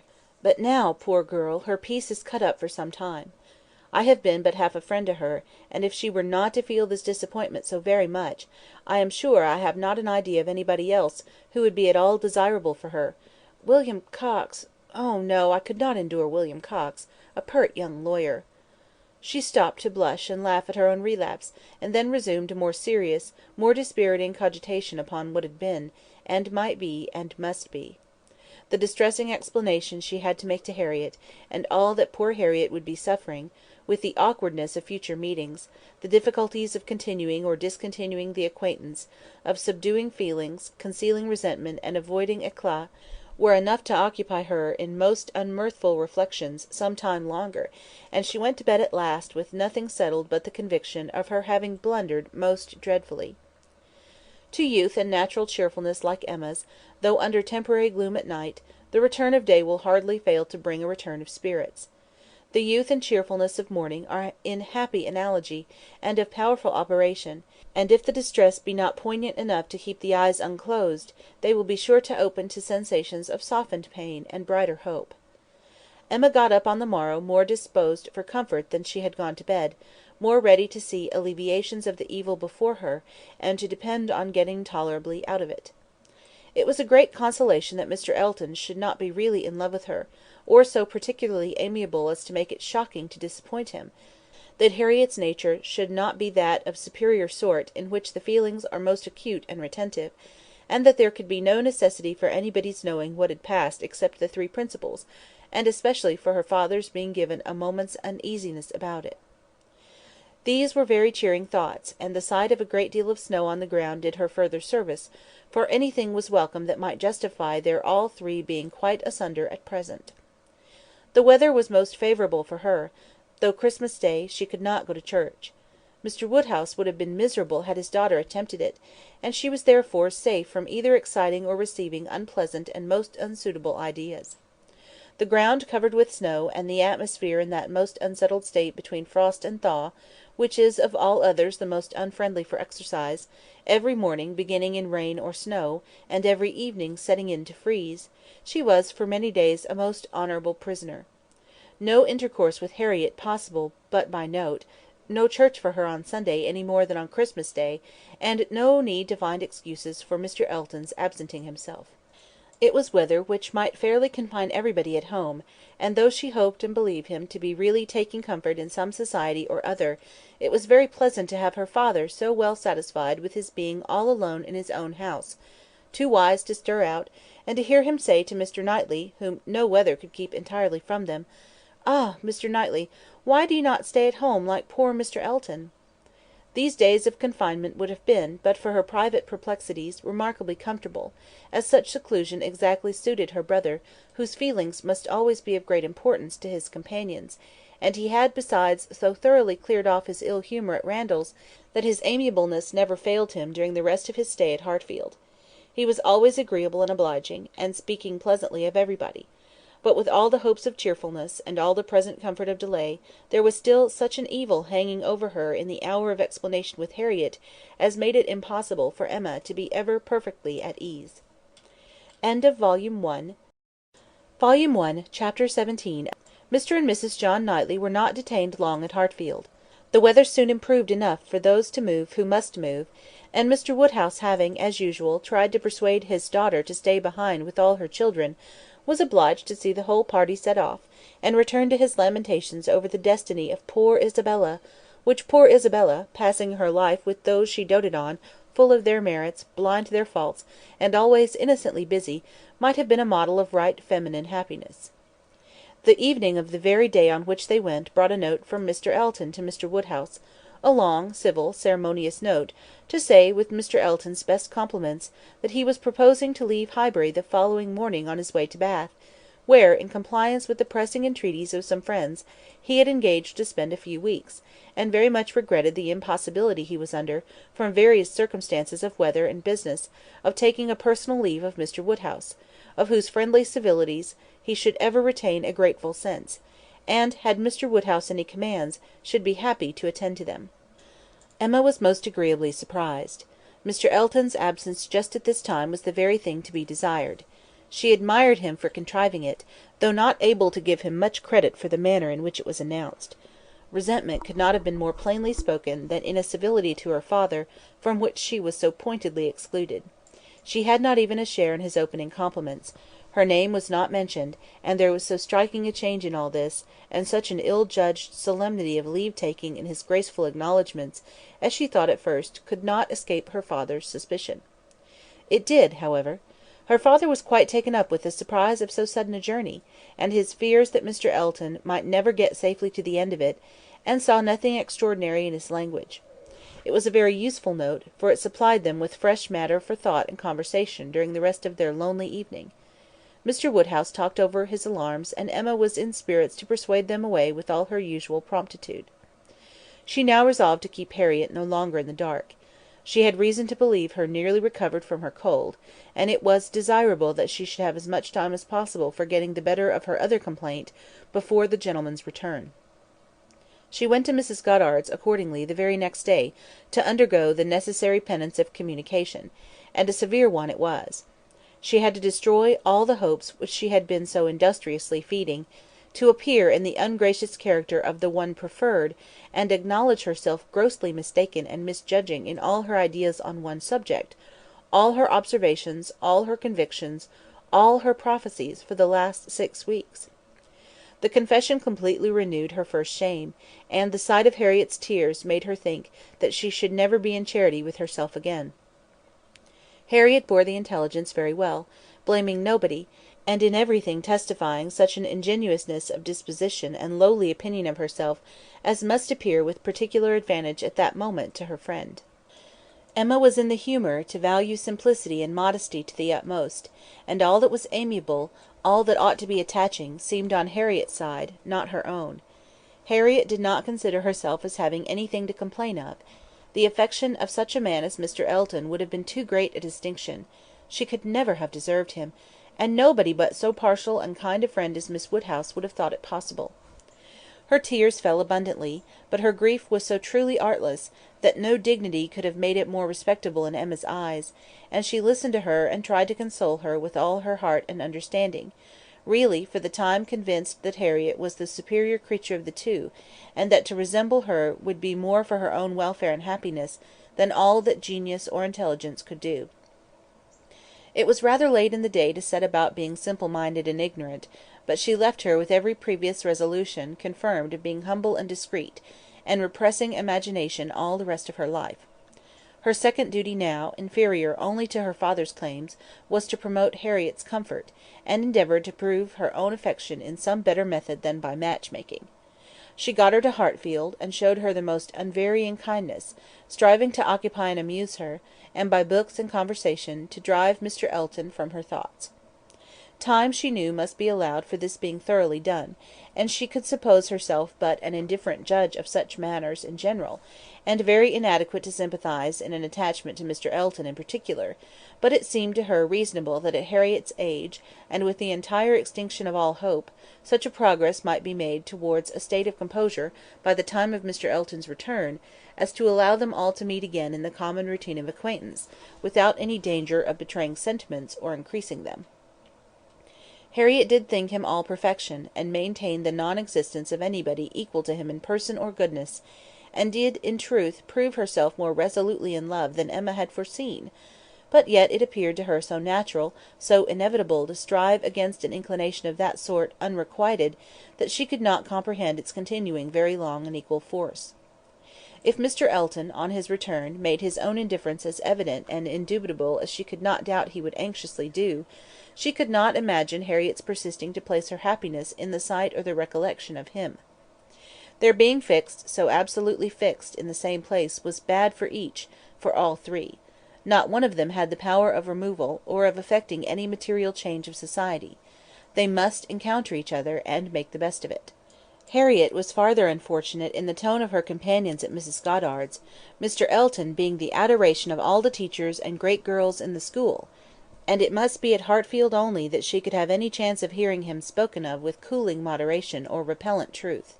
There must the cure be found, if anywhere, and Emma felt that, till she saw her in the way of cure, there could be no true peace for herself.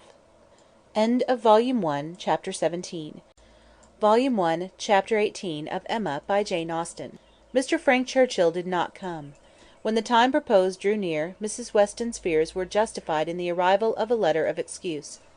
For the present he could not be spared, to his very great mortification and regret, but still he looked forward with the hope of coming to Randalls at no distant period.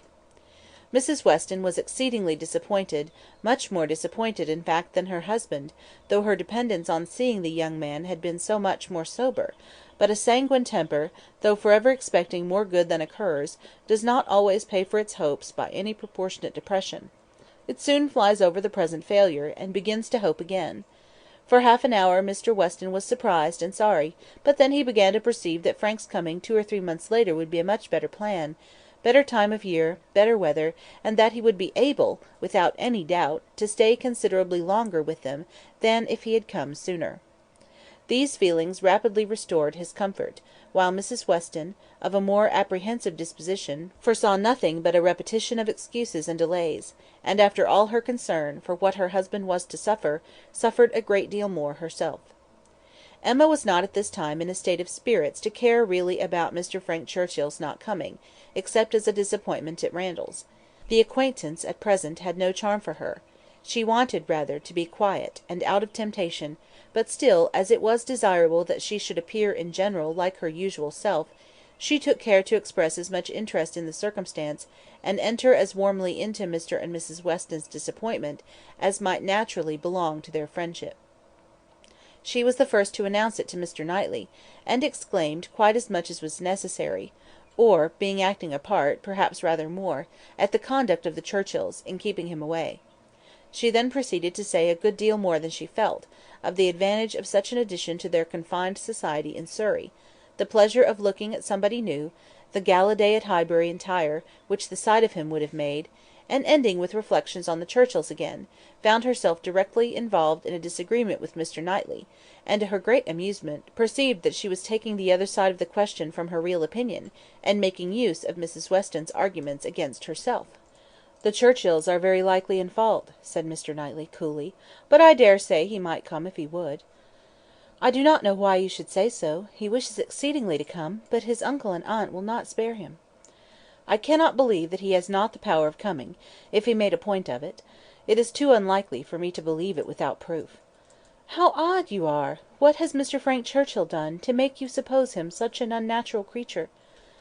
"I am not supposing him at all an unnatural creature, in suspecting that he might have learnt to be above his connections, and to care very little for anything but his own pleasure, from living with those who have always set him the example of it. It is a great deal more natural than one could wish, that a young man, brought up by those who are proud, luxurious, and selfish, should be proud, luxurious, and selfish too. If Frank Churchill had wanted to see his father, he would have contrived it between September and January. A man at his age! What is he, 3 or 4 and 20? Cannot be without the means of doing as much as that. It is impossible." "That's easily said and easily felt by you, who have always been your own master. You are the worst judge in the world, Mr. Knightley, of the difficulties of dependence. You do not know what it is like to have tempers to manage.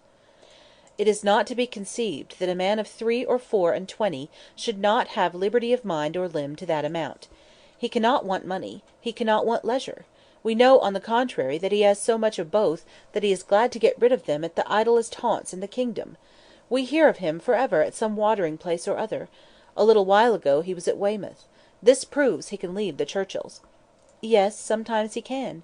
And those times are whenever he thinks it worth his while, whenever there is any temptation of pleasure. It is unfair to judge of anybody's conduct, without an intimate knowledge of their situation.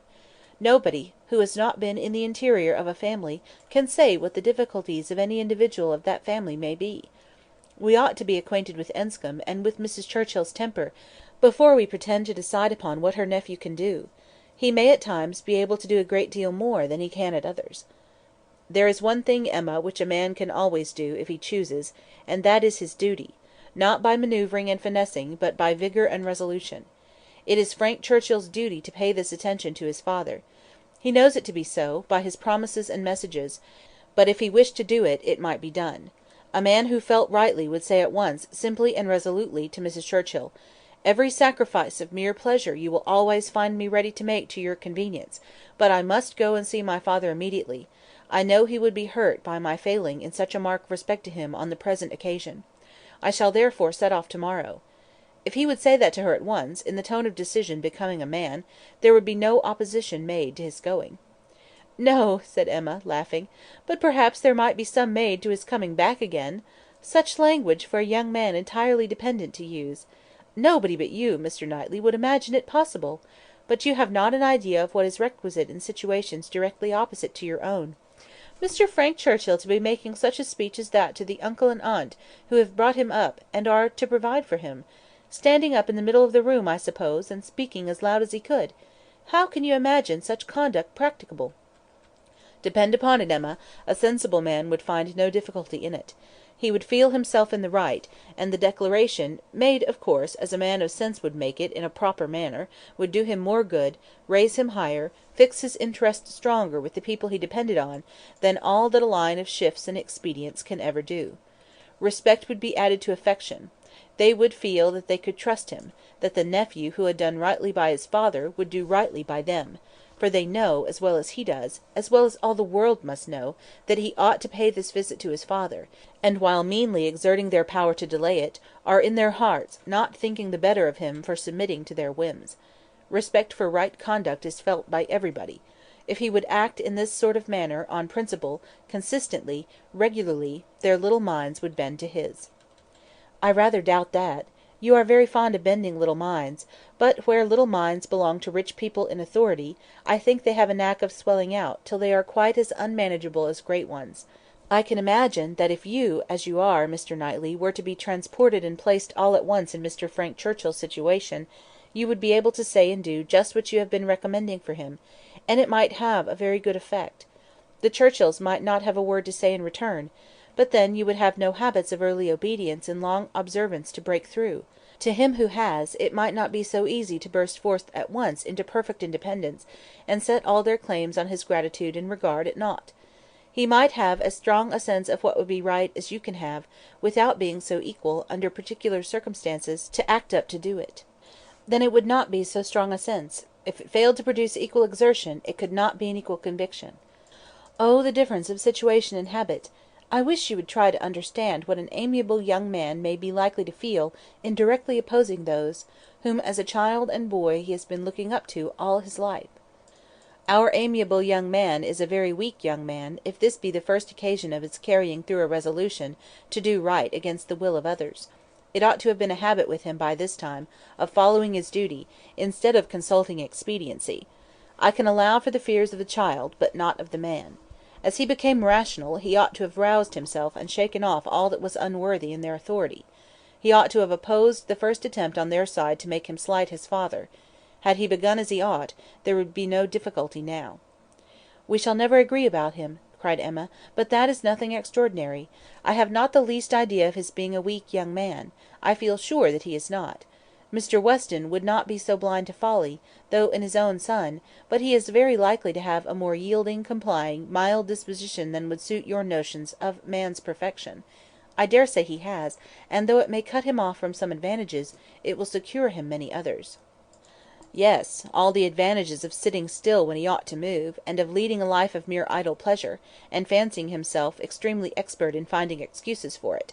He can sit down and write a fine flourishing letter, full of professions and falsehoods, and persuade himself that he has hit upon the very best method in the world of preserving peace at home, and preventing his father's having any right to complain. His letters disgust me." "Your feelings are singular. They seem to satisfy everybody else." "I suspect they do not satisfy Mrs. Weston. They can hardly satisfy a woman of her good sense and quick feelings, standing in a mother's place, but without a mother's affection to blind her. It is on her account that attention to Randalls is doubly due, and she must doubly feel the omission. Had she been a person of consequence herself, he would have come, I dare say, and it would not have signified whether he did or no. Can you think your friend behindhand in these sorts of considerations? Do you suppose she does not often say all this to herself? No, Emma, your amiable young man can be amiable only in French, not in English. He may be very amiable, have very good manners, and be very agreeable, but he can have no English delicacy towards the feelings of other people, nothing really amiable about him." "You seem determined to think ill of him." "Me? Not at all," replied Mr. Knightley, rather displeased. "I do not want to think ill of him. I should be as ready to acknowledge his merits as any other man, but I hear of none, except what are merely personal, that he is well grown and good looking, with smooth, plausible manners." "Well, if he have nothing else to recommend him, he will be a treasure at Highbury. We do not often look upon fine young men, well bred and agreeable. We must not be nice and ask for all the virtues into the bargain. Cannot you imagine, Mr. Knightley, what a sensation his coming will produce? There will be but one subject throughout the parishes of Donwell and Highbury, but one interest, one object of curiosity; it will be all Mr. Frank Churchill; we shall think and speak of nobody else." "You will excuse my being so much overpowered if I find him conversable.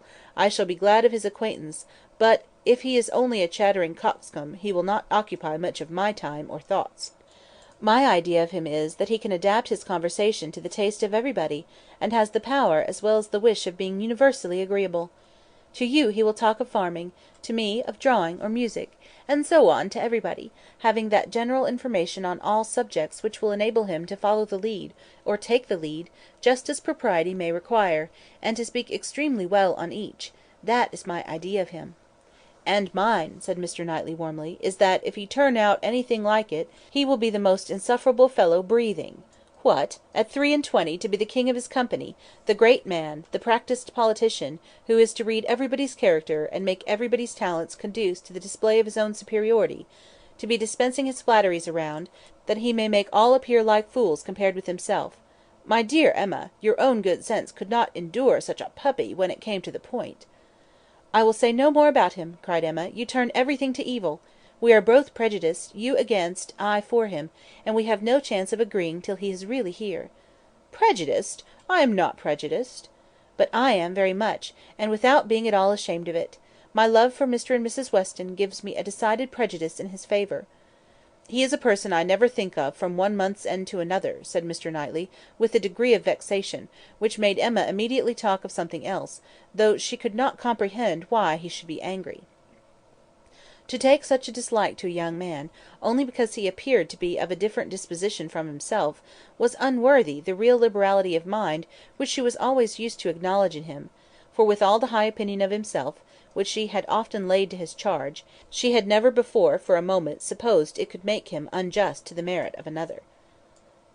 Volume 1, Chapter 18. Volume 2, Chapter 1 of Emma. Emma and Harriet had been walking together one morning, and in Emma's opinion had been talking enough of Mr. Elton for that day.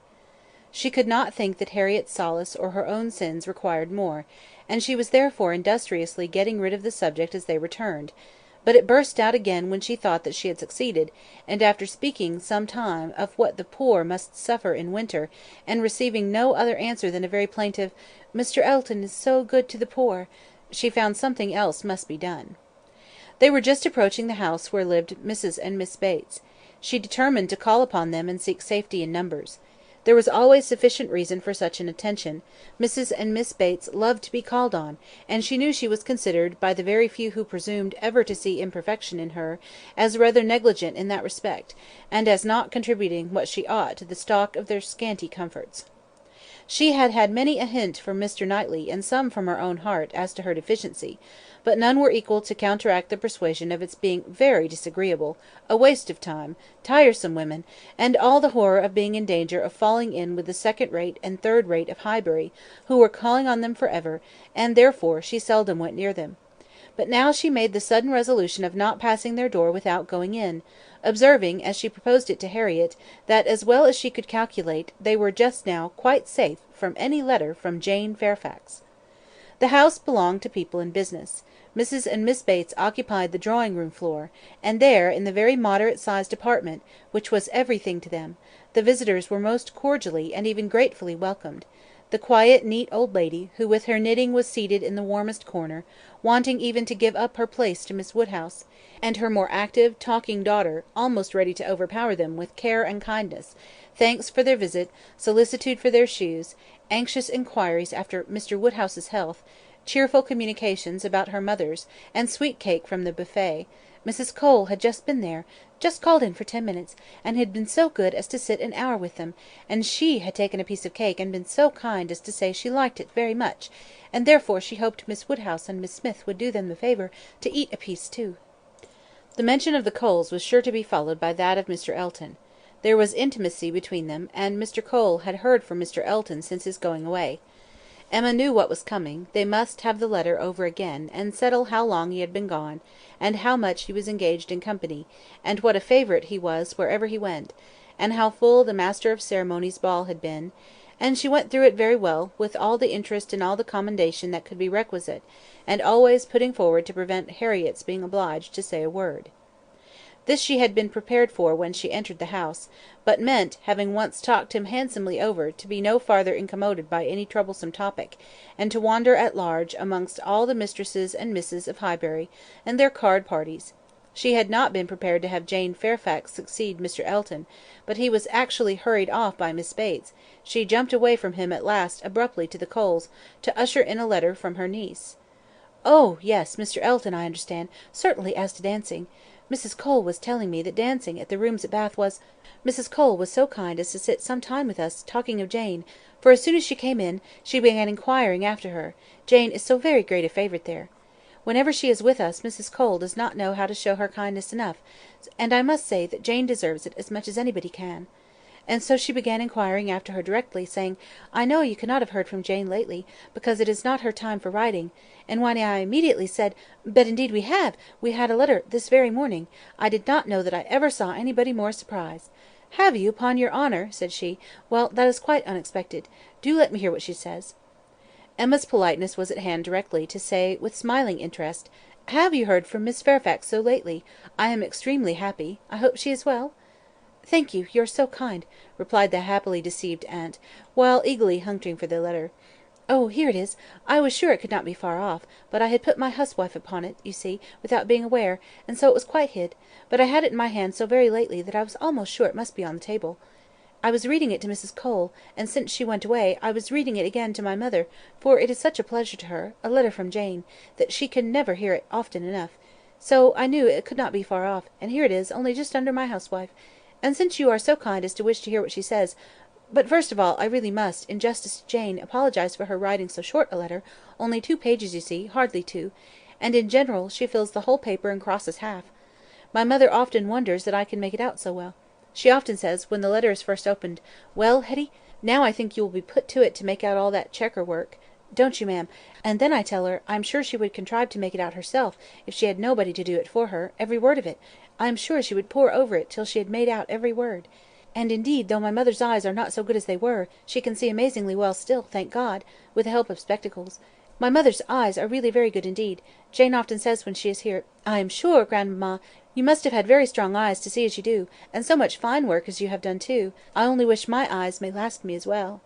All this, spoken extremely fast, obliged Miss Bates to stop for breath, and Emma said something very civil about the excellence of Miss Fairfax's handwriting. "You are extremely kind," replied Miss Bates, highly gratified. "You who are such a judge, and write so beautifully yourself. I am sure there is nobody's praise that could give us so much pleasure as Miss Woodhouse's. My mother does not hear; she is a little deaf, you know. Ma'am," addressing her, "do you hear what Miss Woodhouse is so obliging to say about Jane's handwriting?" And Emma had the advantage of hearing her own silly compliment repeated twice over before the good old lady could comprehend it. She was pondering in the meanwhile upon the possibility, without seeming very rude, of making her escape from Jane Fairfax's letter, and had almost resolved on hurrying away directly under some slight excuse, when Miss Bates turned to her again and seized her attention. "My mother's deafness is very trifling, you see, just nothing at all; by only raising my voice, and saying anything 2 or 3 times over, she is sure to hear, but then she is used to my voice. But it is very remarkable that she should always hear Jane better than she does me; Jane speaks so distinct. However, she will not find her grandmamma at all deafer than she was 2 years ago, which is saying a great deal at my mother's time of life, and it really is 2 full years, you know, since she was here. We never were so long without seeing her before, and as I was telling Mrs. Cole, we shall hardly know how to make enough of her now. Are you expecting Miss Fairfax here soon?" "Oh, yes, next week." "Indeed! That must be a very great pleasure." "Thank you. You are very kind. Yes, next week; everybody is so surprised, and everybody says the same obliging things. I am sure she will be as happy to see her friends at Highbury as they can be to see her. Yes, Friday or Saturday, she cannot say which, because Colonel Campbell will be wanting the carriage himself one of those days. So very good of them to send her the whole way; but they always do, you know. Oh, yes, Friday or Saturday next. That is what she writes about. That is the reason of her writing out of rule, as we call it, for in the common course we should not have heard from her before next Tuesday or Wednesday." "Yes, so I imagined. I was afraid there could be little chance of my hearing anything of Miss Fairfax to day." "So obliging of you. No, we should not have heard if it had not been for this particular circumstance, of her being to come here so soon. My mother is so delighted, for she is to be 3 months with us at least. 3 months, so she says, positively, as I am going to have the pleasure of reading to you. The case is, you see, that the Campbells are going to Ireland. Mrs. Dixon has persuaded her father and mother to come over and see her directly. They had not intended to go over till summer, but she is so impatient to see them again. For till she married last October she was never away from them so much as a week, which must make it very strange to be in different kingdoms, I was going to say, but however, different countries, and so she wrote a very urgent letter to her mother, or her father, I declare I do not know which it was, but we shall see presently in Jane's letter, wrote in Mr. Dixon's name as well as her own, to press their coming over directly, and they would give them the meeting in Dublin, and take them back to their country seat, Ballycragg, a beautiful place, I fancy." "Jane has heard a great deal of its beauty, from Mr. Dixon, I mean. I do not know that she ever heard about it from anybody else, but it was very natural, you know, that he should like to speak of his own place while he was paying his addresses; and as Jane used to be very often walking out with them, for Colonel and Mrs. Campbell were very particular about their daughters not walking out often with only Mr. Dixon, which I do not at all blame them, of course she heard everything he might be telling Miss Campbell about his own home in Ireland, and I think she wrote us word that he had shown them some drawings of the place, views that he had taken himself. He is a most amiable, charming young man, I believe. Jane was quite longing to go to Ireland from his account of things." At this moment an ingenious and animating suspicion entering Emma's brain with regard to Jane Fairfax, this charming Mr. Dixon, and the not going to Ireland, she said, with the insidious design of farther discovery, "You must feel it very fortunate that Miss Fairfax should be allowed to come to you at such a time. Considering the very particular friendship between her and Mrs. Dixon, you could hardly have expected her to be excused from accompanying Colonel and Mrs. Campbell." Very true indeed. The very thing that we have always been rather afraid of, for we should not have liked to have her at such a distance from us, for months altogether, not being able to come if anything was to happen. But you see everything turns out for the best. They want her, Mr. and Mrs. Dixon, excessively to come over with Colonel and Mrs. Campbell; quite depend upon it, nothing can be more kind or pressing than their joint invitation, Jane says, as you will hear presently. Mr. Dixon does not seem in the least backward in any attention. He is a most charming young man. Ever since the service he rendered Jane at Weymouth, when they were out in that party on the water, and she, by the sudden whirling round of something or other among the sails, would have been dashed into the sea at once, and actually was all but gone, if he had not, with the greatest presence of mind, caught hold of her habit. I can never think of it without trembling, but ever since we had the history of that day, I have been so fond of Mr. Dixon." "But in spite of all her friend's urgency, and her own wish of seeing Ireland, Miss Fairfax prefers devoting the time to you and Mrs. Bates?" "Yes, entirely her own doing, entirely her own choice; and Colonel and Mrs. Campbell think she does quite right, just what they should recommend; and indeed they particularly wish her to try her native air, as she has not been quite so well as usual lately." "I am concerned to hear of it. I think they judged wisely. But Mrs. Dixon must be very much disappointed. Mrs. Dixon, I understand, has no remarkable degree of personal beauty, is not by any means to be compared with Miss Fairfax." "Oh, no, you are very obliging to say such things, but certainly not. There is no comparison between them. Miss Campbell always was absolutely plain, but extremely elegant and amiable." "Yes, that of course. Jane caught a bad cold, poor thing, so long ago as the 7th of November, as I am going to read to you, and has never been well since. A long time, is it not, for cold to hang upon her? She never mentioned it before, because she would not alarm us. Just like her, so considerate; but, however, she is so far from well, that her kind friends the Campbells think she had better come home, and try an air that always agrees with her, and they have no doubt that 3 or 4 months at Highbury will entirely cure her, and it is certainly a great deal better that she should come here than go to Ireland if she is unwell. Nobody could nurse her as we do." "It appears to me the most desirable arrangement in the world." And so she is to come to us next Friday or Saturday, and the Campbells leave town on their way to Holyhead the Monday following, as you will find from Jane's letter. So sudden! You may guess, dear Miss Woodhouse, what a flurry it has thrown me in. If it were not for the drawback of her illness— but I am afraid we must expect to see her grown thin, and looking very poorly. I must tell you what an unlucky thing happened to me as to that. I always make a point of reading Jane's letters through to myself first, before I read them aloud to my mother, you know, for fear of there being anything in them to distress her. Jane desired me to do it, so I always do, and so I began to-day with my usual caution; but no sooner did I come to the mention of her being unwell, that I burst out, quite frightened, with "Bless me! Poor Jane is ill!" which my mother, being on the watch, heard distinctly, and was sadly alarmed at. However, when I read on, I found it was not near so bad as I had fancied at first, and so I make light of it now to her, that she does not think much about it. But I cannot imagine how I could be so off my guard. If Jane does not get well soon, we will call in Mr. Perry. The expense shall not be thought of, and though he is so liberal and so fond of Jane that I dare say he would not mean to charge anything for attendance, we could not suffer it to be so, you know. He has a wife and family to maintain, and is not to be giving away his time. Well, now, I have just given you a hint of what Jane writes about. We will turn to her letter, and I am sure she tells her own story a great deal better than I can tell it for her. "I am afraid we must be running away," said Emma, glancing at Harriet, and beginning to rise. "My father will be expecting us. I had no intention— I thought I had no power of staying more than 5 minutes when I first entered the house. I merely called because I would not pass the door without inquiring after Mrs. Bates, but I have been so pleasantly detained. Now, however, we must wish you and Mrs. Bates good morning."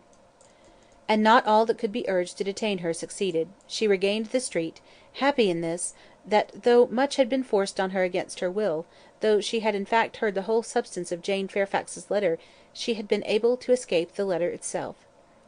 End of Volume 2, Chapter 1. Volume 2, Chapter 2. Jane Fairfax was an orphan, the only child of Mrs. Bates's youngest daughter. The marriage of Lieutenant Fairfax of the Regiment of Infantry and Miss Jane Bates had had its day of fame and pleasure, hope and interest, but nothing now remained of it save the melancholy remembrance of him dying in action abroad, of his widow sinking under consumption and grief soon afterwards, and this girl. By birth she belonged to Highbury, and when, at 3 years old, on losing her mother, she became the property, the charge, the consolation, the fondling of her grandmother and aunt, there had seemed every probability of her being permanently fixed there, of her being taught only what very limited means could command, and growing up with no advantages of connection or improvement, to be engrafted on what nature had given her in a pleasing person, good understanding, and warm-hearted, well-meaning relations. But the compassionate feelings of a friend of her father gave a change to her destiny. This was Colonel Campbell, who had very highly regarded Fairfax as an excellent officer and most deserving young man, and farther had been indebted to him for such attentions, during a severe camp fever, as he believed had saved his life. These were claims which he did not learn to overlook, though some years passed away from the death of poor Fairfax, before his own return to England put anything in his power. When he did return, he sought out the child, and took notice of her. He was a married man, with only one living child, a girl about Jane's age, and Jane became their guest, paying them long visits, and growing a favourite with all. And before she was 9 years old, his daughter's great fondness for her, and his own wish of being a real friend, united to produce an offer from Colonel Campbell of undertaking the whole charge of her education. It was accepted, and from that period Jane had belonged to Colonel Campbell's family, and had lived with them entirely, only visiting her grandmother from time to time. The plan was that she should be brought up for educating others, the very few £100 which she had inherited from her father making independence impossible. To provide for her otherwise was out of Colonel Campbell's power, for though his income, by pay and appointments, was handsome, his fortune was moderate and must be all his daughter's, but by giving her an education, he hoped to be supplying the means of respectable subsistence hereafter. Such was Jane Fairfax's history. She had fallen into good hands, known nothing but kindness from the Campbells, and had been given an excellent education. Living constantly with right-minded and well-informed people, her heart and understanding had received every advantage of discipline and culture, and Colonel Campbell's residence being in London, every lighter talent had been done full justice to, by the attendance of first-rate masters.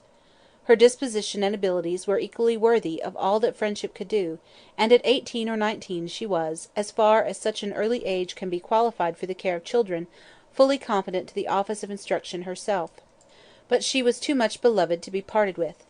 Neither father nor mother could promote, and the daughter could not endure it. The evil day was put off. It was easy to decide that she was still too young, and Jane remained with them, sharing, as another daughter, in all the rational pleasures of an elegant society, and a judicious mixture of home and amusement, with only the drawback of the future, the sobering suggestions of her own good understanding to remind her that all this might soon be over. The affection of the whole family, the warm attachment of Miss Campbell in particular, was the more honourable to each party from the circumstance of Jane's decided superiority both in beauty and acquirements. That nature had given it in feature could not be unseen by the young woman, nor could her higher powers of mind be unfelt by the parents. They continued together with unabated regard, however, till the marriage of Miss Campbell, who, by that chance, that luck which so often defies anticipation in matrimonial affairs, giving attraction to what is moderate rather than what is superior, engaged the affections of Mr. Dixon, a young man, rich and agreeable, almost as soon as they were acquainted, and was eligibly and happily settled, while Jane Fairfax had yet her bread to earn. This event had very lately taken place, too lately for anything to be yet attempted by her less fortunate friend towards entering on her path of duty, though she had now reached the age which her own judgment had fixed on for beginning. She had long resolved that 21 should be the period. With the fortitude of devoted novitiate, she had resolved at 21 to complete the sacrifice, and retire from all the pleasures of life, of rational intercourse, equal society, peace and hope, to penance and mortification for ever. The good sense of Colonel and Mrs. Campbell could not oppose such a resolution, though their feelings did. As long as they lived, no exertions would be necessary. Their home might be hers for ever, and for their own comfort they would have retained her wholly; but this would be selfishness. What must be at last had better be soon. Perhaps they began to feel it might have been kinder and wiser to have resisted the temptation of any delay, and spared her from a taste of such enjoyments of ease and leisure as must now be relinquished. Still, however, affection was glad to catch at any reasonable excuse for not hurrying on the wretched moment. She had never been quite well since the time of their daughter's marriage, and till she should have completely recovered her usual strength, they must forbid her engaging in duties, which, so far from being compatible with a weakened frame and varying spirits, seemed, under the most favourable circumstances, to require something more than human perfection of body and mind to be discharged with terrible comfort. With regard to her not accompanying them to Ireland, her account to her aunt contained nothing but truth, though there might be some truths not told. It was her own choice to give the time of their absence to Highbury, to spend, perhaps, her last months of perfect liberty with those kind relations to whom she was so very dear; and the Campbells, whatever might be their motive or motives, whether single or double or treble, gave the arrangement their ready sanction, and said that they depended more on a few months spent in her native air for the recovery of her health than on anything else. Certain it was that she was to come, and that Highbury, instead of welcoming that perfect novelty which had been so long promised it, Mr. Frank Churchill, must put up for the present with Jane Fairfax, who could bring only the freshness of a 2 years' absence. Emma was sorry to have to pay civilities to a person she did not like through 3 long months, to be always doing more than she wished, and less than she ought. Why she did not like Jane Fairfax might be a difficulty to answer. Mr. Knightley had once told her it was because she saw in her the really accomplished young woman which she wanted to be thought herself; and though the accusation had been eagerly refuted at the time, there were moments of self-examination in which her conscience could not quite acquit her. But she could never get acquainted with her; she did not know how it was, but there was such a coldness and reserve, such apparent indifference whether she pleased or not; and then her aunt was such an eternal talker, and she was made such a fuss with by everybody; and it had always been imagined that they were to be so intimate, because their ages were the same; everybody had supposed they must be so fond of each other. Those were her reasons; she had no better.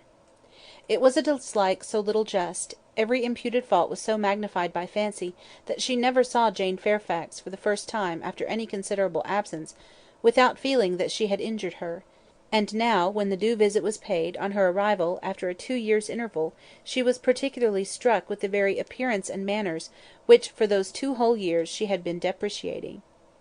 Jane Fairfax was very elegant, remarkably elegant, and she had herself the highest value for elegance. Her height was pretty, just such as almost everybody would think tall, and nobody could think very tall; her figure particularly graceful; her size a most becoming medium, between fat and thin, though a slight appearance of ill health seemed to point out the likeliest evil of the two. Emma could not but feel all this; and then her face, her features, there was more beauty in them altogether than she had remembered; it was not regular, but it was very pleasing beauty. Her eyes, a deep grey, with dark eyelashes and eyebrows, had never been denied their praise; but the skin, which she had used to cavil at, as wanting colour, had a clearness and delicacy which really needed no fuller bloom.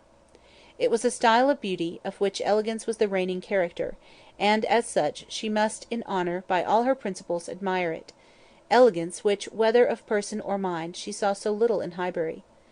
There, not to be vulgar, was a distinction and merit. In short, she sat, during the first visit, looking at Jane Fairfax with twofold complacency, the sense of pleasure and the sense of rendering justice, and was determined that she would dislike her no longer. When she took in her history, indeed, her situation, as well as her beauty, when she considered what all this elegance was destined to, what she was going to sink from, how she was going to live, it seemed impossible to feel anything but compassion and respect, especially if to every well-known particular entitling her to interest, were added the highly probable circumstance of an attachment to Mr. Dixon, which she had so naturally started to herself. In that case nothing could be more pitiable or more honourable than the sacrifices she had resolved on. Emma was very willing now to acquit her of having seduced Mr. Dixon's actions from his wife, or of anything mischievous which her imagination had suggested at first. If it were love, it might be simple, single, successless love on her side alone. She might have been unconsciously sucking in the sad poison while a sharer of his conversation with her friend, and from the best, the purest of motives, might now be denying herself this visit to Ireland, and resolving to divide herself effectually from him and his connections by soon beginning her career of laborious duty. Upon the whole, Emma left her with such softened, charitable feelings as made her look around in walking home, and lament that Highbury afforded no young man worthy of giving her independence, nobody that she could wish to scheme about for her. These were charming feelings, but not lasting.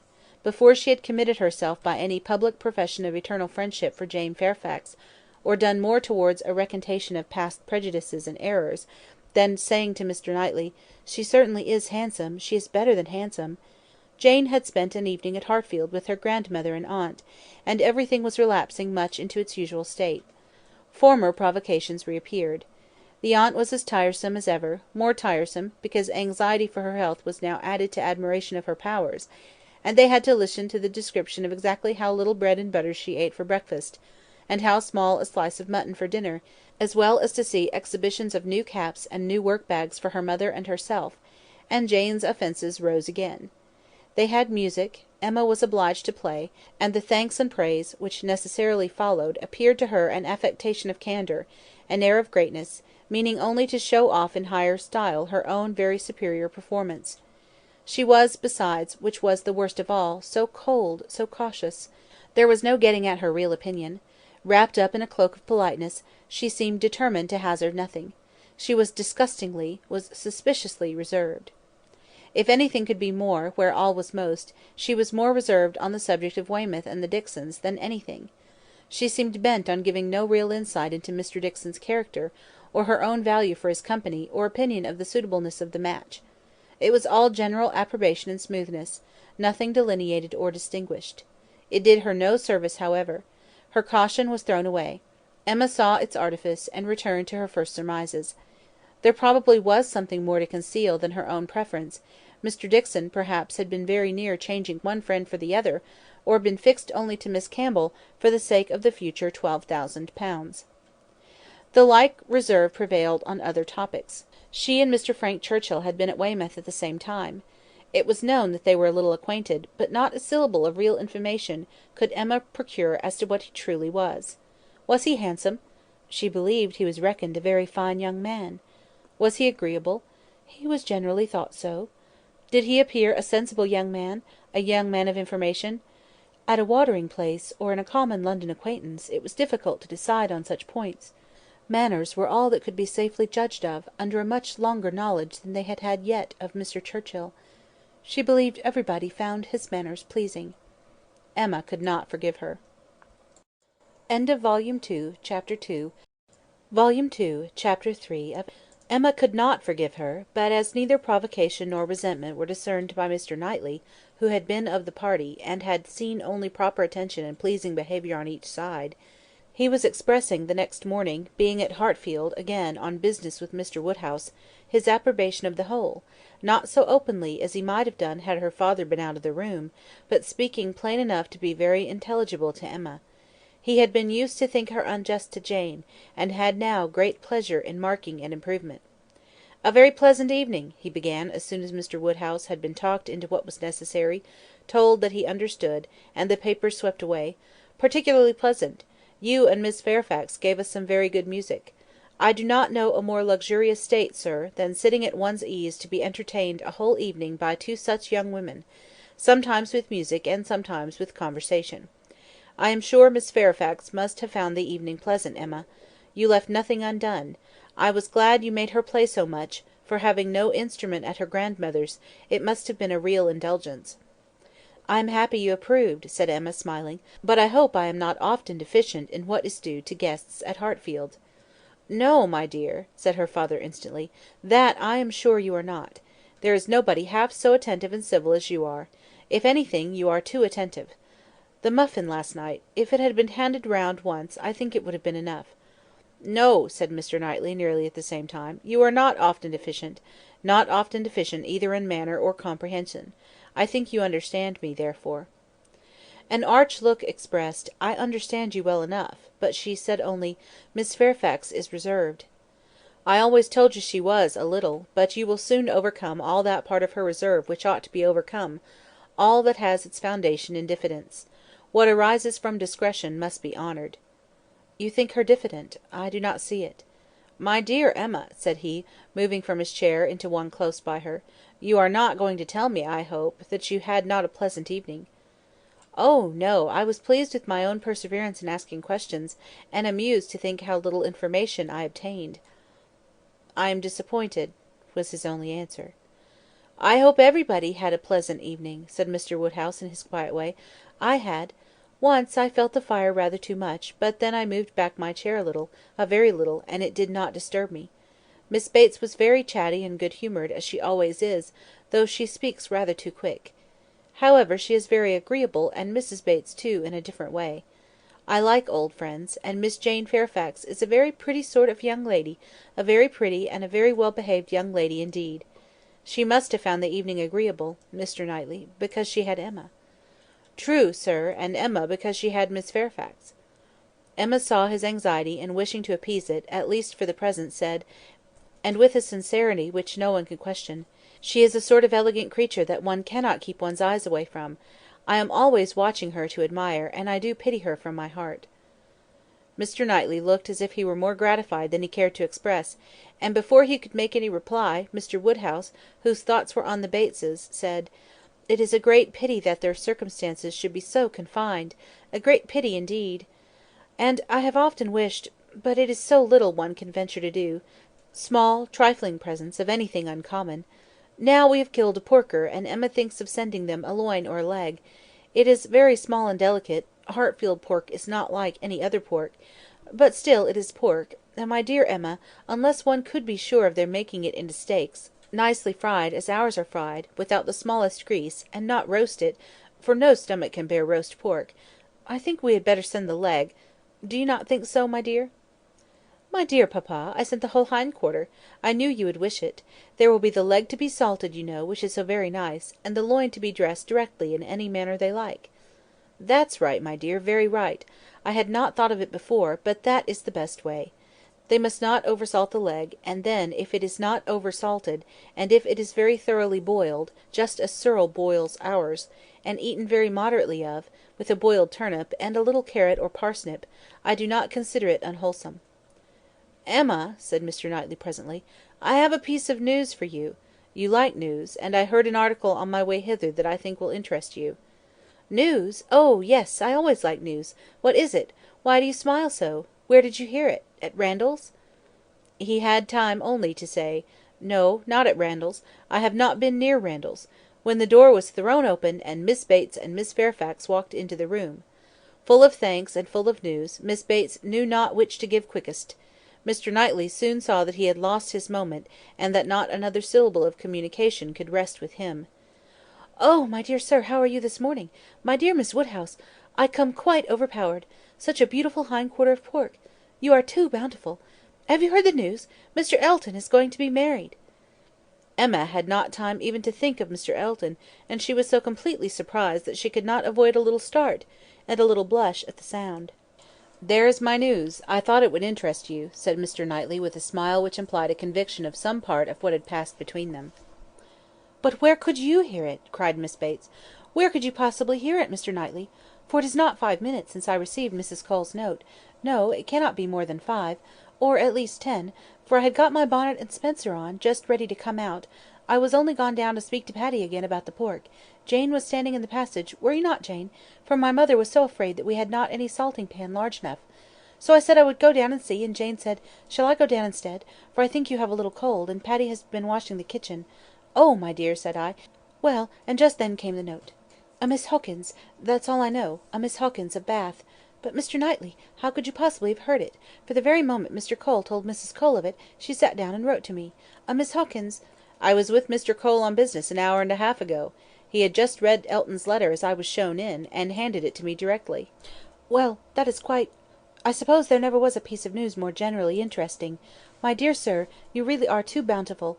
My mother desires her very best compliments and regards, and 1,000 thanks, and says you really quite oppress her." "We consider our Hartfield pork," replied Mr. Woodhouse. "Indeed it certainly is, so very superior to all other pork, that Emma and I cannot have a greater pleasure than— Oh, my dear sir, as my mother says, our friends are only too good to us. If there were ever people who, without having great wealth themselves, had everything they could wish for, I am sure it is us. We may well say that our lot is cast in a goodly heritage. Well, Mr. Knightley, and so you actually saw the letter. Well—" "It was short, merely to announce, but cheerful, exulting, of course." Here was a sly glance at Emma. "He had been so fortunate as to—I forget the precise words. One has no business to remember them. The information was, as you state, that he was going to be married to a Miss Hawkins. By his style, I should imagine it just settled." "Mr. Elton going to be married!" said Emma, as soon as she could speak. "He will have everybody's wishes for his happiness." "He is very young to settle," was Mr. Woodhouse's observation. "He had better not be in a hurry. He seemed to me very well off as he was. We were always glad to see him at Hartfield." "A new neighbour for us all, Miss Woodhouse," said Miss Bates, joyfully. "My mother is so pleased. She says she cannot bear to have the poor old vicarage without a mistress. This is great news indeed. Jane, you have never seen Mr. Elton. No wonder that you have such a curiosity to see him." Jane's curiosity did not appear of that of an absorbing nature as wholly to occupy her. "No, I have never seen Mr. Elton," she replied, starting on this appeal. "Is he a tall man?" "Who shall answer that question?" cried Emma. "My father would say yes, Mr. Knightley no, and Miss Bates and I that he is just the happy medium. When you have been here a little longer, Miss Fairfax, you will understand that Mr. Elton is the standard of perfection in Highbury, both in person and mind." "Very true, Miss Woodhouse, so she will. He is the very best young man. But, my dear Jane, if you remember, I told you yesterday he was precisely the height of Mr. Perry. Miss Hawkins, I dare say, an excellent young woman. His extreme attention to my mother, wanting her to sit in the vicarage pew, that she might hear the better, for my mother is a little deaf, you know. It is not much, but she does not hear quite quick. Jane says that Colonel Campbell is a little deaf. He fancied bathing might be good for it, the warm bath, but she says it did him no lasting benefit. Colonel Campbell, you know, is quite our angel, and Mr. Dixon seems a very charming young man, quite worthy of him. It is such a happiness when good people get together, and they always do. Now, here will be Mr. Elton and Miss Hawkins, and there are the Coles, such very good people, and the Perrys. I suppose there never was a happier or a better couple than Mr. and Mrs. Perry. I say, sir," turning to Mr. Woodhouse, "I think there are few places with such society as Highbury. I always say we are quite blessed in our neighbours. My dear sir, if there is one thing my mother loves better than another, it is pork, a roast loin of pork." "As to who or what Miss Hawkins is, or how long he has been acquainted with her," said Emma, "nothing, I suppose, can be known. One feels that it cannot be a very long acquaintance. He has been gone only 4 weeks." Nobody had any information to give, and after a few more wonderings, Emma said— "You are silent, Miss Fairfax, but I hope you mean to take an interest in this news. You, who have been hearing and seeing so much of late on these subjects, who must have been so deep in the business on Miss Campbell's account, we shall not excuse your being indifferent about Mr. Elton and Miss Hawkins." "When I have seen Mr. Elton," replied Jane, "I dare say I shall be interested; but I believe it requires that with me. And as it is some months since Miss Campbell married, the impression may be a little worn off." "Yes, he has been gone just 4 weeks, as you observe, Miss Woodhouse," said Miss Bates. "4 weeks yesterday. A Miss Hawkins! Well, I had always rather fancied it would be some young lady hereabouts. Not that I ever— Miss Cole once whispered to me— But I immediately said, 'No, Mr. Elton is a most worthy young man, but—' In short, I do not think I am particularly quick at those sort of discoveries. I do not pretend to it. What is before me, I see. At the same time, nobody could wonder if Mr. Elton should have aspired— Miss Woodhouse lets me chatter on so good humouredly; she knows I would not offend for the world. How does Miss Smith do? She seems quite recovered now. Have you heard from Mrs. John Knightley lately? Oh, those dear little children! Jane, do you know I always fancy Mr. Dixon like Mr. John Knightley. I mean in person; tall, with that sort of look, and not very talkative." "Quite wrong, my dear aunt. There is no likeness at all." "Very odd! But one never does form a just idea of anybody beforehand. One takes up a notion, and runs away with it. Mr. Dixon, you say, is not, strictly speaking, handsome?" "Handsome! Oh, no, far from it; certainly plain. I told you he was plain." "My dear, you said that Miss Campbell would not allow him to be plain, and that you yourself—" "Oh, as for me, my judgment is worth nothing. Where I have a regard, I always think a person well looking. But I gave what I believed the general opinion, when I called him plain." "Well, my dear Jane, I believe we must be running away. The weather does not look well, and grandmamma will be uneasy. You are too obliging, my dear Miss Woodhouse, but we really must take leave. This has been a most agreeable piece of news indeed. I shall just go round by Mrs. Cole's, but I shall not stop 3 minutes; and Jane, you had better go home directly. I would not have you out in a shower.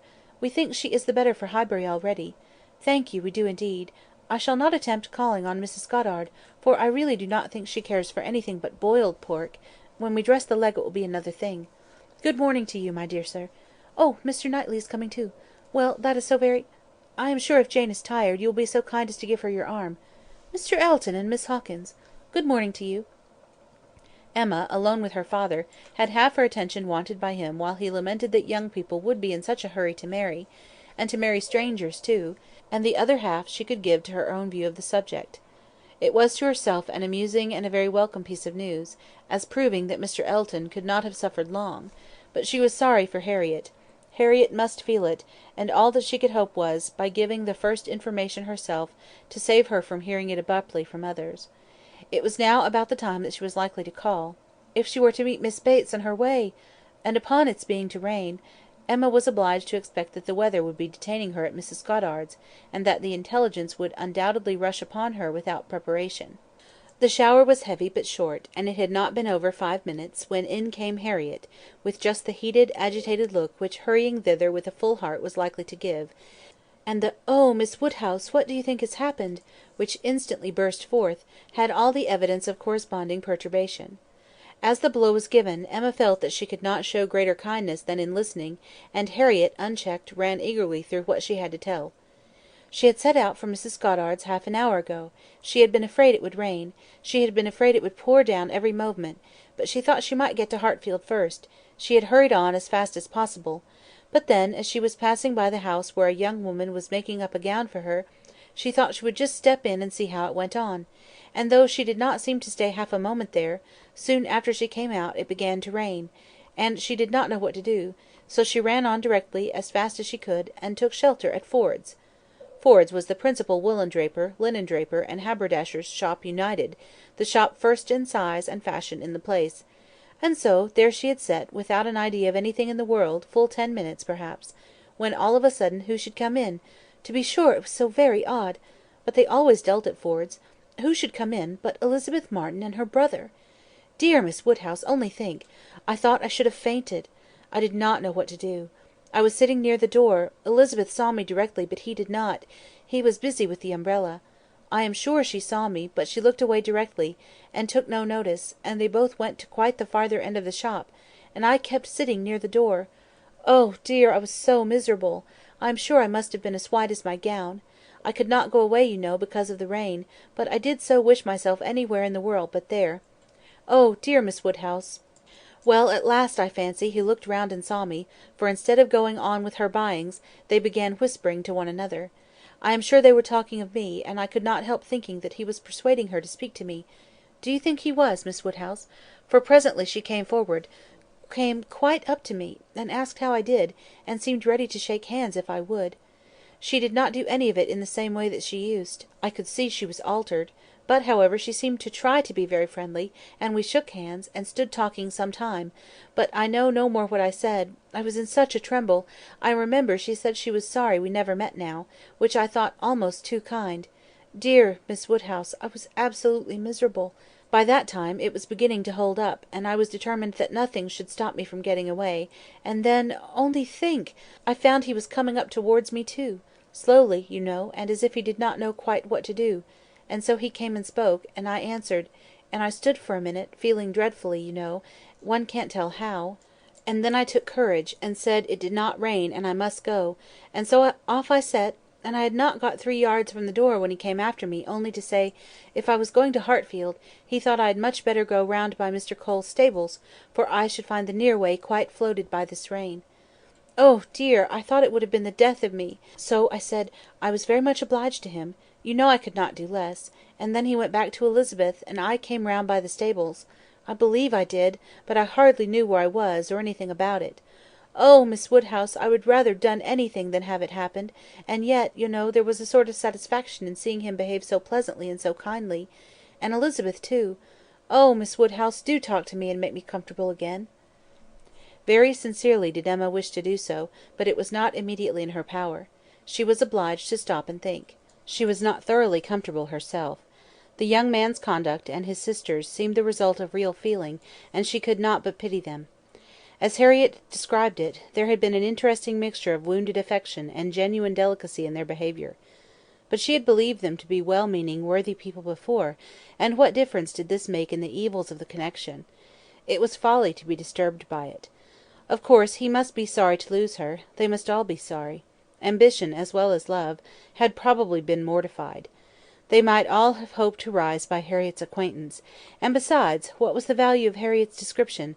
So easily pleased, so little discerning, what signified her praise? She exerted herself, and did try to make her comfortable, by considering all that had passed as a mere trifle, and quite unworthy of being dwelt on. "It might be distressing for the moment," said she, "but you seem to have behaved extremely well, and it is over, and may never, can never, as a first meeting, occur again, and therefore you need not think about it." Harriet said, "Very true," and she would not think about it, but still she talked of it, still she could talk of nothing else, and Emma at last, in order to put the Martins out of her head, was obliged to hurry on the news, which she had meant to give with so much tender caution, hardly knowing herself whether to rejoice or be angry, ashamed or only amused, at such a state of mind in poor Harriet, such a conclusion of Mr. Elton's importance with her. Mr. Elton's rights, however, gradually revived. Though she did not feel the first intelligence as she might have done the day before, or an hour before, its interest soon increased, and before their first conversation was over, she had talked herself into all the sensations of curiosity, wonder and regret, pain and pleasure, as to this fortunate Miss Hawkins, which could conduce to place the Martins under proper subordination in her fancy. Emma learned to be rather glad there had been such a meeting. It had been serviceable in deadening the first shock, without retaining any influence to alarm. As Harriet now lived, the Martins could not get at her, without seeking her, where hitherto they had wanted either the courage or the condescension to seek her, for, since her refusal of the brother, the sisters had never been at Mrs. Goddard's, and a 12-month might pass without their being thrown together again, with any necessity, or even any power of speech. End of Volume 2, Chapter 3. Volume 2, Chapter 4 of Emma. Human nature is so well disposed towards those who are in interesting situations, that a young person, who either marries or dies, is sure of being kindly spoken of.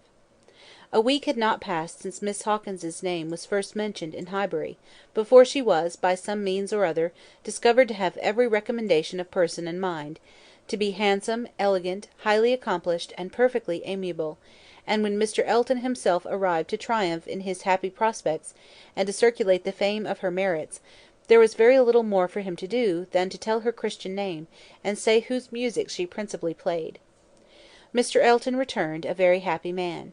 He had gone away rejected and mortified, disappointed in a very sanguine hope, after a series of what appeared to him strong encouragement, and not only losing the right lady, but finding himself debased to the level of a very wrong one.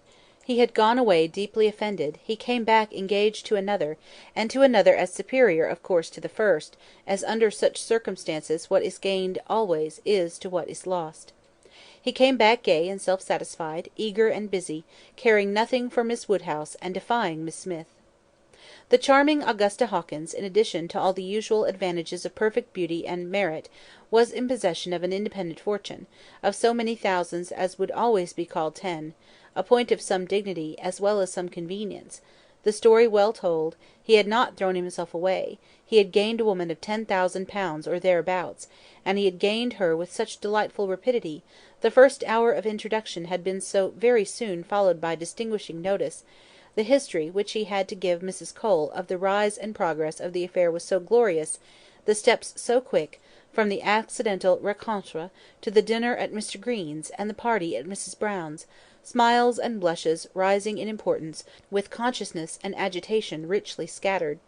The lady had been so easily impressed, so sweetly disposed, had, in short, to use a most intelligible phrase, been so very ready to have him, that vanity and prudence were equally contented.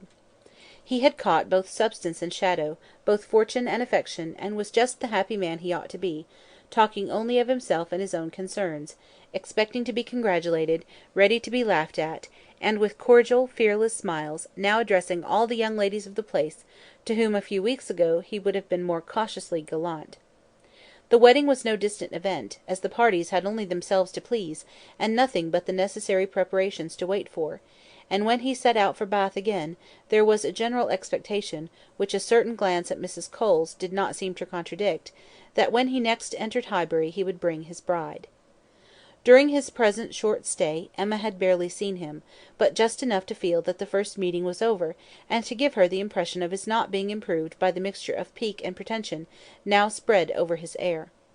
She was, in fact, beginning very much to wonder that she had ever thought him pleasing at all, and his sight was so inseparably connected with some very disagreeable feelings, that except in a moral light, as a penance, a lesson, a source of profitable humiliation to her own mind, she would have been thankful to be assured of never seeing him again. She wished him very well, but he gave her pain, and his welfare 20 miles off would administer most satisfaction.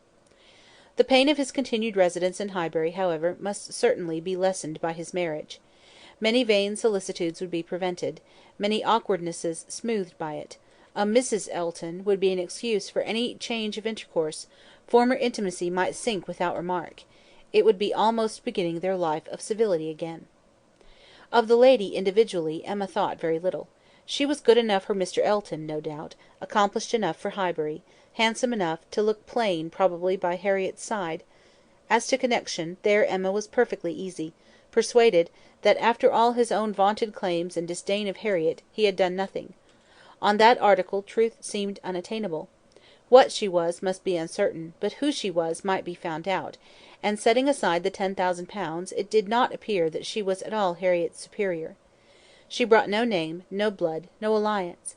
Miss Hawkins was the youngest of the 2 daughters of a Bristol merchant; of course he must be called; but as the whole of the profits of his mercantile life appeared so very moderate, it was not unfair to guess the dignity of his line of trade had been very moderate also. Part of every winter she had been used to spend in Bath, but Bristol was her home, the very heart of Bristol; for though the father and mother had died some years ago, and uncle remained, in the law line, nothing more distinctly honourable was hazarded of him than that he was in the law line, and with him the daughter had lived. Emma guessed him to be the drudge of some attorney, and too stupid to rise. And all the grandeur of the connection seemed dependent on the elder sister, who was very well married, to a gentleman in a great way, near Bristol, who kept 2 carriages. That was the wind-up of the history; that was the glory of Miss Hawkins. Could she have but given Harriet her feelings about it all! She had talked her into love, but alas! she was not so easily to be talked out of it. The charm of an object to occupy the many vacancies of Harriet's mind was not to be talked away. He might be superseded by another; he certainly would indeed; nothing could be clearer; even a Robert Martin would have been sufficient, but nothing else, she feared, would cure her. Harriet was one of those who, having once begun, would always be in love. and now, poor girl, she was considerably worse from this reappearance of Mr. Elton. She was always having a glimpse of him somewhere or other. Emma saw him only once, but 2 or 3 times every day Harriet was sure just to meet with him, or just to miss him, or just to hear his voice, or see his shoulder, just to have something occur to preserve him in all her fancy, in all the favouring warmth of surprise and conjecture. She was, moreover, perpetually hearing about him, for, excepting when at Hartfield, she was always among those who saw no fault in Mr. Elton, and found nothing so interesting as the discussion of all his concerns, and every report therefore, every guess, all that had already occurred, all that might occur in the arrangement of his affairs, comprehending income, servants, and furniture, was continually in agitation around her. Her regard was receiving strength by invariable praise of him, and her regrets kept alive, and feelings irritated, by ceaseless repetitions of Miss Hawkins's happiness, and continual observation of how much he seemed attached. His air as he walked by the house, the very sitting of his hat, all being in proof of how much he was in love. Had it been allowable entertainment, had there been no pain to her friend, or reproach to herself, in the waverings of Harriet's mind, Emma would have been amused by its variations. Sometimes Mr. Elton predominated, sometimes the Martins, and each was occasionally useful as a check to the other. Mr. Elton's engagement had been the cure of the agitation of meeting Mr. Martin. The unhappiness produced by the knowledge of that engagement had been a little put aside by Elizabeth Martin's calling at Mrs. Goddard's a few days afterwards. Harriet had not been at home, but a note had been prepared and left for her, written in the very style to touch, a small mixture of reproach with a great deal of kindness, and till Mr. Elton himself appeared, she had been much occupied by it, continually pondering over what could be done in return, and wishing to do more than she dared to confess. But Mr. Elton in person had driven away all such cares. While he stayed, the Martins were forgotten, and on the very morning of his setting off for Bath again, Emma, to dissipate some of the distress it occasioned, judged it best for her to return Elizabeth Martin's visit. How that visit was to be acknowledged, what would be necessary, and what might be safest, had been a point of some doubtful consideration. Absolute neglect of the mother and sisters, when invited to come, would be ingratitude. It must not be, and yet the danger of a renewal of the acquaintance! After much thinking, she could determine on nothing better than Harriet's returning the visit, but in a way that, if they had understanding, should convince them that it was only to be a formal acquaintance. She meant to take her in the carriage, leave her at the Abbey Mill, while she drove a little farther, and call for her again so soon, as to allow no time for insidious applications or dangerous recurrences to the past, and give the most decided proof of what degree of intimacy was chosen for the future. She could think of nothing better, and though there was something in it which her own heart could not approve, something of ingratitude, merely glossed over, it must be done, or what would become of Harriet? End of Volume 2, Chapter 4. Volume 2, Chapter 5. Small heart had Harriet for visiting. Only half an hour before her friend called for her at Mrs. Goddard's, her evil stars had led her to the very spot where, at that moment, a trunk, directed to the Reverend Philip Elton, White Hart, Bath, was to be seen under the operation of being lifted into the butcher's cart, which was to convey it to where the coaches passed, and everything in this world, excepting that trunk and the direction, was consequently a blank. She went, however, and when they reached the farm, she was to be put down, at the end of the broad, neat gravel walk, which led between espalier apple trees to the front door. The sight of everything which had given her so much pleasure the autumn before, was beginning to revive a little local agitation, and when they parted, Emma observed her to be looking around with a sort of fearful curiosity, which determined her not to allow the visit to exceed the proposed quarter of an hour. She went on herself, to give that portion of time to an old servant who was married, and settled in Donwell. The quarter of an hour brought her punctually to the great white gate again, and Miss Smith, receiving her summons, was with her without delay, and unattended by any alarming young man. She came solitarily down the gravel walk, a Miss Martin just appearing at the door, and parting with her seemingly with ceremonious civility. Harriet could not very soon give an intelligible account. She was feeling too much, but at last Emma collected from her enough to understand the sort of meeting and the sort of pain it was creating. She had only seen Mrs. Martin and the 2 girls. They had received her doubtfully, if not coolly, and nothing beyond the merest commonplace had been talked almost all the time, till just at last, when Mrs. Martin's saying, all of a sudden, that she thought Miss Smith was grown, had brought on a more interesting subject, and a warmer manner. In that very room she had been measured last September, with her two friends. There were the pencilled marks and memorandums on the wainscot by the window. He had done it. They all seemed to remember the day, the hour, the party, the occasion, to feel the same consciousness, the same regrets, to be ready to return to the same good understanding, and they were just growing again like themselves, Harriet, as Emma must suspect, ready as the best of them to be cordial and happy, when the carriage reappeared, and all was over. The style of the visit and the shortness of it were then felt to be decisive. 14 minutes to be given to those with whom she had thankfully passed 6 weeks, not 6 months ago! Emma could not but picture it all, and feel how justly they might resent, how naturally Harriet must suffer. It was a bad business. She would have given a great deal, or endured a great deal, to have had the Martins in a higher rank of life. They were so deserving that a little higher should have been enough; but, as it was, how could she have done otherwise? Impossible! She could not repent. They must be separated, but there was a great deal of pain in the process; so much to herself at this time, that she soon felt the necessity of a little consolation, and resolved on going home by way of Randalls to procure it. Her mind was quite sick of Mr. Elton and the Martins. The refreshment of Randalls was absolutely necessary. It was a good scheme, but on driving to the door they heard that neither master nor mistress was at home. They had both been out some time; the man believed they were gone to Hartfield. "This is too bad!" cried Emma, as they turned away; "and now we shall just miss them. Too provoking! I do not know when I have been so disappointed." And she leaned back in the corner, to indulge her murmurs or to reason them away; probably a little of both, such being the commonest process of a not ill disposed mind. Presently the carriage stopped. She looked up; it was stopped by Mr. and Mrs. Weston, who were standing to speak to her. There was instant pleasure in the sight of them, and still greater pleasure was conveyed in sound, for Mr. Weston immediately accosted her with, "How d'ye do? How d'ye do? We have been sitting with your father. Glad to see him so well. Frank comes to morrow. I had a letter this morning. We see him to morrow by dinner time to a certainty. He is at Oxford to day, and he comes for a whole fortnight. I knew it would be so. If he had come at Christmas, he could not have stayed 3 days. I was always glad he did not come at Christmas. Now we are going to have just the right weather for him; fine, dry, settled weather. We shall enjoy him completely; everything has turned out exactly as we could wish." There was no resisting such news, no possibility of avoiding the influence of such a happy face as Mr. Weston's, confirmed as it all was by the words and the countenance of his wife, fewer and quieter, but not less to the purpose. To know that she thought his coming certain was enough to make Emma consider it so, and sincerely did she rejoice in their joy. It was a most delightful reanimation of exhausted spirits. The worn-out past was sunk in the freshness of what was coming, and in the rapidity of half a moment's thought she hoped Mr. Elton would now be talked of no more. Mr. Weston gave her the history of the engagements at Enscombe, which allowed his son to answer for having an entire fortnight at his command, as well as the route and method of his journey, and she listened, and smiled, and congratulated. "I shall soon bring him over to Hartfield," said he at the conclusion.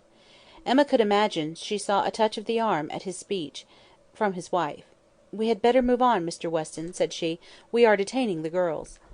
"Well, well, I am ready;" and turning again to Emma, "but you must not be expecting such a very fine young man.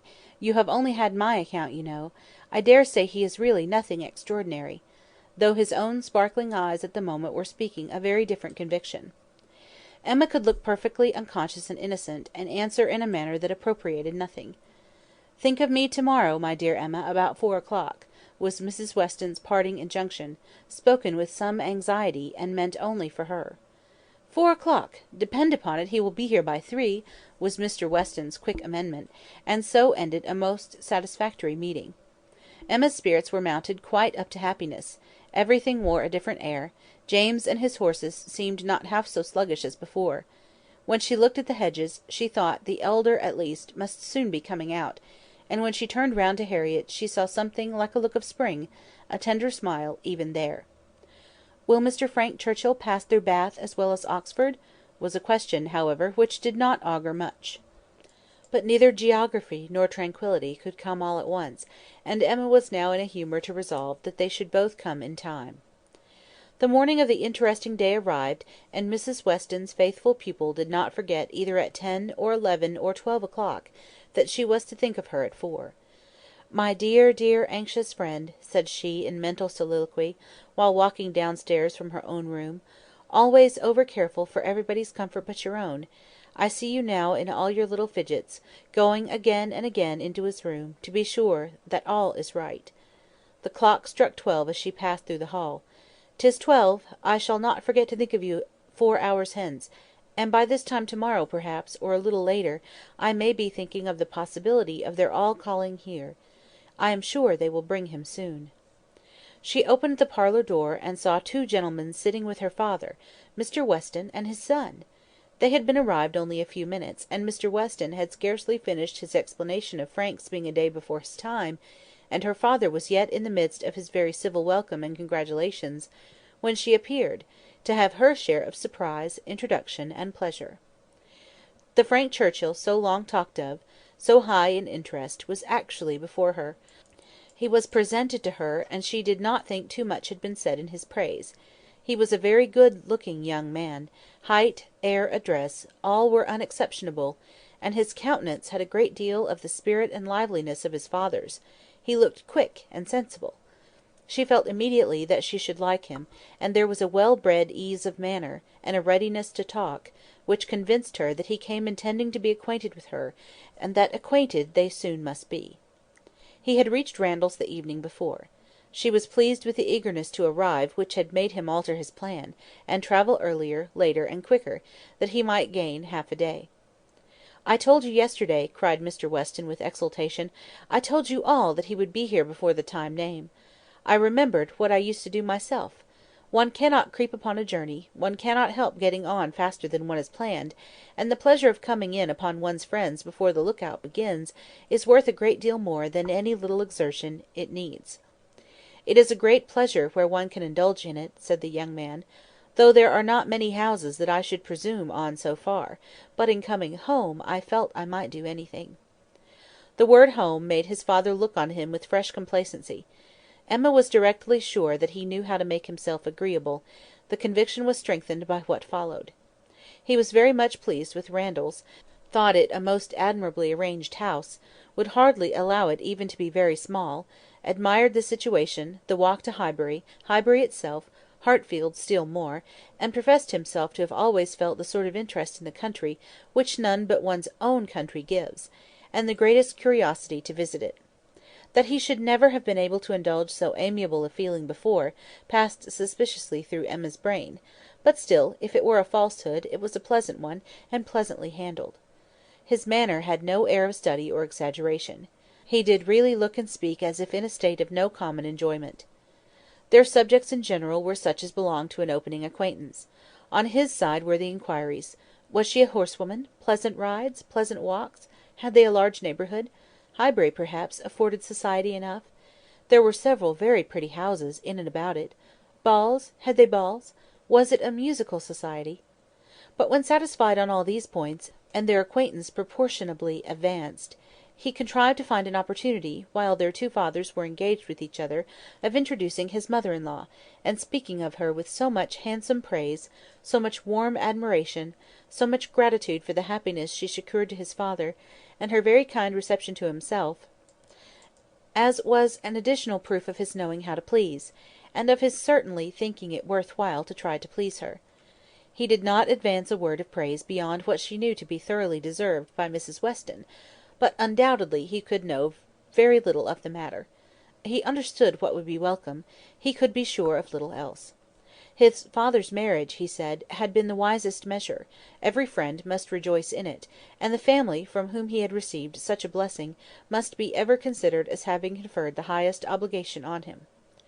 He got as near as he could to thanking her for Miss Taylor's merits, without seeming quite to forget that in the commonest course of things it was to be rather supposed that Miss Taylor had formed Miss Woodhouse's character, than Miss Woodhouse Miss Taylor's; and at last, as if resolved to qualify his opinion completely for travelling round its object, he wound it all up with astonishment at the youth and beauty of her person. "Elegant, agreeable manners I was prepared for," said he; "but I confess that, considering everything, I had not expected more than a very tolerably well-looking woman of a certain age. I did not know that I was to find a pretty young woman in Mrs. Weston." "You cannot see too much perfection in Mrs. Weston for my feelings," said Emma. "Were you to guess her to be 18, I should listen with pleasure; but she would be ready to quarrel with you for using such words. Don't let her imagine that you have spoken of her as a pretty young woman." "I hope I should know better," he replied. "No, depend upon it," with a gallant bow, "that in addressing Mrs. Weston, I should understand whom I might praise without any danger of being thought extravagant in my terms." Emma wondered whether the same suspicion of what might be expected from their knowing each other, which had taken a strong possession of her mind, had ever crossed his, and whether his compliments were to be considered as marks of acquiescence or proofs of defiance. She must see more of him to understand his ways; at present she only felt they were agreeable. She had no doubt of what Mr. Weston was often thinking about. His quick eye she detected again and again glancing towards them with a happy expression; and even when he might have determined not to look, she was confident that he was often listening. Her own father's perfect exemption from any thought of the kind, the entire deficiency in him of all such sort of penetration or suspicion, was a most comfortable circumstance. Happily he was not farther from approving matrimony than from foreseeing it. Though always objecting to every marriage that was arranged, he never suffered beforehand from the apprehension of any. It seemed as if he could not think so ill of any two persons understanding as to suppose they meant to marry till it were proved against them. She blessed the favouring blindness. He could now, without the drawback of a single unpleasant surmise, without a glance forward at any possible treachery in his guest, give way to all his natural kind-hearted civility in solicitous inquiries after Mr. Frank Churchill's accommodation on his journey, through the sad evils of sleeping 2 nights on the road, and express very genuine unmixed anxiety to know that he had certainly escaped catching cold, which, however, he could not allow him to feel quite assured of himself till after another night. A reasonable visit paid, Mr. Weston began to move. He must be going; he had business at the Crown about his hay, and a great many errands for Mrs. Weston at Ford's, but he need not hurry anybody else. His son, too well bred to hear the hint, rose immediately also, saying, "As you are going farther on business, sir, I will take the opportunity of paying a visit which must be paid some day or other, and therefore may as well be paid now. I have the honour of being acquainted with a neighbour of yours," turning to Emma, "a lady residing in or near Highbury, a family of the name of Fairfax. I shall have no difficulty, I suppose, in finding the house, though Fairfax, I believe, is not the proper name. I should rather say Barnes or Bates.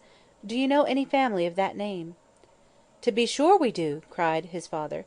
"Mrs. Bates; we passed her house; I saw Miss Bates at the window. True, true, you are acquainted with Miss Fairfax. I remember you knew her at Weymouth, and a fine girl she is. Call upon her, by all means." "There is no necessity for my calling this morning," said the young man. "Another day would do as well; but there was that degree of acquaintance at Weymouth which—" "Oh, go to day, go to day. Do not defer it. What is right to be done cannot be done too soon. And besides, I must give you a hint, Frank. Any want of attention to her here should be carefully avoided. You saw her with the Campbells when she was the equal of everybody she mixed with; but here she is with a poor old grandmother, who has barely enough to live on. If you do not call early it will be a slight." The son looked convinced. "I have heard her speak of the acquaintance," said Emma. "She is a very elegant young woman." He agreed to it, but with so quiet a "yes" as inclined her almost to doubt his real concurrence; and yet there must be a very distinct sort of elegance for the fashionable world, if Jane Fairfax could be thought only ordinarily gifted with it. "If you were never particularly struck by her manners before," said she, "I think you will to-day. You will see her to advantage; see her, and hear her—no, I am afraid you will not hear her at all, for she has an aunt who never holds her tongue. You are acquainted with Miss Fairfax, sir, are you?" said Mr. Woodhouse, always the last to make his way in conversation. "Then give me leave to assure you that you will find her a very agreeable young lady. She is staying here on a visit to her grandmamma and aunt, very worthy people; I have known them all my life. They will be extremely glad to see you, I am sure, and one of my servants shall go with you to show you the way." "My dear sir, upon no account in the world. My father can direct me." "But your father is not going so far; he is only going to the Crown, quite on the other side of the street; and there are a great many houses. You might be very much at a loss, and it is a very dirty walk, unless you keep on the footpath; but my coachman can tell you where you had best cross the street." Mr. Frank Churchill still declined it, looking as serious as he could, and his father gave his hearty support by calling out, "My good friend, that is quite unnecessary. Frank knows a puddle of water when he sees it; and as to Mrs. Bates, he may get there from the Crown in a hop, step, and a jump." They were permitted to go alone, and with a cordial nod from one, and a graceful bow from the other, the two gentlemen took leave. Emma remained very well pleased with this beginning of the acquaintance, and could now engage to think of them all at Randalls any hour of the day with full confidence in their comfort. Volume 2, Chapter 5. Volume 2, Chapter 6 of Emma. The next morning brought Mr. Frank Churchill again. He came with Mrs. Weston, to whom and to Highbury he seemed to take very cordially. He had been sitting with her, it appeared, most companionably at home, till her usual hour of exercise, and on being desired to choose their walk, immediately fixed on Highbury. He did not doubt their being very pleasant walks in every direction, but if left to him, he should always choose the same. Highbury, that airy, cheerful, happy-looking Highbury would be his constant attraction. Highbury, with Mrs. Weston, stood for Hartfield, and she trusted to its bearing the same construction with him. They walked thither directly. Emma had hardly expected them, for Mr. Weston, who had called in for half a minute, in order to hear that his son was very handsome, knew nothing of their plans, and it was an agreeable surprise to her, therefore, to perceive them walking up to the house together, arm in arm. She was wanting to see him again, and especially to see him in company with Mrs. Weston, upon his behaviour to whom her opinion of him was to depend. If he were deficient there, nothing should make amends for it. But on seeing them together, she became perfectly satisfied.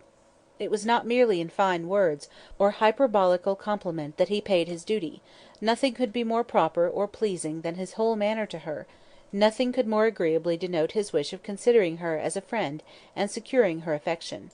And there was time enough for Emma to form a reasonable judgment, as their visit included all the rest of the morning.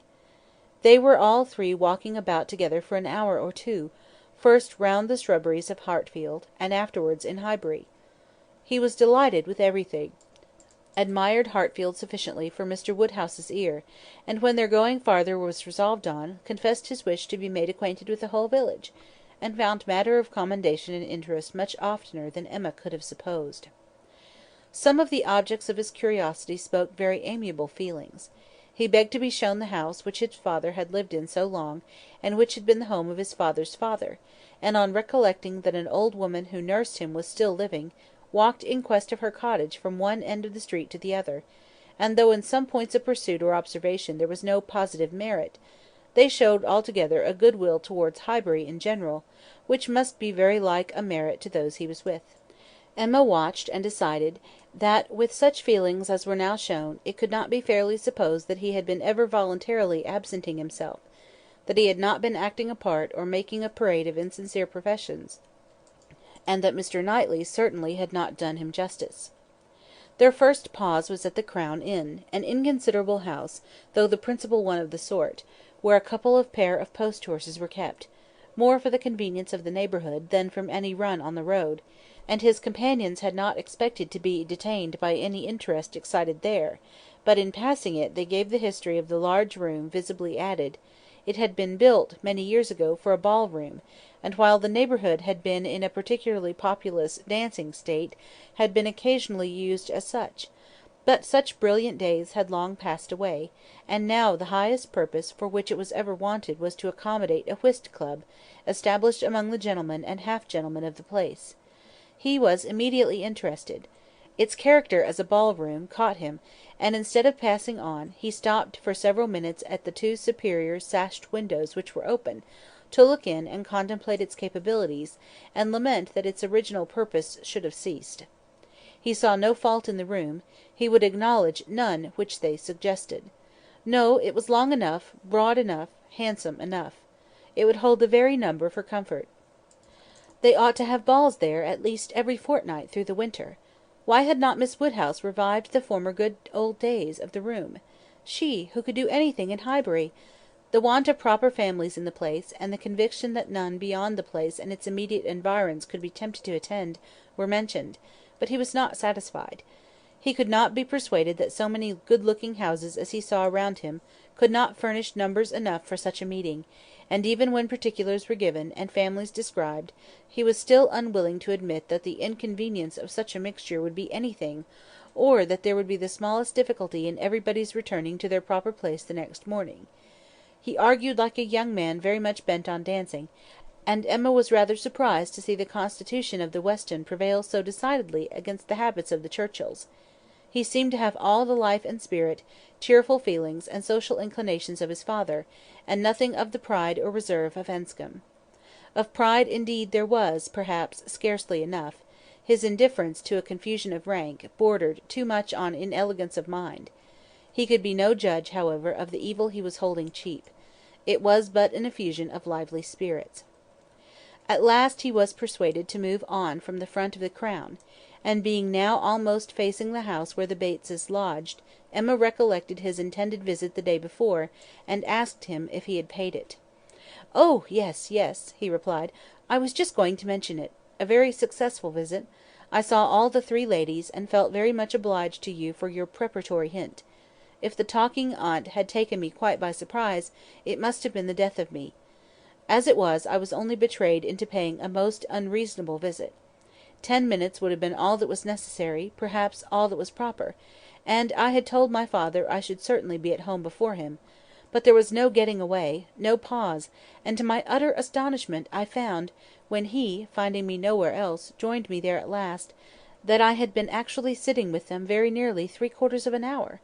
The good lady had not given me the possibility of escape before." "And how did you think Miss Fairfax looking?" "Ill, very ill; that is, if a young lady can ever be allowed to look ill. But the expression is hardly admissible, Mrs. Weston, is it? Ladies can never look ill. And, seriously, Miss Fairfax is naturally so pale, as almost always to give the appearance of ill health; a most deplorable want of complexion." Emma would not agree to this, and began a warm defence of Miss Fairfax's complexion. It was certainly never brilliant, but she would not allow it to have a sickly hue in general; and there was a softness and delicacy in her skin which gave peculiar elegance to the character of her face.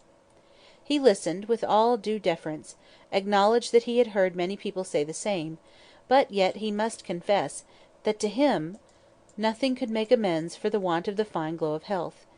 Where the features were indifferent, a fine complexion gave beauty to them all; and where they were good, the effect was— Fortunately he need not attempt to describe what the effect was. "Well," said Emma, "there is no disputing about taste. At least you admire her, except her complexion." He shook his head and laughed. "I cannot separate Miss Fairfax and her complexion." "Did you see her often at Weymouth? Were you often in the same society?" At this moment they were approaching Ford's, and he hastily exclaimed, "Ha!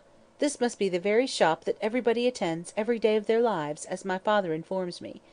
He comes to Highbury himself, he says, 6 days out of the 7, and has always business at Ford's. If it be not inconvenient to you, pray let us go in, that I may prove myself to belong to the place, to be a true citizen of Highbury. I must buy something at Ford's.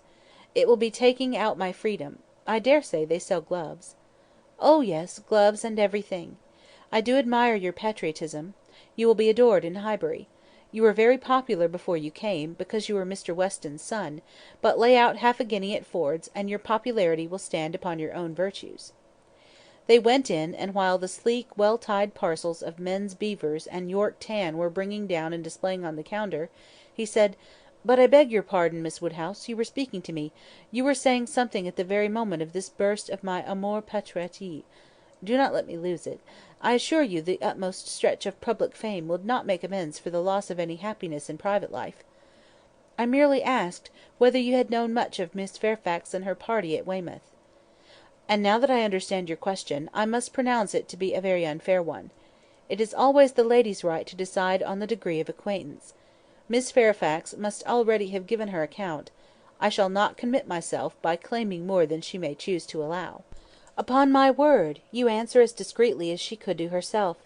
But her account of everything leaves so much to be guessed; she is so very reserved, so very unwilling to give the latest information about anybody, that I really think you may say what you like of your acquaintance with her." "May I, indeed? Then I will speak the truth, and nothing suits me so well. I met her frequently at Weymouth. I had known the Campbells a little in town, and at Weymouth we were very much in the same set. Colonel Campbell is a very agreeable man, and Mrs. Campbell a friendly, warm-hearted woman. I like them all. You know Miss Fairfax's situation in life, I conclude, what she is destined to be?" "Yes," rather hesitatingly, "I believe I do." "You get upon delicate subjects, Emma," said Mrs. Weston, smiling. "Remember that I am here. Mr. Frank Churchill hardly knows what to say when you speak of Miss Fairfax's situation in life. I will move a little farther off." "I certainly do forget to think of her," said Emma, "as having ever been anything but my friend, and my dearest friend." He looked as if he fully understood and honoured such a sentiment. When the gloves were bought, and they had quitted the shop again, "Did you ever hear the young lady we were speaking of play?" said Frank Churchill. "Ever hear her!" repeated Emma. "You forget how much she belongs to Highbury. I have heard her every year of our lives since we both began. She plays charmingly." "You think so, do you? I wanted the opinion of some one who could really judge. She appeared to me to play well, that is, with considerable taste, but I know nothing of the matter myself. I am excessively fond of music, but without the smallest skill or right of judging anybody's performance. I have been used to hear hers admired, and I remember one proof of her being thought to play well.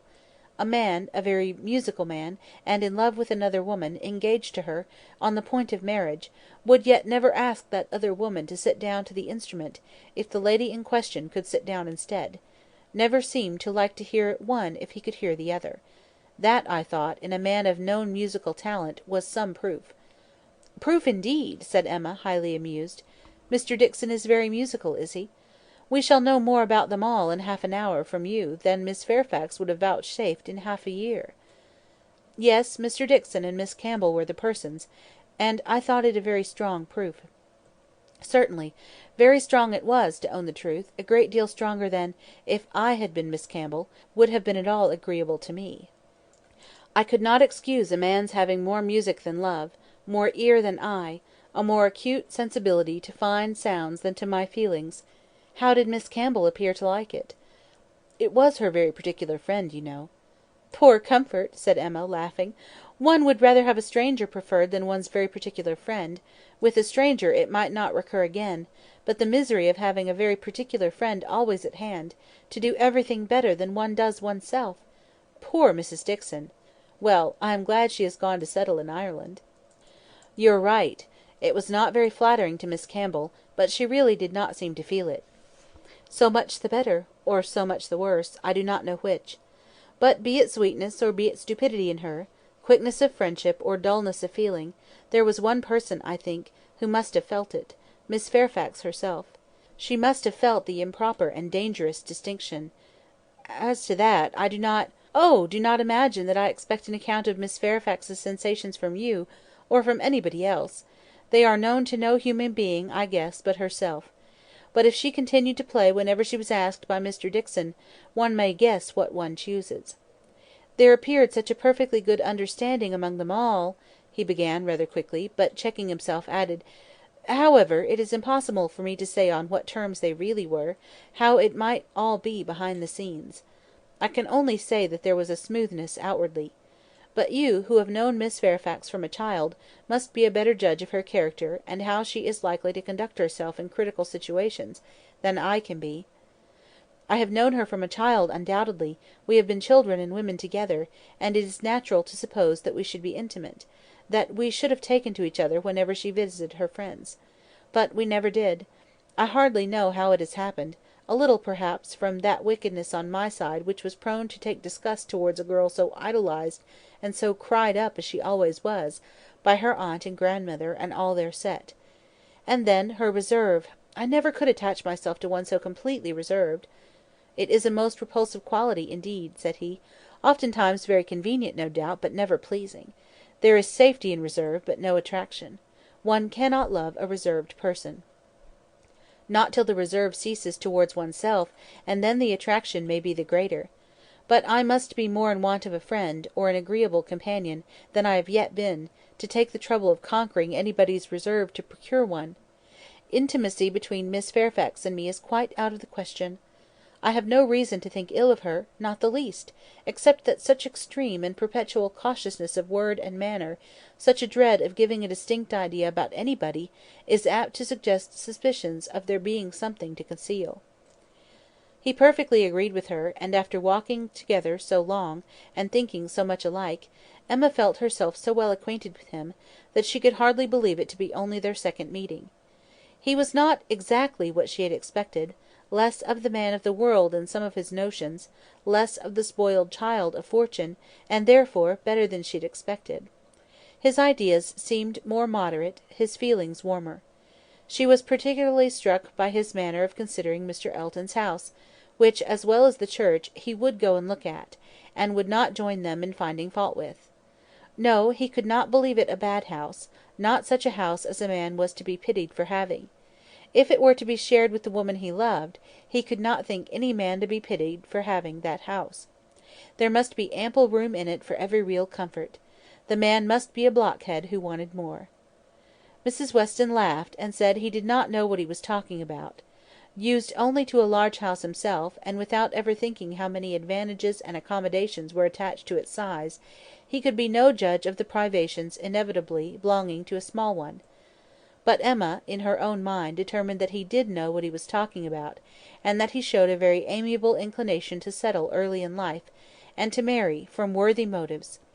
He might not be aware of the inroads on domestic peace to be occasioned by no housekeeper's room, or a bad butler's pantry; but, no doubt, he did perfectly feel that Enscombe would not make him happy, and that whenever he were attached, he would willingly give up much of wealth to be allowed an early establishment.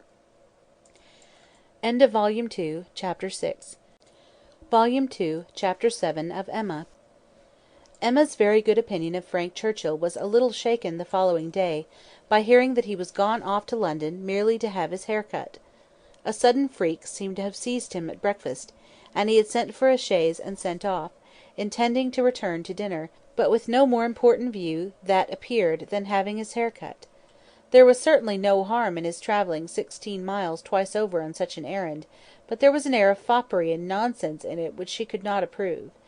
It did not accord with the rationality of plan, the moderation in expense, or even the unselfish warmth of heart which she had believed herself to discern in him yesterday.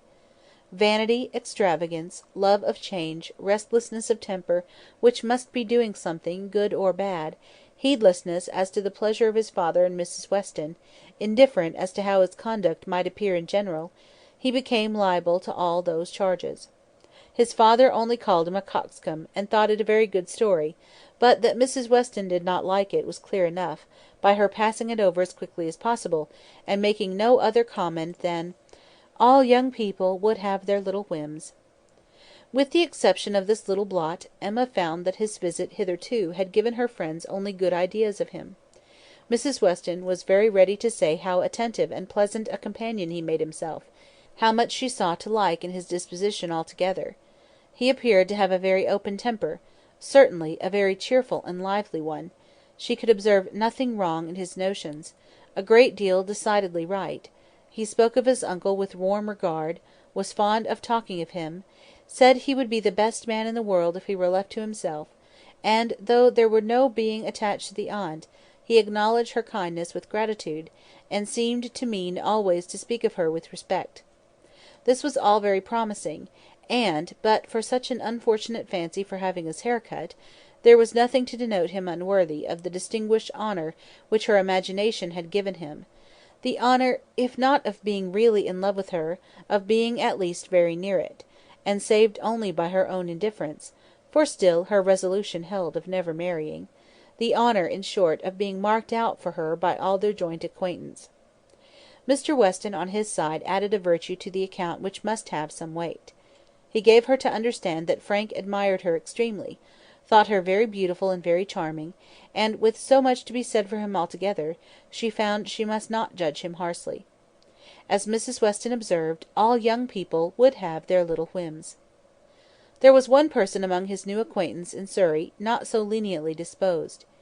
In general he was judged, throughout all the parishes of Donwell and Highbury, with great candour; liberal allowances were made for the little excesses of such a handsome young man, one who smiled so often and bowed so well; But there was one spirit among them not to be softened, from its power of censure, by bows or smiles, Mr. Knightley. The circumstance was told him at Hartfield; for the moment he was silent, but Emma heard him almost immediately afterwards say to himself, over a newspaper he held in his hand, just the trifling, silly fellow I took him for. She had half a mind to resent, but an instant's observation convinced her that it was really said only to relieve his own feelings, and not meant to provoke, and therefore she let it pass. Although in one instance the bearers of not good tidings, Mr. and Mrs. Weston's visit this morning was in another respect particularly opportune. Something occurred while they were at Hartfield to make Emma want their advice, and, which was still more lucky, she wanted exactly the advice they gave. This was the occurrence. The Coles had been settled some years in Highbury, and were a very good sort of people, friendly, liberal, and unpretending; but, on the other hand, they were of low origin in trade and only moderately genteel. On their first coming into the country, they had lived in proportion to their income, quietly, keeping little company, and that little inexpensively; but the last year or two had brought them a considerable increase of means, the house in town had yielded greater profits, and fortune in general had smiled on them. With their wealth, their views increased, their want of a larger house, their inclination for more company. They added to their house, to their number of servants, to their expenses of every sort, and by this time were, in fortune and style of living, second only to the family at Hartfield. Their love of society, and their new dining room, prepared everybody for their keeping dinner company, and a few parties, chiefly among the single men, had already taken place. The regular and best families Emma could hardly suppose they would presume to invite; neither Donwell, nor Hartfield, nor Randalls. Nothing should tempt her to go, if they did, and she regretted that her father's known habits would be giving her refusal less meaning than she could wish. The Coles were very respectable in their way, but they ought to be taught that it was not for them to arrange the terms on which the superior families would visit them. This lesson, she very much feared, they would receive only from herself; she had little hope of Mr. Knightley, none of Mr. Weston. But she had made up her mind how to meet this presumption so many weeks before it appeared, that when the insult came at last, it found her very differently affected. Donwell and Randalls had received their invitation, and none had come for her father and herself, and Mrs. Weston's accounting for it with "I suppose they will not take the liberty with you; they know you do not dine out," was not quite sufficient. She felt that she should like to have had the power of refusal, and afterwards, as the idea of the party to be assembled there, consisting precisely of those whose society was dearest to her, occurred again and again, she did not know that she might not have been tempted to accept. Harriet was to be there in the evening, and the Bateses. They had been speaking of it as they walked about Highbury the day before, and Frank Churchill had most earnestly lamented her absence. Might not the evening end in a dance? It had been a question of his. The bare possibility of it acted as a further irritation on her spirits, and her being left in solitary grandeur, even supposing the omission to be intended as a compliment, was but poor comfort. It was the arrival of this very invitation, while the Westons were at Hartfield, which made their presence so acceptable; for though her first remark, on reading it, was that of course it must be declined, she so very soon proceeded to ask them what they advised her to do, that their advice for her going was most prompt and successful. She owned that, considering everything, she was not absolutely without inclination for the party. The Coles expressed themselves so properly, there was so much real attention in the manner of it, so much consideration for her father. They would have solicited the honour earlier, but had been waiting the arrival of a folding screen from London, which they hoped might keep Mr. Woodhouse from any draught of air, and therefore induce him the more readily to give them the honour of his company. On the whole she was very persuadable, and it being briefly settled among themselves how it might be done without neglecting his comfort, how certainly Mrs. Goddard, if not Mrs. Bates, might be depended on for bearing him company, Mr. Woodhouse was to be talked into an acquiescence of his daughter's going out to dinner on a day now near at hand, and spending the whole evening away from him. As for his going, Emma did not wish him to think it possible; the hours would be too late, and the party too numerous.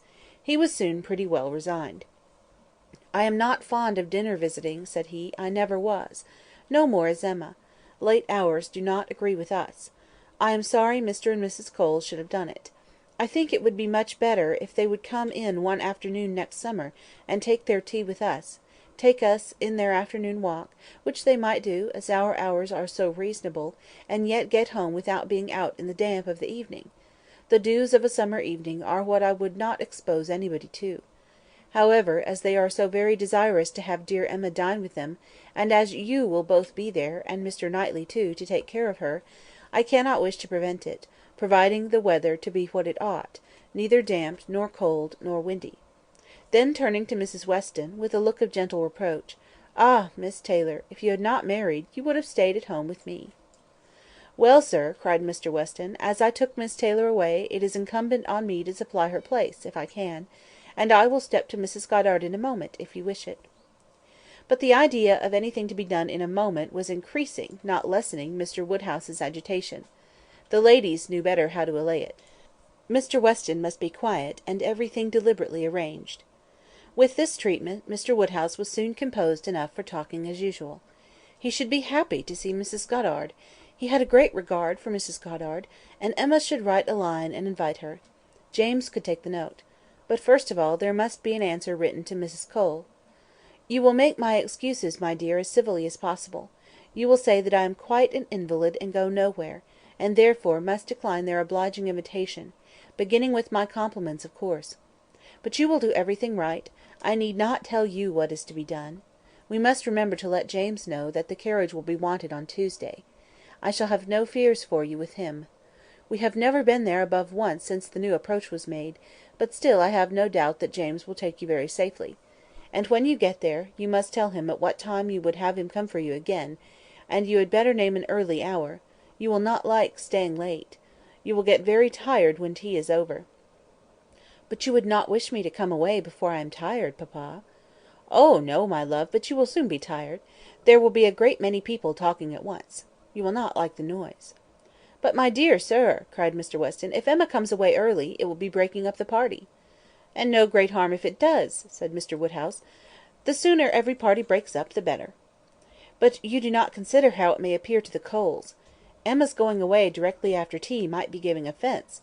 They are good-natured people, and think little of their own claims; but still they must feel that anybody's hurrying away is no great compliment, and Miss Woodhouse's doing it would be more thought of than any other person's in the room.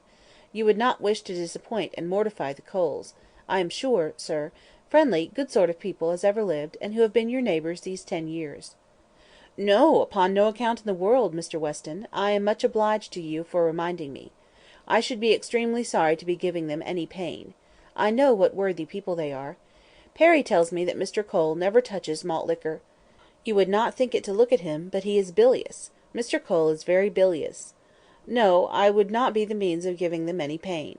My dear Emma, we must consider this. I am sure, rather than run the risk of hurting Mr. and Mrs. Cole, you would stay a little longer than you might wish. You will not regard being tired. You will be perfectly safe, you know, among your friends." "Oh, yes, papa, I have no fears at all for myself. I should have no scruples of staying late as Mrs. Weston, and I should have no scruples of staying as late as Mrs. Weston, but on your account. I am only afraid of your sitting up for me. I am not afraid of your not being exceedingly comfortable with Mrs. Goddard. She loves piquet, you know, but when she has gone home, I am afraid you will be sitting up by yourself, instead of going to bed at your usual time. The idea of that would entirely destroy my comfort. You must promise me not to sit up."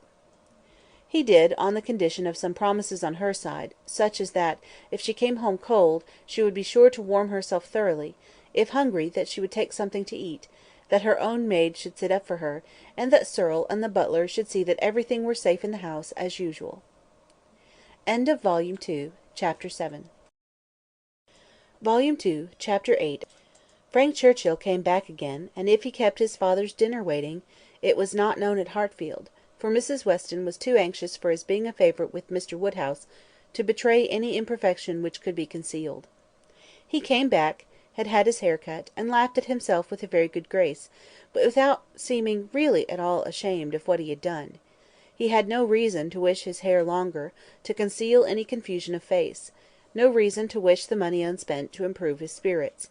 He was quite as undaunted and as lively as ever, and after seeing him, Emma thus moralised to herself: "I do not know whether it ought to be so, but certainly silly things do cease to be silly if they are done by sensible people in an impudent way. Wickedness is always wickedness, but folly is not always folly. It depends upon the character of those who handle it.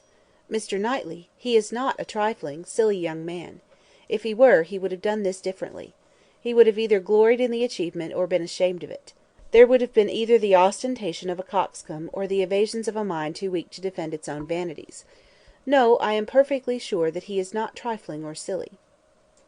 With Tuesday came the agreeable prospect of seeing him again, and for a longer time than hitherto; of judging of his general manners, and by inference of the meaning of his manners towards herself; of guessing how soon it might be necessary for her to throw coldness into her air; and of fancying what the observations of all those might be who were now seeing them together for the first time.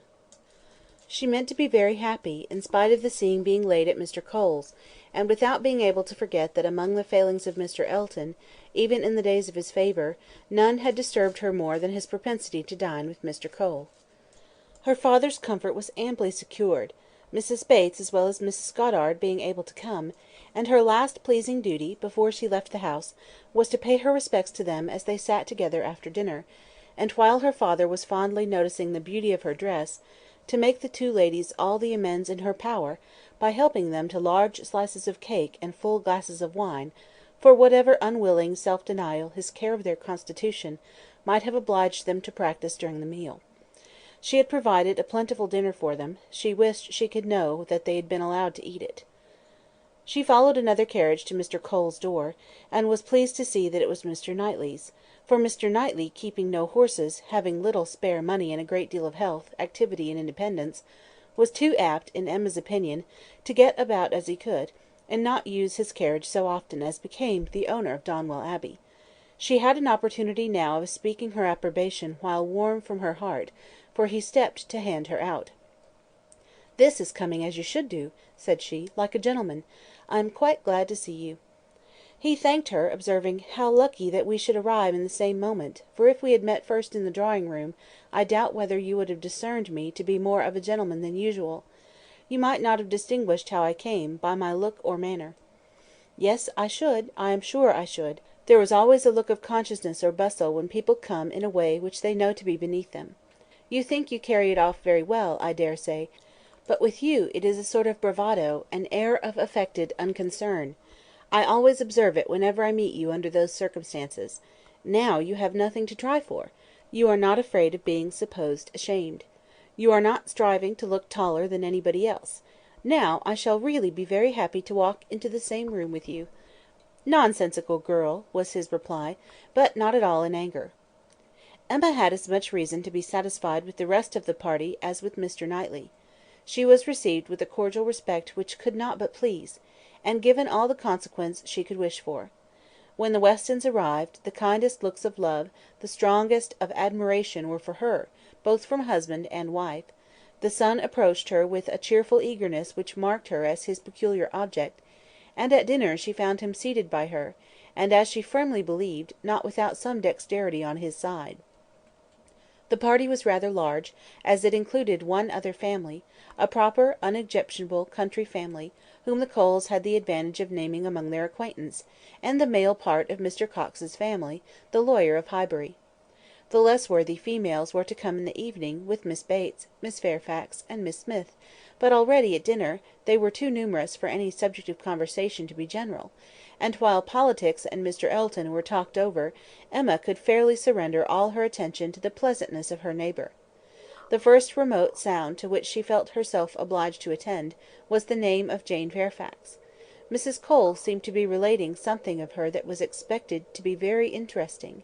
She listened, and found it well worth listening to. That very dear part of Emma, her fancy, received an amusing supply. Mrs. Cole was telling that she had been calling on Miss Bates, and as soon as she entered the room had been struck by the sight of a pianoforte, a very elegant-looking instrument, not a grand, but a large-sized square pianoforte, and the substance of the story, the end of all the dialogue which ensued of surprise and inquiry and congratulations on her side and explanations on Miss Bates's, was that this pianoforte had arrived from Broadwood's the day before, to the great astonishment of both aunt and niece, entirely unexpected; that at first, by Miss Bates's account, Jane herself was quite at a loss, quite bewildered to think who could have possibly ordered it; but now they were both perfectly satisfied that it could be from only one quarter. Of course it must be from Colonel Campbell. "One can suppose nothing else," added Mrs. Cole, "and I was only surprised that there could have ever been a doubt. But Jane, it seems, had a letter from them very lately, and not a word was said about it. She knows their ways best, but I should not consider their silence as any reason for their not meaning to make the present. They might choose to surprise her." Mrs. Cole had many to agree with her; everybody who spoke on the subject was equally convinced that it must come from Colonel Campbell, and equally rejoiced that such a present had been made; and there were enough ready to speak to allow Emma to think her own way, and still listen to Mrs. Cole. "I declare I do not know when I have heard anything that has given me more satisfaction. It has always quite hurt me that Jane Fairfax, who plays so delightfully, should not have an instrument. It seemed quite a shame, especially considering how many houses there are where fine instruments are absolutely thrown away. This is like giving ourselves a slap, to be sure; and it was but yesterday I was telling Mr. Cole I really was ashamed to look at our new grand pianoforte in the drawing room, while I do not know one note from another, and our little girls, who are but just beginning, perhaps may never make anything of it. And there is poor Jane Fairfax, who is mistress of music, has not anything of the nature of an instrument, not even the pitifullest old spinet in the world, to amuse herself with. I was saying this to Mr. Cole but yesterday, and he quite agreed with me; only he is so particularly fond of music that he could not help indulging himself in the purchase, hoping that some of our good neighbours might be so obliging occasionally to put it to better use than we can; and that really is the reason why the instrument was bought, or else I am sure we ought to be ashamed of it. We are in great hopes that Miss Woodhouse may be prevailed with to try it this evening." Miss Woodhouse made the proper acquiescence, and finding that nothing more was to be entrapped from any communication of Mrs. Cole's, turned to Frank Churchill. "Why do you smile?" said she. "Nay, why do you?" "Me! I suppose I smile for pleasure at Colonel Campbell's being so rich and so liberal. It is a handsome present." "Very." "I rather wonder that it was never made before." "Perhaps Miss Fairfax has never been staying here so long before." "Or that he did not give her the use of their own instrument, which must now be shut up in London, untouched by anybody. That is a grand pianoforte, and he might think it too large for Mrs. Bates's house." "You may say what you choose, but your countenance testifies that your thoughts on this subject are very much like mine." "I do not know.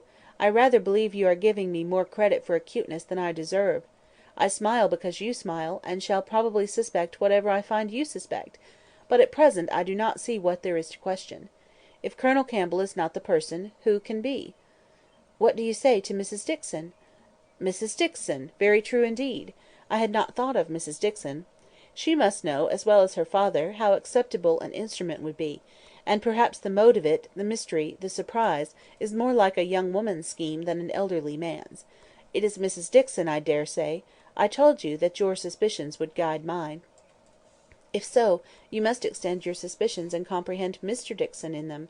"Mr. Dixon! Very well. Yes, I immediately perceived that it must be the joint present of Mr. and Mrs. Dixon. We were speaking the other day, you know, of his being so warm an admirer of her performance." "Yes, and what you told me on that head confirmed an idea which I had entertained before. I do not mean to reflect upon the good intentions of either Mr. Dixon or Miss Fairfax, but I cannot help suspecting either that, after making his proposals to her friend, he had the misfortune to fall in love with her, or that he became conscious of a little attachment on her side. One might guess 20 things without guessing exactly the right, but I am sure there must be a particular cause for her choosing to come to Highbury instead of going with the Campbells to Ireland. Here she must be leading a life of privation and penance; there it would have been all enjoyment. As to the pretence of trying her native air, I look upon that as a mere excuse. In the summer it might have passed; but what can anybody's native air do for them in the months of January, February, and March? Good fires and carriages would be much more to the purpose in most cases of delicate health, and I dare say in hers. I do not require you to adopt all my suspicions, though you may make so noble a profession of doing it, but I honestly tell you what they are. And upon my word, they have an air of great probability. Mr. Dixon's preference of her music to her friend's I can answer for being very decided." "And then he saved her life. Did you ever hear of that? A water party, and by some accident she was falling overboard. He caught her." "He did. I was there, one of the party." "Were you really? Well! But if you observed nothing of course, for it seems to be a new idea to you, if I had been there, I think I should have made some discoveries." "I daresay you would. But I, simple I, saw nothing but the fact that Miss Fairfax was nearly dashed from the vessel, and that Mr Dixon caught her. It was the work of a moment. Although the consequent shock and alarm was very great, and much more durable, indeed I believe it was half an hour before any of us were comfortable again, yet that was too general a sensation for anything of peculiar anxiety to be observable. I do not mean to say, however, that you might not have made discoveries." The conversation was here interrupted. They were called on to share in the awkwardness of a rather long interval between the courses, and obliged to be as formal and orderly as the others; but when the table was again safely covered, and occupation and ease were generally restored, Emma said, "The arrival of this pianoforte is decisive with me. I wanted to know a little more, and this tells me quite enough. Depend upon it, we shall soon hear that it is a present from Mr and Mrs Dixon." "And if the Dixons should absolutely deny all knowledge of it, we must conclude it to come from the Campbells." "No, I am sure it is not from the Campbells. Miss Fairfax knows it is not from the Campbells, or they would have been guessed at first. She would not have been puzzled, had she dared fix on them. I may not have convinced you, perhaps, but I am perfectly convinced myself that Mr Dixon is a principal in the business." "Indeed, you injure me if you suppose me unconvinced. Your reasonings carry my judgment along with them entirely. At first, while I supposed you satisfied that Colonel Campbell was the giver, I saw it only as paternal kindness, and thought it the most natural thing in the world. But when you mentioned Mrs Dixon, I felt how much more probable that it should be the tribute of warm female friendship. And now I can see it in no other light than as an offering of love." There was no real occasion to press the matter farther. The conviction seemed real; he looked as if he felt it. She said no more; other subjects took their turn, and the rest of the dinner passed away. The dessert succeeded; the children came in, and were talked to and admired amid the usual rate of conversation. A few clever things said, a few downright silly, but by much the larger proportion, neither the one nor the other; nothing worse than everyday remarks, dull repetitions, old news, and heavy jokes. The ladies had not been long in the drawing room before the other ladies, in their different divisions, arrived. Emma watched the entrée of her own particular little friend, and if she could not exult in her dignity and grace, she could not only love the blooming sweetness and the artless manner, but could most heartily rejoice in that light, cheerful, unsentimental disposition which allowed her so many alleviations of pleasure, in the midst of the pangs of disappointed affection. There she sat, and who would have guessed how many tears she had been lately shedding? To be in company, nicely dressed herself and seeing others nicely dressed, to sit and smile and look pretty, and say nothing, was enough for the happiness of the present hour. Jane Fairfax did look and move superior, but Emma suspected she might have been glad to change feelings with Harriet, very glad to have purchased the mortification of having loved, yes, of having loved even Mr Elton in vain, by the surrender of all the dangerous pleasure of knowing herself beloved by the husband of her friend. In so large a party it was not necessary that Emma should approach her. She did not wish to speak of the pianoforte; she felt too much in the secret herself, to think the appearance of a curiosity or interest fair, and therefore purposely kept at a distance; but by the others the subject was almost immediately introduced, and she saw the blush of consciousness with which congratulations were received, the blush of guilt which accompanied the name of "my excellent friend, Colonel Campbell." Mrs Weston, kind-hearted and musical, was particularly interested by the circumstance, and Emma could not help being amused at her perseverance in dwelling on the subject, and having so much to ask and to say as to tone, touch, and pedal, totally unsuspicious of that wish of saying as little about it as possible which she plainly read in the fair heroine's countenance. They were soon joined by some of the gentlemen, and the very first of the early was Frank Churchill. In he walked, the first and the handsomest, and after paying his compliments en passant to Miss Bates and her niece, made his way directly to the opposite side of the circle, where sat Miss Woodhouse, and, till he could find a seat by her, would not sit at all. Emma divined what everybody present must be thinking. She was his object, and everybody must perceive it. She introduced him to her friend Miss Smith, and at convenient moments afterwards heard what each thought of the other. He had never seen a face so lovely, and was delighted with her naivete; and she, only to be sure that it was paying him too great a compliment, but she did think there were some looks a little like Mr. Elton. Emma restrained her indignation, and only turned from her in silence. Smiles of intelligence passed between her and the gentleman on first glancing towards Miss Fairfax, but it was most prudent to avoid speech. He told her that he had been impatient to leave the dining-room, hated sitting long, was always the first to move when he could; that his father, Mr. Knightley, Mr. Coxe, and Mr. Cole were left very busy over parish business; that as long as he had stayed, however, it had been pleasant enough, as he had found them in general a set of gentlemanlike, sensible men, and spoke so handsomely of Highbury altogether, thought it so abundant in agreeable families, that Emma began to feel she had been used to despise the place rather too much.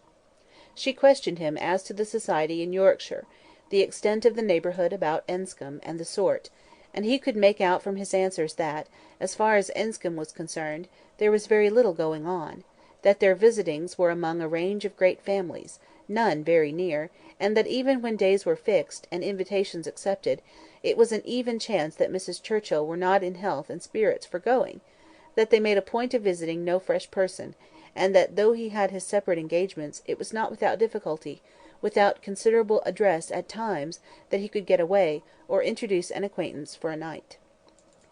She saw that Enscombe could not satisfy, and that Highbury, taken at its best, might reasonably please a young man who had more retirement at home than he liked. His importance at Enscombe was very evident. He did not boast, but it naturally betrayed itself, that he had persuaded his aunt where his uncle could do nothing, and on her laughing and noticing it, he owned that he believed, excepting one or two points, he could with time persuade her to anything. One of those points on which his influence failed, he then mentioned. He had wanted very much to go abroad, had been very eager indeed to be allowed to travel, but she would not hear of it. This had happened the year before. Now, he said, he was beginning to have no longer the same wish. The unpersuadable point, which he did not mention, Emma guessed to be good behaviour to his father. "I have made a most wretched discovery," he said after a short pause. "I have been here a week to-morrow, half my time. I never knew days fly so fast. A week to-morrow, and I have hardly begun to enjoy myself. But just got acquainted with Mrs. Weston, and others. I hate the recollection. Perhaps you may now begin to regret that you spent one whole day, out of so few, in having your hair cut." "No," said he, smiling, "that is no subject of regret at all. I have no pleasure in seeing my friends unless I can believe myself fit to be seen." The rest of the gentlemen being now in the room, Emma found herself obliged to turn from him for a few minutes, and listen to Mr. Cole.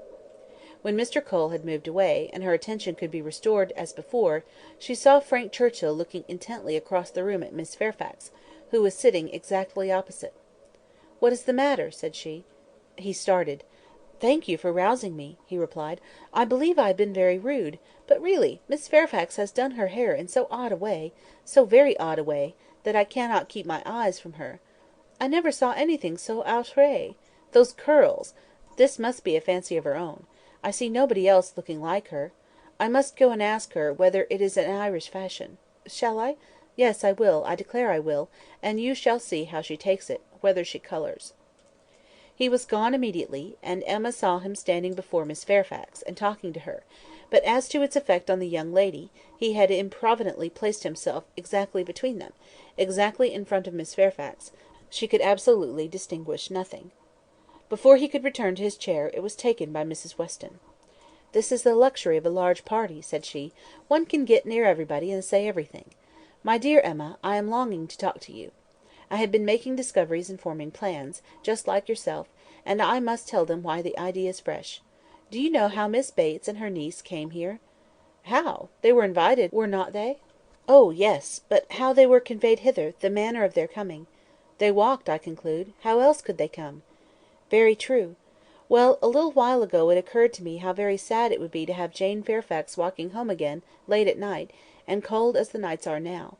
And as I looked at her, though I never saw her appear more to advantage, it struck me that she was heated, and would therefore be particularly liable to take cold. Poor girl! I could not bear the idea of it, so as soon as Mr. Weston came into the room, and I could get at him, I spoke to him about the carriage.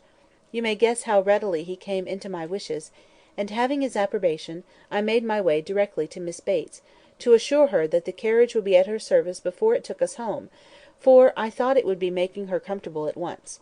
Good soul! She was as grateful as possible, you may be sure.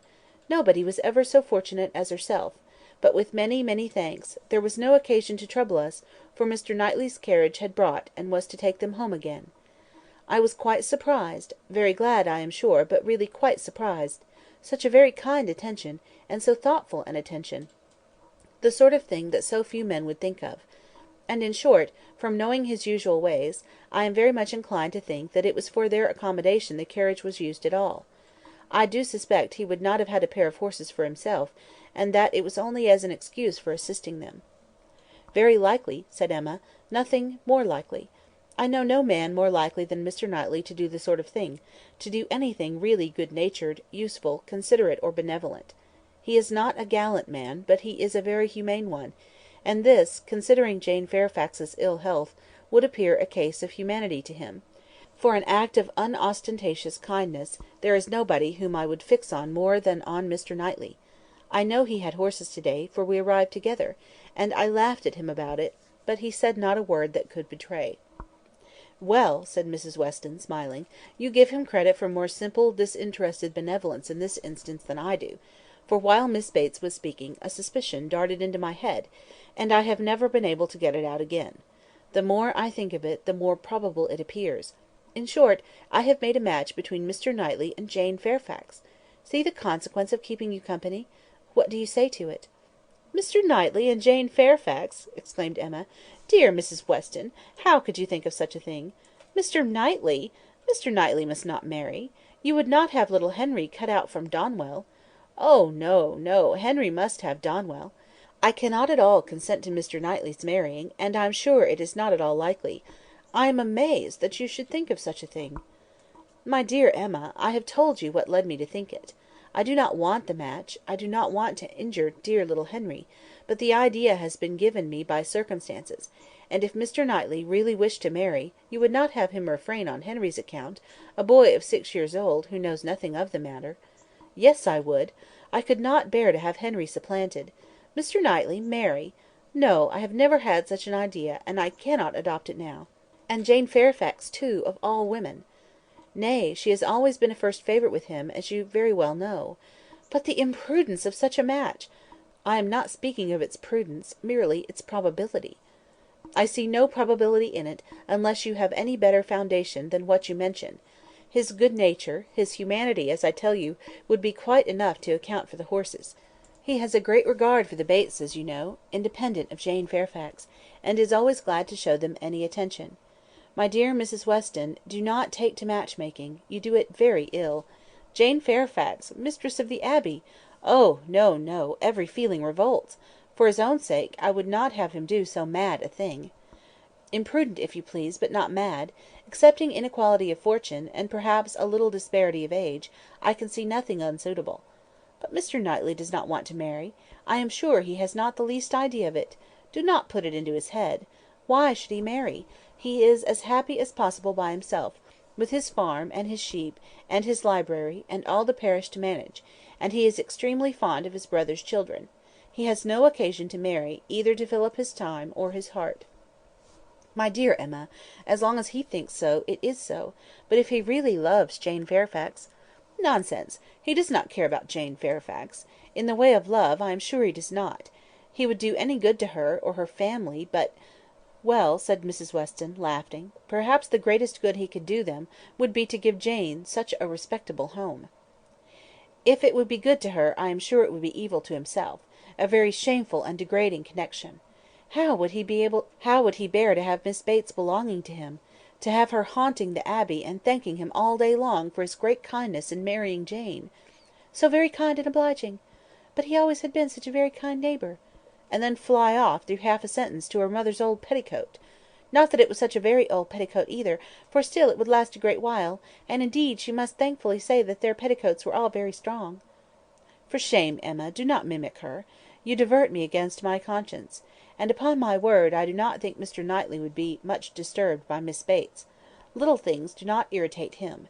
She might talk on, and if he wanted to say anything himself he would only talk louder and drown her voice. But the question is not, whether it would be a bad connection for him, but whether he wishes it, and I think he does. I have heard him speak, and so must you, so very highly of Jane Fairfax. The interest he takes in her, his anxiety about her health, his concern that she should have no happier prospect. I have heard him express himself so warmly on those points. Such an admirer of her performance on the pianoforte, and of her voice! I have heard him say that he could listen to her for ever. Oh, and I had almost forgotten one idea that occurred to me. This pianoforte that has been sent here by somebody, though we have all been so well satisfied to consider it a present from the Campbells, may it not be a present from Mr. Knightley? I cannot help suspecting him. I think he is just the person to do it, even without being in love. Then it can be no argument to prove that he is in love. But I do not think it is at all likely a thing for him to do. Mr. Knightley does nothing mysteriously. I have heard him lamenting her having no instrument repeatedly, oftener than I should suppose such a circumstance would, in the common course of things, occur to him. Very well, and if he had intended to give her one, he would have told her so. There might be scruples of delicacy, my dear Emma. I have a very strong notion that it comes from him. I am sure he was particularly silent when Mrs. Cole told us of it at dinner. You take up an idea, Mrs. Weston, and run away with it, as you have many a times reproached me with doing. I see no sign of attachment, I believe nothing of the pianoforte, and proof only shall convince me that Mr. Knightley has any thought of marrying Jane Fairfax. They combated the point some time longer in the same way, Emma rather gaining ground over the mind of her friend, for Mrs. Weston was the most used of the two to yield, till a little bustle in the room showed them that tea was over, and the instrument in preparation, and at the same moment Mr. Cole approaching to entreat Miss Woodhouse would do them the honour of trying it. Frank Churchill, of whom, in the eagerness of her conversation with Mrs. Weston, she had been saying nothing, except that he had found a seat by Miss Fairfax, followed Mr. Cole, to add his very pressing entreaties, and as in every respect it suited Emma best to lead, she gave a very proper compliance. She knew the limitations of her own powers too well to attempt more than she could perform with credit. She wanted neither taste nor spirit in the little things which are generally acceptable, and could accompany her own voice well. One accompaniment to her song took her agreeably by surprise, a second slightly but correctly taken by Frank Churchill. Her pardon was duly begged at the close of the song, and everything usual followed. He was accused of having a delightful voice, and a perfect knowledge of music, which was properly denied, and that he knew nothing of the matter, and had no voice at all, roundly asserted. They sang together once more, and Emma would then resign her place to Miss Fairfax, whose performance, both vocal and instrumental, she could never attempt to conceal from herself, was infinitely superior to her own. With mixed feelings, she seated herself at a little distance from the numbers round the instrument, to listen. Frank Churchill sang again. They had sung together once or twice, it appeared, at Weymouth. But the sight of Mr. Knightley among the most attentive soon drew away half Emma's mind, and she fell into a train of thinking on the subject of Mrs. Weston's suspicions, to which the sweet sounds of the united voices gave only momentary interruptions. Her objections to Mr. Knightley's marrying did not in the least subside. She could see nothing but evil in it. It would be a great disappointment to Mr. John Knightley, consequently to Isabella, a real injury to the children, a most mortifying change, and a material loss to them all, a very great deduction from her father's daily comfort, and as to herself, she could not at all endure the idea of Jane Fairfax at Donwell Abbey. A Mrs. Knightley for them all to give way to! No, Mr. Knightley must never marry. Little Henry must remain the heir of Donwell. Presently Mr. Knightley looked back, and came and sat down by her. They talked at first only of the performance.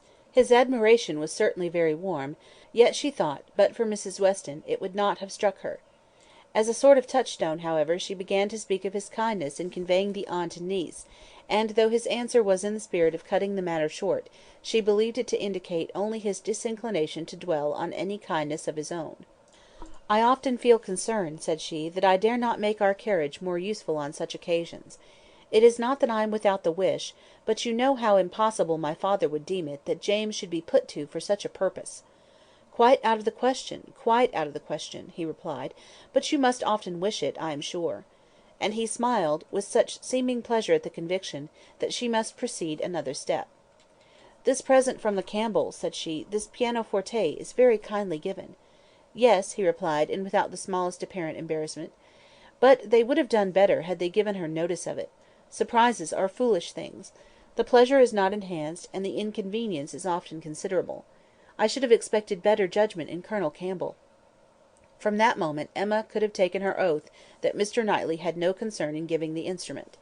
But whether he were entirely free from peculiar attachment, whether there were no actual preference, remained a little longer doubtful. Towards the end of Jane's second song, her voice grew thick. "That will do," said he, when it was finished, thinking aloud. "You have sung quite enough for one evening. Now be quiet." Another however, was soon begged for. One more; they would not fatigue Miss Fairfax on any account, and would only ask for one more. And Frank Churchill was heard to say, "I think you could manage this without effort; the first part is so very trifling. The strength of the song falls on the second." Mr. Knightley grew angry. "That fellow," said he, indignantly, "thinks of nothing but showing off his own voice. This must not be." And touching Miss Bates, who at that moment passed near, "Miss Bates, are you mad, to let your niece sing herself hoarse in this manner? Go and interfere. They have no mercy on her." Miss Bates, in her real anxiety for Jane, could hardly stay even to be grateful, before she stepped forward and put an end to all farther singing. Here ceased the concert part of the evening, for Miss Woodhouse and Miss Fairfax were the only young lady performers. But soon, within 5 minutes, the proposal of dancing, originating nobody exactly knew where, was so effectually promoted by Mr. and Mrs. Cole, that everything was rapidly clearing away, to give proper space. Mrs. Weston, capital in her country dances, was seated, and beginning an irresistible waltz, and Frank Churchill, coming up with most becoming gallantry to Emma, had secured her hand, and led her to the top. While waiting till the other young couple could pair themselves off, Emma found time, in spite of the compliments she was receiving on her voice and her taste, to look about, and see what became of Mr. Knightley. This would be a trial. He was no dancer in general. If he were to be very alert in engaging Jane Fairfax now, it might augur something. There was no immediate appearance. No, he was talking to Mrs. Cole; he was looking on unconcerned; Jane was asked by somebody else, and he was still talking to Mrs. Cole. Emma had no longer an alarm for Henry. His interest was yet safe, and she led off the dance with genuine spirit and enjoyment. Not more than 5 couple could be mustered, but the rarity and the suddenness of it made it very delightful, and she found herself well matched in a partner. They were a couple worth looking at. 2 dances, unfortunately, were all that could be allowed. It was growing late, and Miss Bates became anxious to get home, on her mother's account. After some attempts, therefore, to be permitted to begin again, they were obliged to thank Mrs. Weston, look sorrowful, and have done. "Perhaps it is well," said Frank Churchill, as he attended Emma to her carriage. "I must have asked Miss Fairfax, and her languid dancing would not have agreed with me, after yours." End of Volume 2, Chapter 8. Volume 2, Chapter 9 of Emma, by Jane Austen. Emma did not repent her condescension in going to the Coles. The visit afforded her many pleasant recollections the next day, and all that she might be supposed to have lost on the side of dignified seclusion must be amply repaid in the splendour of popularity. She must have delighted the Coles, worthy people who deserved to be made happy, and left a name behind her that would not soon die away. Perfect happiness, even in memory, is not common, and there were 2 points on which she was not quite easy. She doubted whether she had not transgressed the duty of a woman by woman, in betraying her suspicions of Jane Fairfax's feelings to Frank Churchill. It was hardly right, but it had been so strong an idea that it would escape her, and his submission to all that she told was a compliment to her penetration, which made it difficult for her to be quite certain that she ought to have held her tongue. The other circumstance of regret related also to Jane Fairfax. She did unfeignedly and unequivocally regret the inferiority of her own playing and singing. She did most heartily grieve over the idleness of her childhood, and sat down and practised vigorously an hour and a half. She was then interrupted by Harriet's coming in, and if Harriet's praise could have satisfied her, she might soon have been comforted. "Oh, if I could but play as well as you and Miss Fairfax!" "Don't class us together, Harriet. My playing is no more like hers than a lamp is like sunshine." "Oh, dear! I think you play the best of the 2. I think you play quite as well as she does. I am sure I had much rather hear you. Everybody said last night how well you played." Those who knew anything about it must have felt the difference. The truth is, Harriet, that my playing is just good enough to be praised, but Jane Fairfax's is much beyond it. "Well, I always shall think that you play quite as well as she does, or that if there is any difference nobody would ever find it out. Mr. Cole said how much taste you had, and Mr. Frank Churchill talked a great deal about your taste, and that he valued taste much more than execution." "Ah! but Jane Fairfax has them both, Harriet." "Are you sure? I saw she had execution, but I did not know she had any taste. Nobody talked about it. And I hate Italian singing; there is no understanding a word of it. Besides, if she does play so very well, you know, it is no more than she is obliged to do, because she will have to teach. The Coxes were wondering last night whether she would get into any great family. How did you think the Coxes looked?" "Just as they always do, very vulgar." "They told me something," said Harriet, rather hesitatingly, "but it is nothing of any consequence." Emma was obliged to ask what they had told her, though fearful of its producing Mr. Elton.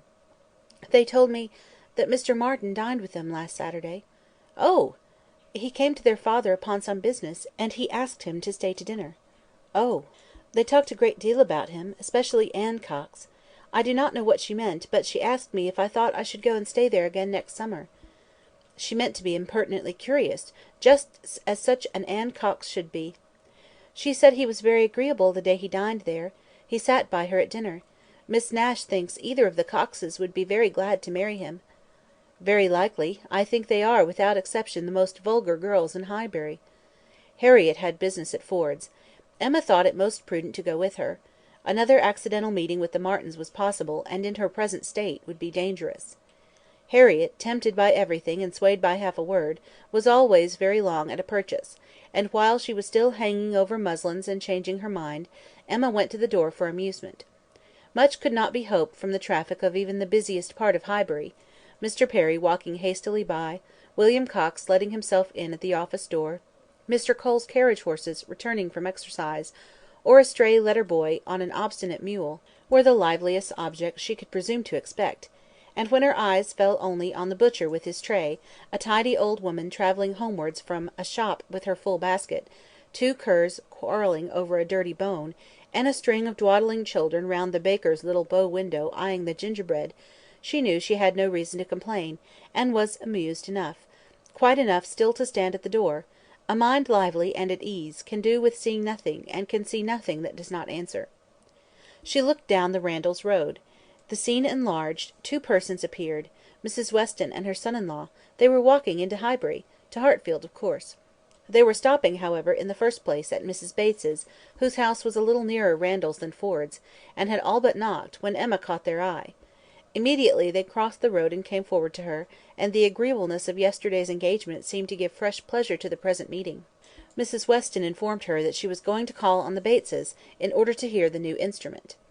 "For my companion tells me," said she, "that I absolutely promised Miss Bates last night that I would come this morning. I was not aware of it myself. I did not know that I had fixed a day; but, as he says I did, I am going now." "And while Mrs. Weston pays her visit, I may be allowed, I hope," said Frank Churchill, "to join your party and wait for her at Hartfield, if you are going home."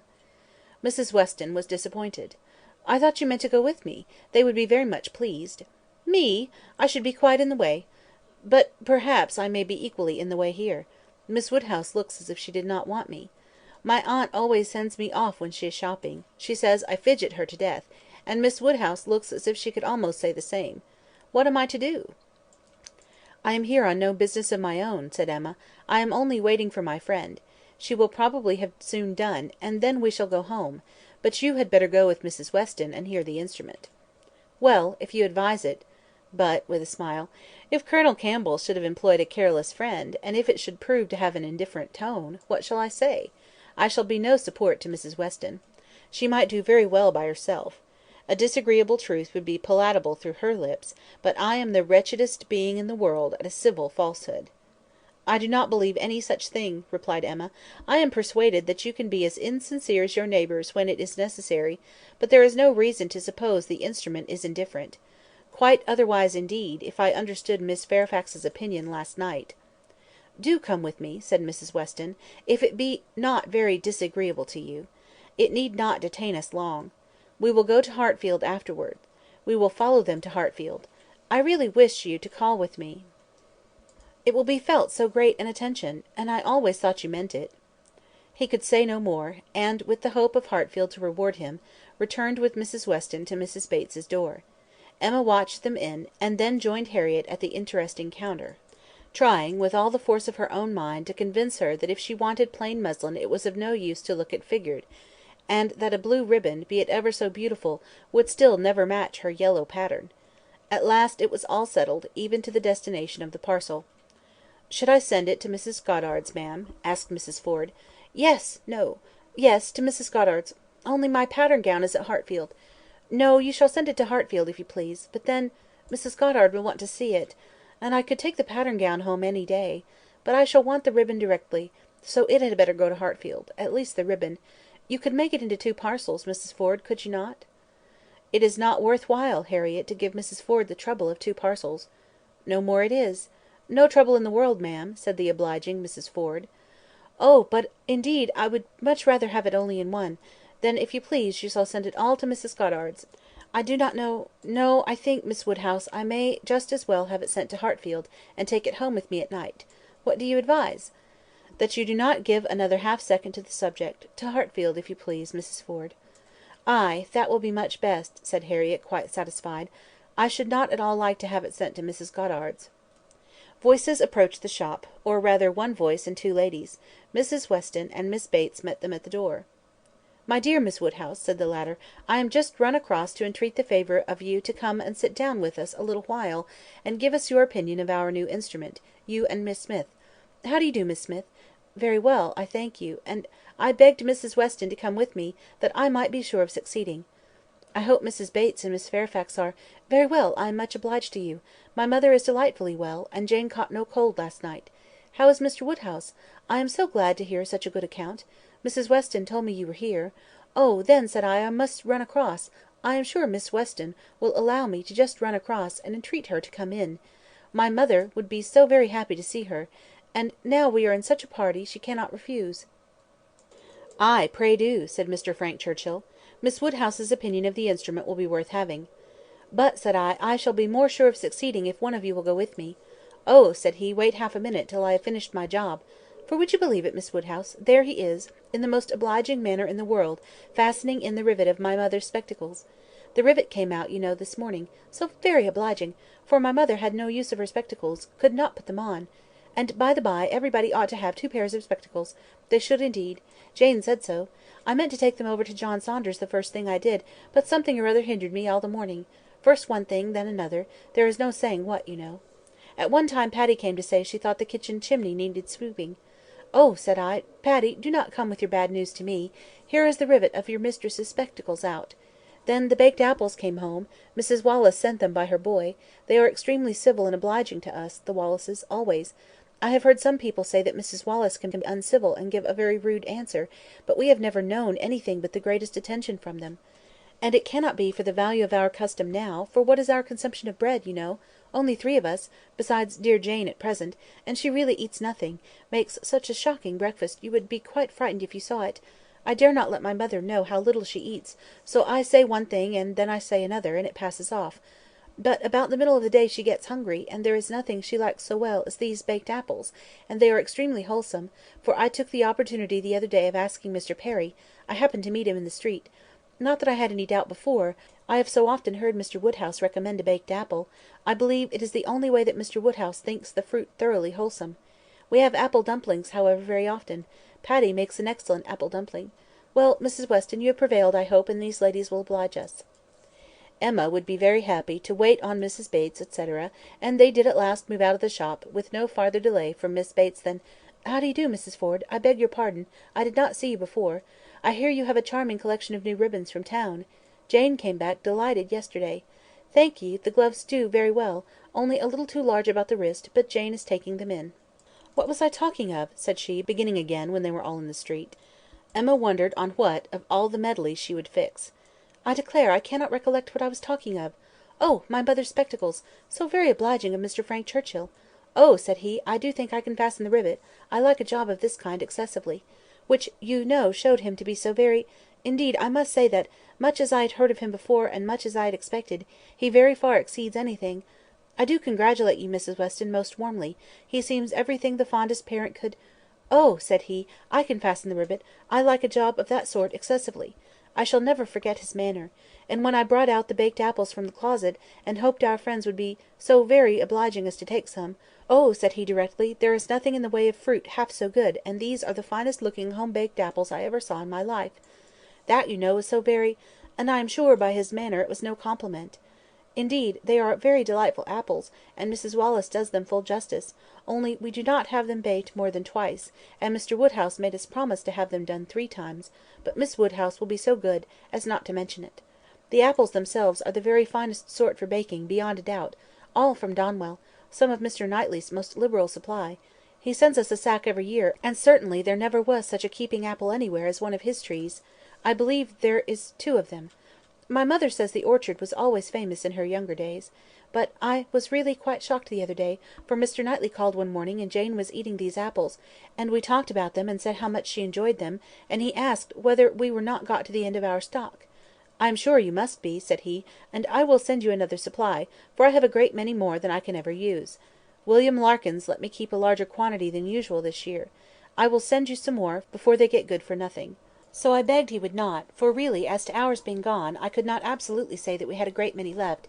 It was but half a dozen indeed, but they should all be kept for Jane, and I could not at all bear that he should be sending us more, so liberal as he had been already, and Jane said the same. And when he was gone she almost quarrelled with me. No, I should not say quarrelled, for we never had a quarrel in our lives, but she was quite distressed that I had owned the apples were so nearly gone. She wished I had made him believe we had a great many left. 'Oh,' said I, my dear, I did as much as I could.'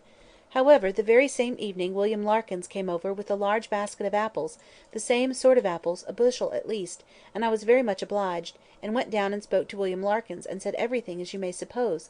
William Larkins is such an old acquaintance, I am always glad to see him. But, however, I found afterwards from Patty, that William said it was all the apples of that sort the master had; he had brought them all, and now his master had not one left to bake or boil. William did not seem to mind it himself, he was so pleased to think his master had sold so many, for William, you know, thinks more of his master's profit than anything; but Mrs Hodges, he said, was quite displeased at their being all sent away. She could not bear that her master should not be able to have another apple tart this spring. He told Patty this, but bid her not to mind it, and to be sure not to say anything to us about it, for Mrs Hodges would be cross sometimes, and as long as so many sacks were sold, it did not signify who ate the remainder. And so Patty told me, and I was excessively shocked indeed. I would not have Mr. Knightley know anything about it for the world. He would be so very— I wanted to keep it from James' knowledge, but unluckily I had mentioned it before I was aware." Mrs. Bates had just done as Patty opened the door, and her visitors walked upstairs without having any regular narration to attend to, pursued only by the sounds of her desultory goodwill. "Pray take care, Mrs. Weston, there is a step at the turning. Pray take care, Miss Woodhouse, ours is rather a dark staircase, rather darker and narrower than one could wish. Miss Smith, pray take care. Miss Woodhouse, I am quite concerned, I am sure you hit your foot. Miss Smith, the step at the turning." End of Volume 2, Chapter 9.